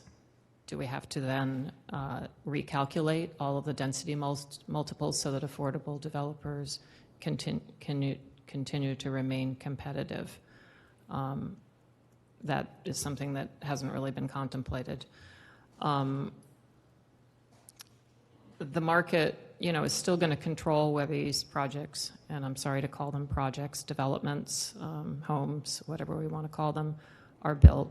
And I would ask everyone, I'm not going to read them all now, but I would ask everyone to go back and read the Cambridge Growth Policy Goals toward a Sustainable Future that were adopted first in the early 90s and updated in 2007, and what it says about residential neighborhoods and incremental growth and so forth, because I think this is a step away from that hasn't been fully acknowledged. I think for me, the lack of broader planning priorities or specific criterias within the affordable housing overlay that would guide affordable developers in their site selection is something that is missing and needs to be added. There are undoubtedly sites in all neighborhoods, including West Cambridge, where such projects would create more units and increase income diversity, would align with our broader planning and environmental goals, and would enhance neighborhood livability and social cohesion. And there are unquestionably sites where significantly out-of-scale buildings would not meet all three of those criteria.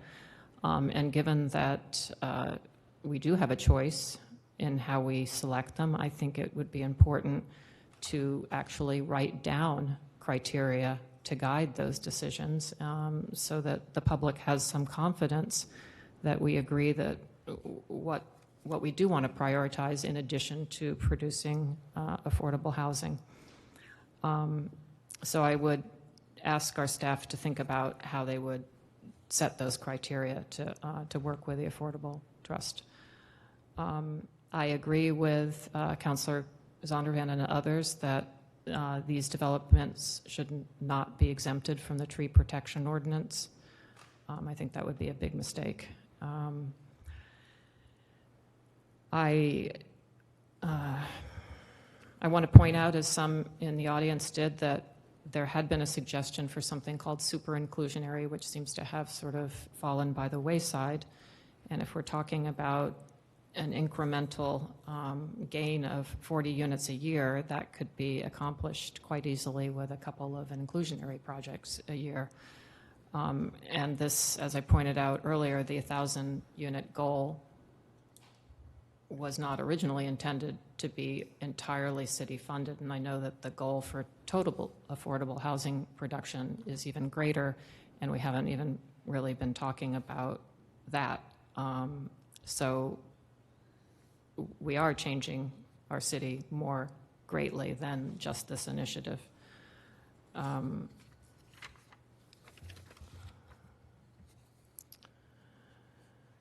Sorry, I'm skipping some of the things that I had written down. I agree with, oh, my time is up, sorry. I agree with others that we need to add some sort of look-back provision or regular review so that we can benchmark what this is producing, where it's being produced, and adjust it as needed. So every 3 years or whatever seems reasonable, but certainly an annual review also seems reasonable. I think I think the Board of Zoning Appeals should also have a chance to review these projects.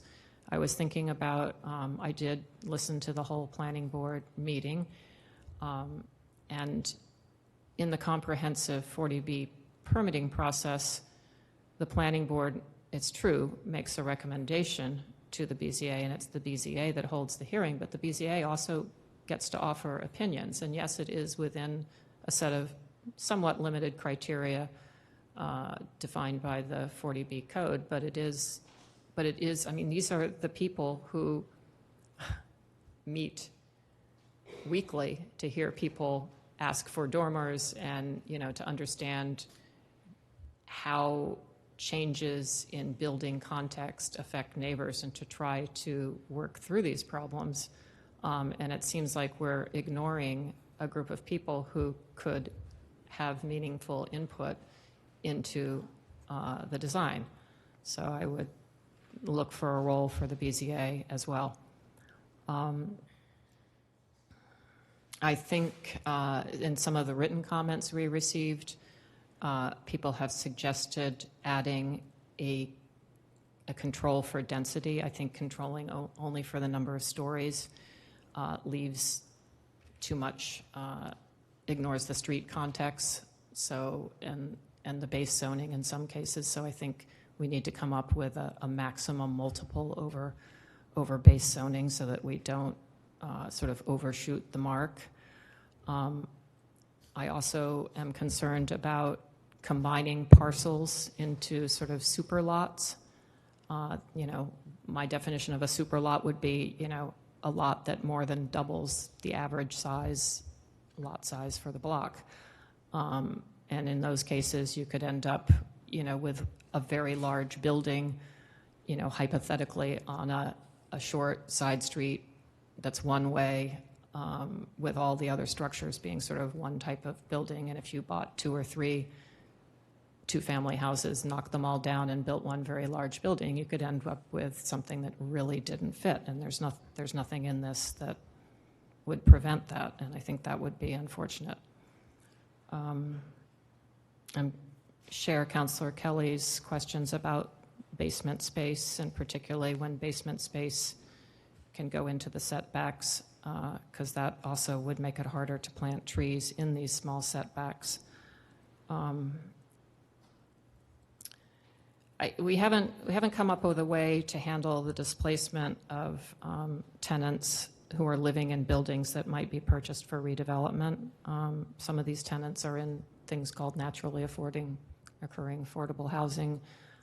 They are some of the, you know, barely middle income families, and it would be a pity for them to be sacrificed on this. And so I think we need to come up with some sort of right to return for people, or say that those sites may not be, you know, meet the criteria for site selection. If you're displacing a large number of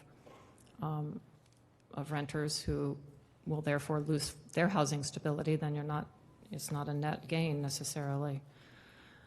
I agree that local preference is important. We spent a long time in the inclusionary talking about how to prioritize Cambridge residents. We hear about the 5,000 people on CHA's waiting list, but they're people who live or work in Cambridge. And in our inclusionary discussion, we decided, I think, that the people who live in Cambridge have the higher priority. So I think they should continue to have the higher priority. Sorry, I'm almost finished. We got a letter, an email this afternoon from Bob Simha, who asks the question that has just not been addressed sufficiently, is where are the universities and the major employers in this? It's just, they're silent. we have a huge problem. They have land, they have capital, they create a lot of this need, and we've let them off the hook entirely. And then I agree with all of the concerns about having private open space that is more significant than what is put into setbacks.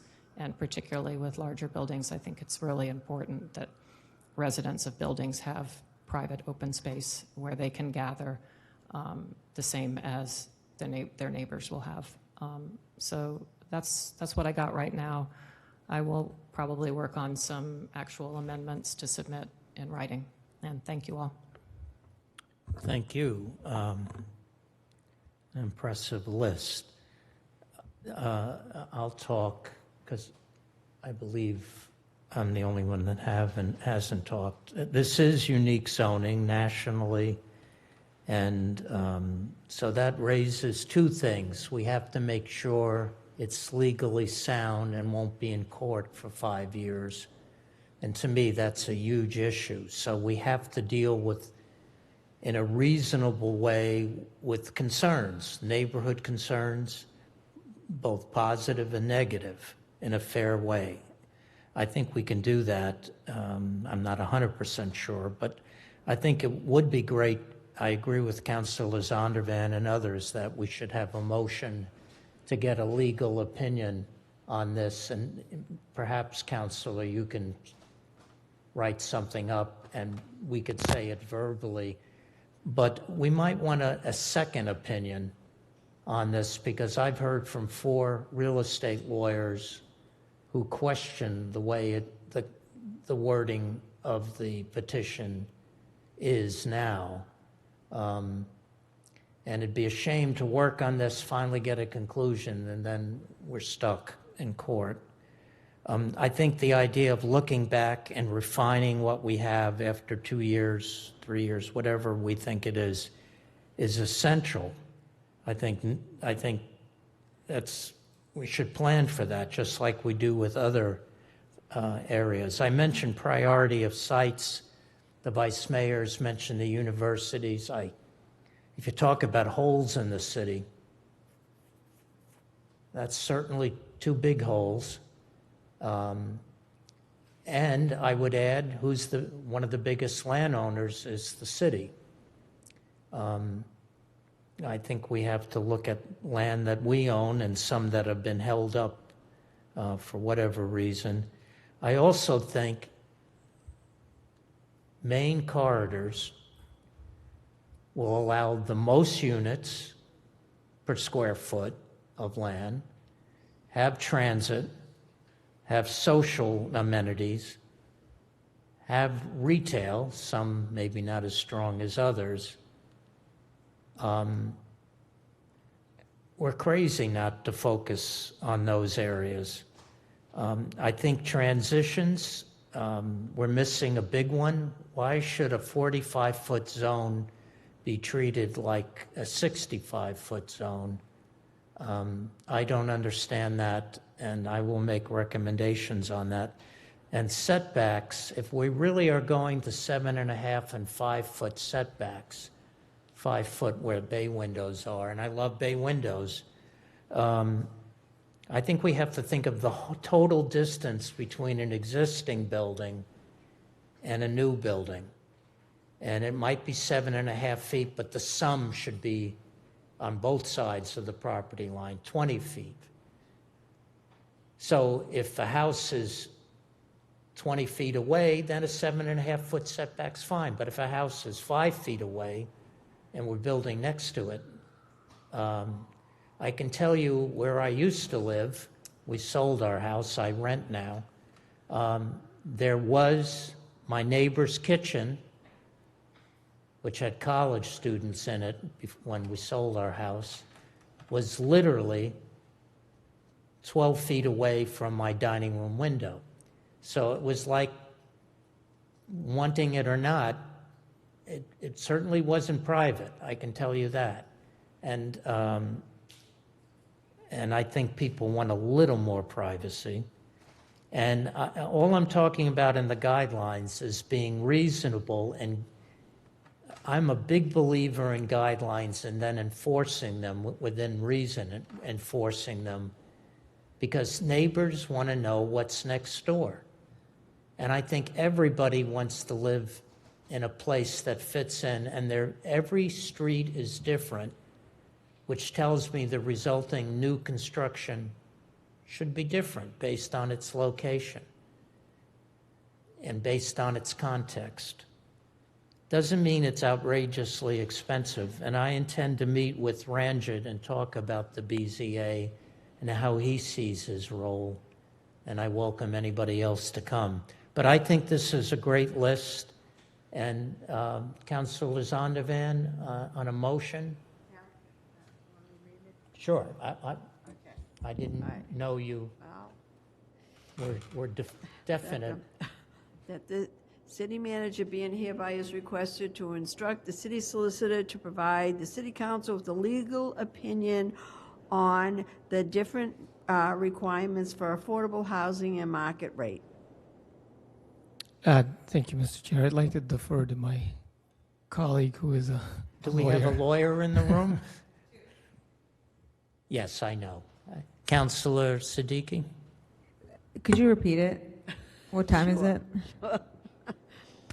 City manager be and hereby is requested to instruct the city solicitor to provide a legal opinion to the city council on the issue of the different requirements for affordable housing and market rate.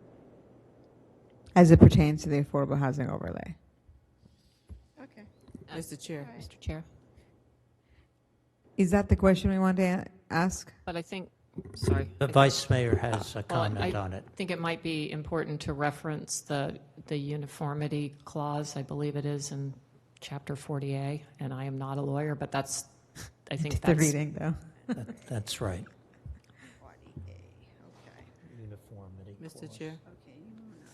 Someone? Yes, Councilor Simmons. I would like to add some sort of time on that. I mean, you're asking her to get back to you. That could be tomorrow, it could be December. So it'd be helpful if we could get at least some parameter so there's some level of expectation when that might be coming back to us. Well, as you asked me earlier, our next meeting, I would hope, would be, not hope, I'm planning to be right after our council meeting.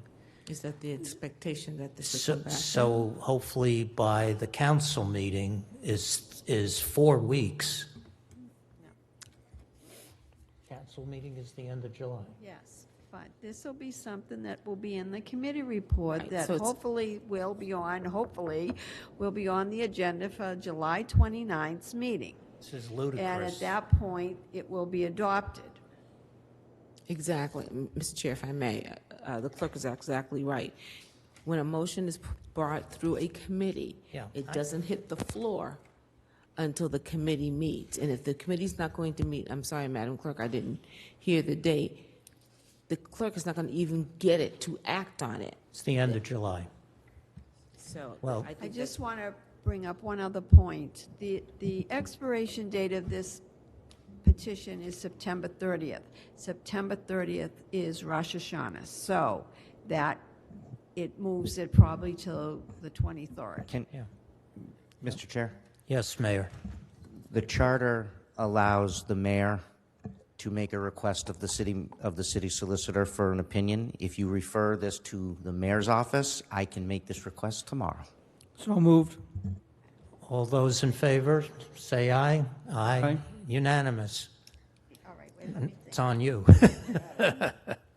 Thank you.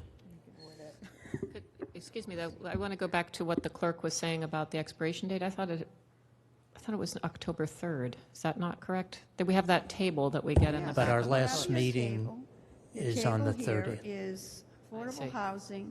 September 30th is the expiration date. Okay. Because it is, I see, it's the last meeting before the formal. Right. Okay. wait a minute, no, it goes 90 days from today's date. So 90 days is September 30th.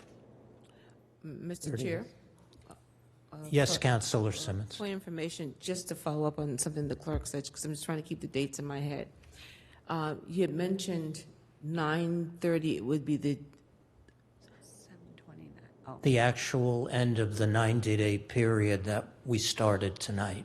right, and how does the Jewish holiday play into that? How does what? The Jewish holiday play into that? we That will is- not have a, we will not have a here, we will Will, not have a our meeting on the really 30th. official end date then becomes the 23rd of It's not September. the 30th, it's the 23rd. Right, because of the holiday. Right, so I guess you know. We and will I'll do- include that in the schedule. We'll make sure we can get it done. Hopefully, we'll get there. But we will make sure in the schedule that time will not be the problem. Thank you, Mr. Chair. And just for me, maybe if no one else needs it, it's always helpful for me to get an idea. So if you could just recap what your expectation is. So you're asking the ordinance committee to forward to the clerk any questions that they may have that they would like answers to for the next meeting, which is going to be when? It'll be right after, we haven't set a day. So We've you have- not sat down. It'll be immediately after the council meeting.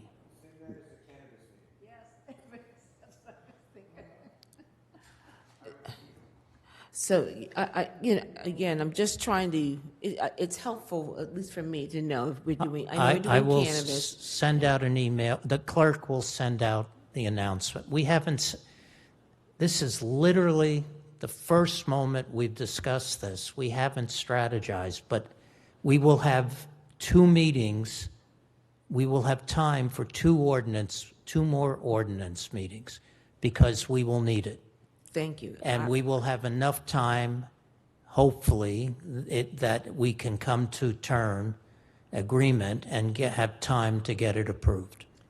Thank you, Mr. Chair. Again, I was just trying to get a sense of, I know people have put their thoughts and desires out in a verbal sense. I'm sure the clerk has captured that. I do believe that you're also asking people to send to you through the clerk, or to the committee through the clerk, their thoughts, changes, On amendments, questions, yes. amendments, et cetera.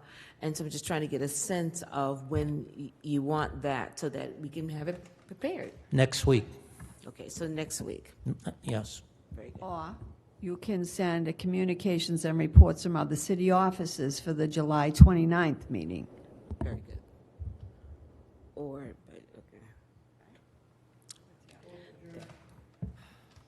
So, believe me, I'm there, but Mr. Councilor Kelly. The July 29th meeting promises to be the world's most horrible, long, everything meeting. In addition to everything else, it's got the courthouse on it. So I think putting anything. All we're doing is receiving the amendment information. I would suggest we have really limited expectations for how far we go down this path at that meeting. Thank you. All we're doing is accepting them. We're not, and we'll refer them to the ordinance committee. Yes, Ms. Farouk. Sorry, I just wanted to say that if the council is hoping to have staff have responses for an ordinance committee meeting that will be soon after the 29th, it would be very helpful for us to have the questions sooner rather than at the meeting of the 29th, because that might not leave us any time to put together responses. Sure. So I would say we are seriously waiting for guidelines, maybe 5 months now. So we would love to have the expanded guidelines that I've heard about at the next meeting. Any other? I move that we. Sorry, I didn't mean today, but I just meant like if the council questions we could get like next week as you had originally proposed rather than the 29th, that would be Whatever great. we receive. Yeah, thank you. Go ahead. I was just going to say through you, Mr. Chair, to Ms. Farouk, when this this humongous committee report is done, it will be sent to Councilor Carlone, and I'll send it also to the city solicitor so that she will have, some of those questions, and I can also send it to you so that you have kind of an idea of what they're asking. I'm looking forward to editing the comments when I'm asleep. All right, any other comments or questions? So the goal is to more than normally have meetings as quickly as we can and to cover all the issues. This is a major effort that it's just a wonderful thing to do during the summer and an election year, but so be it. That is the goal. And so if you can get me your thoughts and comments, I welcome them through the clerk next week. Thank you. So unless... Yes, so I propose, given that we're still working on this pretty seriously, that we keep this in committee. All those in favor, please say aye. Those against? So that's unanimous. And I welcome everyone. I got to say, those of you in the audience, either you had nothing else to do tonight or you're really very special people. So thank you all for coming and for your